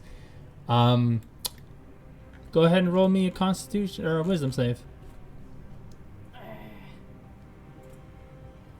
Oh, you're frightened. Then the children are going to be the source of your frightening. So as soon as your spell comes up, you're happy, and then you see her move her hands, and then you hear these sick growls twisted teeth, disgusting gremlin-like hags surrounding you. About 4 or 5, and it encapsulates your entire body with fear. Wait. Would that be like under a charmed thing? It would be. Frightened is considered a charm.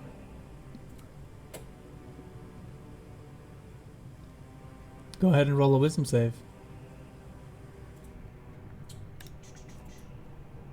And you are no longer afraid. Nice. As soon as they appear, your mind rattles for a second, but then you close your eyes and you see the spell disappears. The creatures also disappearing. But notably, William, you never saw these creatures. I see. Even my own magic has no effect against you. And that you've got a bonus action, I believe, is the last thing you can do in movement. Yup. Well, that's really unfortunate. You want to nimble escape and get out of dodge? Yeah. Okay, go ahead. I am not somebody who tickets. Okay. All right, Jotun. You see Doru jumps out, confused at Tug. Tug slams Deirdre's shield. The lady at the stairs hears noises and begins to step slowly down the stairs. And you get a visual. This is another young hag, not quite as wretched or ugly looking as her, nor as aged. A fair woman, but you can see the visible signs. Her face looks crowish, or crone-ish. Easily about 100 years old, but she still has healthy-looking hair. Her face has very minimal amounts of wrinkles. Her clothing looks rather fair, not like clean, but better, better than what you've seen like Dory being wearing. And overall, she's kind of confused, but she hasn't moved upon anything. She is still just at the stairs.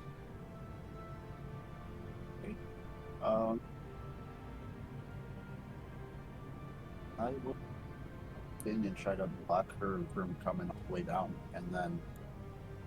Okay. You open the door and you step in. Huh? Who are you? What are you doing in my home? Where's my mother? She's just catching a straight hammer. Okay. Oh, critical! Roll damage. That is 12. Damn! 22 damage. Just a clean, just ping right in the forehead. Uppercuts this bitch. I'm gonna give her 1 round of stunned because she was not expecting that. But that also means it gets spicy.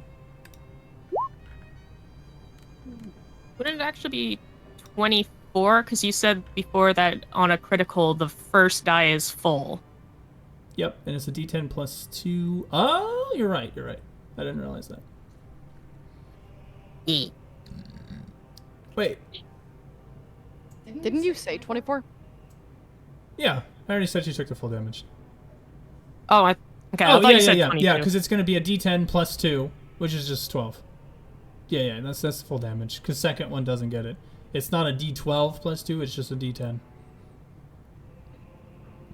Yeah.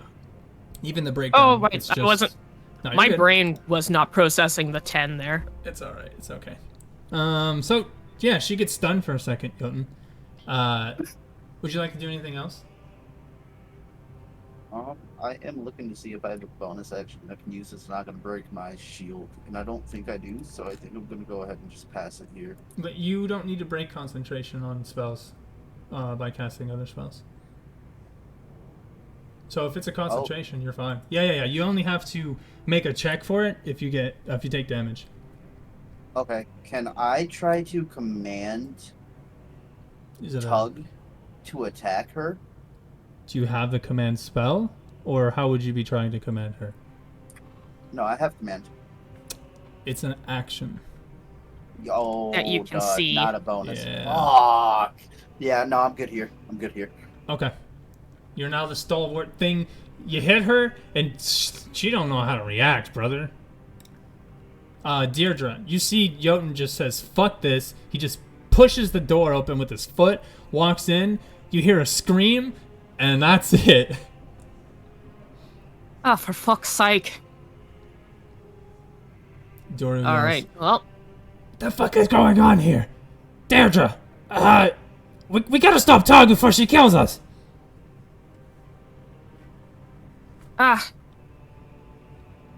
Tug, snap out of it. Just gonna jostle him. Can you... Dora, can you go help Jotun? We still need to take care of this other witch out here. Of course. Just gonna move here. Yeah, do you want to attempt to break her rage? Yes, let's do that. Roll me... His rage. Actually, Tug. Okay, go ahead. Don't... If you could try and lead him.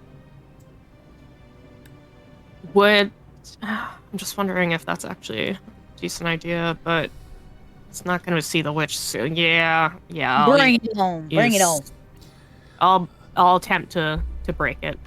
Would you like to do anything specific? Say anything, do anything, cast a spell, anything of that sort to try to force her out? Like, what is it that you would be doing?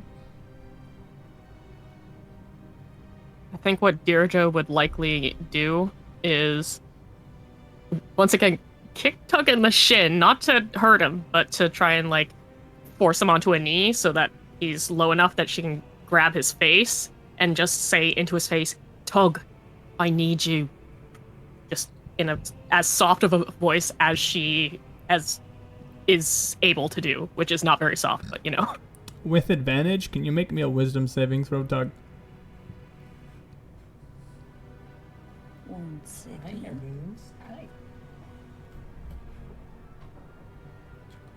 Advantage will reach you? No, not for this. With or without advantage? Without. You said with. Oh, did I? Yeah. You Okay, did. Go ahead, take it. That's why we were Take it, take confused. it.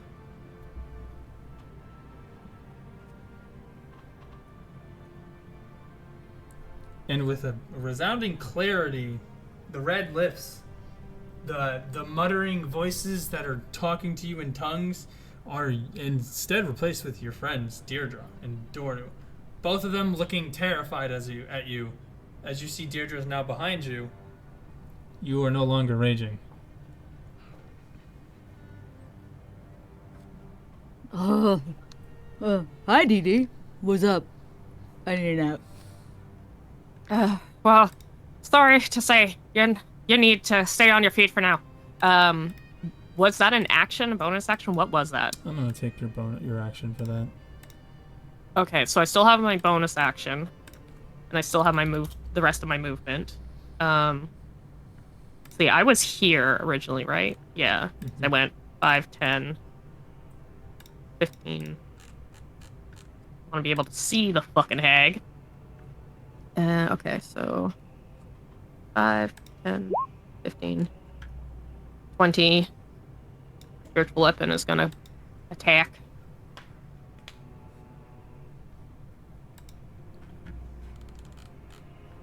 Alrighty.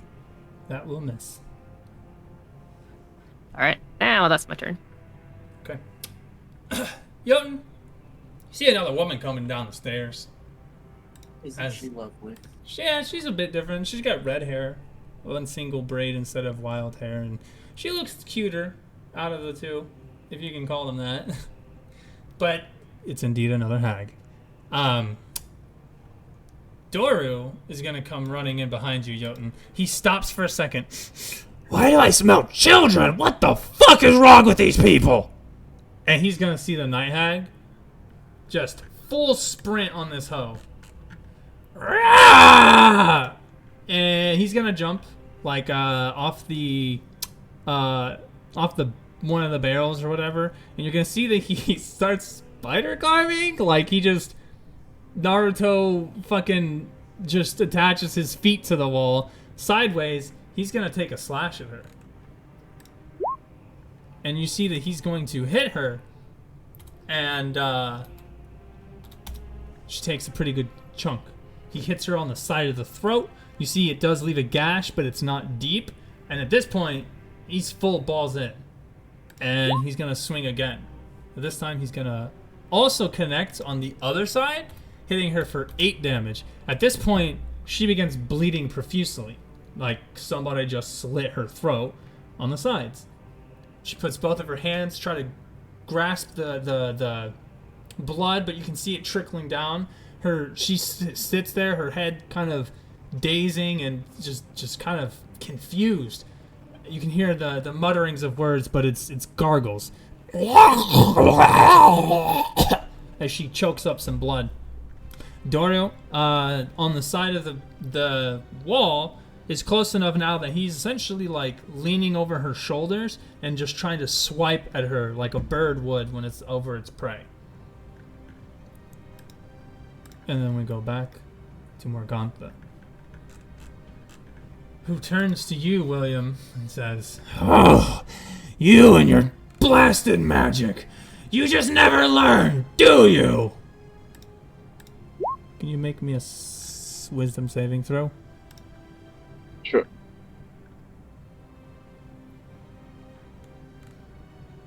Bah! You see, William is turned into a sheep. Sheep. You've been polymorphed, my friend.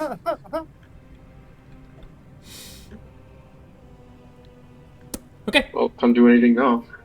Yeah, that'll happen. And she's just gonna fucking leave you, bro.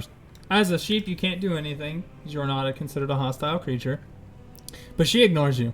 Floating past the weapons and coming over your head, you see that she lands in front of both of you, Mugwort and Deirdre. "Your friend is gonna be lamb chops tomorrow, but your turn is next. Starters, where are you?" But no response. And Tug, you're heaving. You pick yourself up. You feel a little bit less cloudy. What would you like to do? Well, since I'm done raging, I'm just gonna... Let's see. Can I move between the two females here? Yes. You can stay on you can go through them. You can be on the same place as a character. You just cannot end your turn there. I'm gonna go right here. You're not flanking her. You're gonna get +2 to attacks.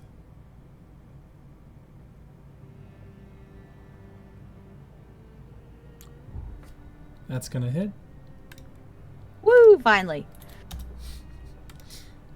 You get a nice cleave of your great axe into her back, hurting her a pretty good amount. Oh, not really a good amount, but it hurts her.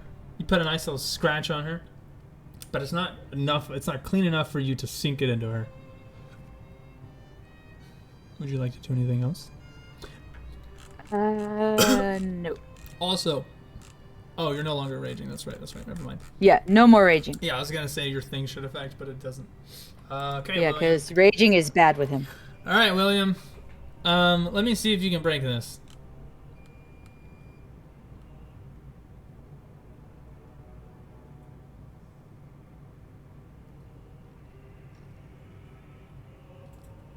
So No. what do I? You're just a sheep. So you still have your conscious brain. You just have the physical Okay. capabilities of a sheep. You could run away. Bite her ankles. And you can try to bite her ankles if you really want to. Wait, You could run away. if I have my conscious, Go ahead. can I cast spells? Nope. You can't. You don't have the. You don't have A. You don't have the spell book, and B. You cannot speak the spell's name. C. You cannot even perform the hand gestures to perform a spell because you are a sheep. Whenever you are polymorphed, all of your belongings are morphed into your body with you as one, but it does not give you Did it access work? to those. Okay, but can I try to? Is there like wisdom save for me to break it or something? Let me see. No. Oh, there is one other way you can break out of it. And upon being struck, you do see that you revert to your form. Morgantha's spell is a concentration. And taking the multiple hits she has, she cannot retain your form. So you break. As soon as you see Tug hit her, you immediately come back into human form. Okay, great. So, first I'm gonna move away from her. Okay. Second, for my bonus action, I'm gonna ram my frost ball now. Okay. Frozen sphere. Why not? Okay. At her, just gonna roll the dice. And for my action, I'm gonna cast Witch Bolt. Okay, go ahead.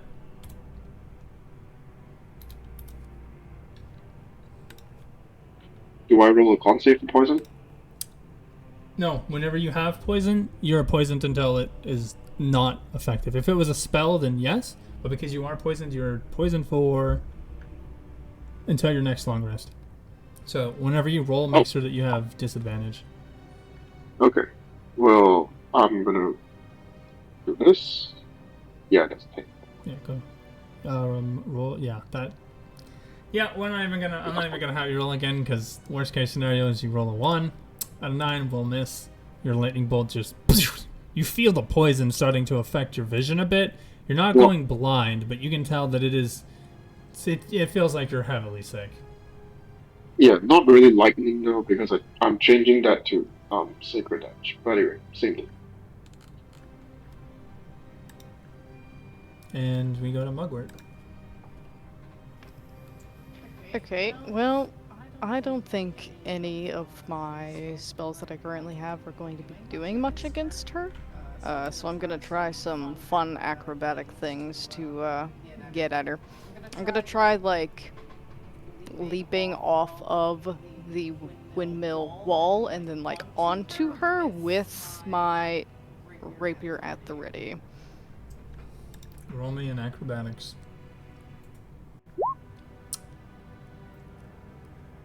Yep, you kick off the wall. You take a couple of steps, get probably about 2 feet higher than your normal stature. Turning around, you quickly push off as hard as you can, and you do land on her back.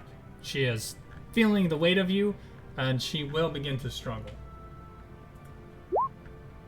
And a rapier will hit as you just dive it into her backside. Ooh. Mugwort. Hold on. What? That.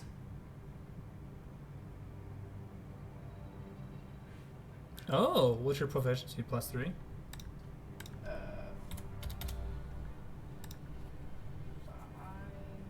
Can show you where it is.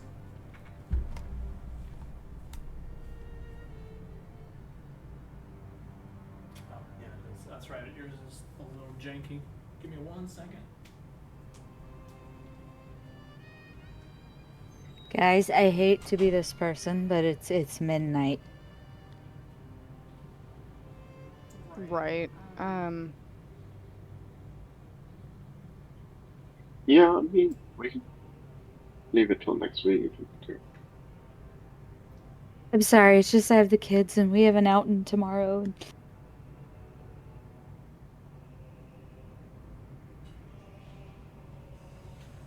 Is Hold Trey on. go there? No, he went to the bathroom Yeah. really quick, so give me a second. Hey, Beans. I know you want to lay down with me. Okay. Alrighty then. I would mention that now. What? Yeah. It's midnight and I have to go places in the morning with my children.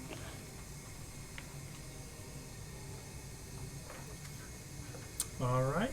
Would you guys like to put a pause in it? It's fine with me. Yeah.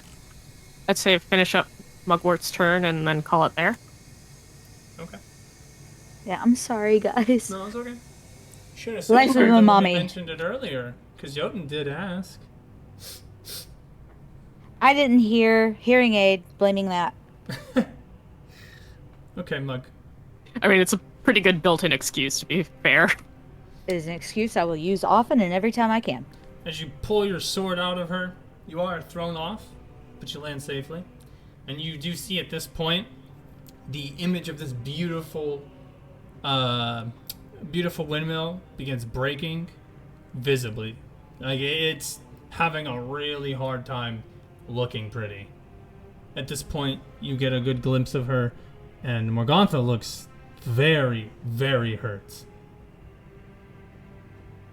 And then out of nowhere, time stops. And that's where we'll end it.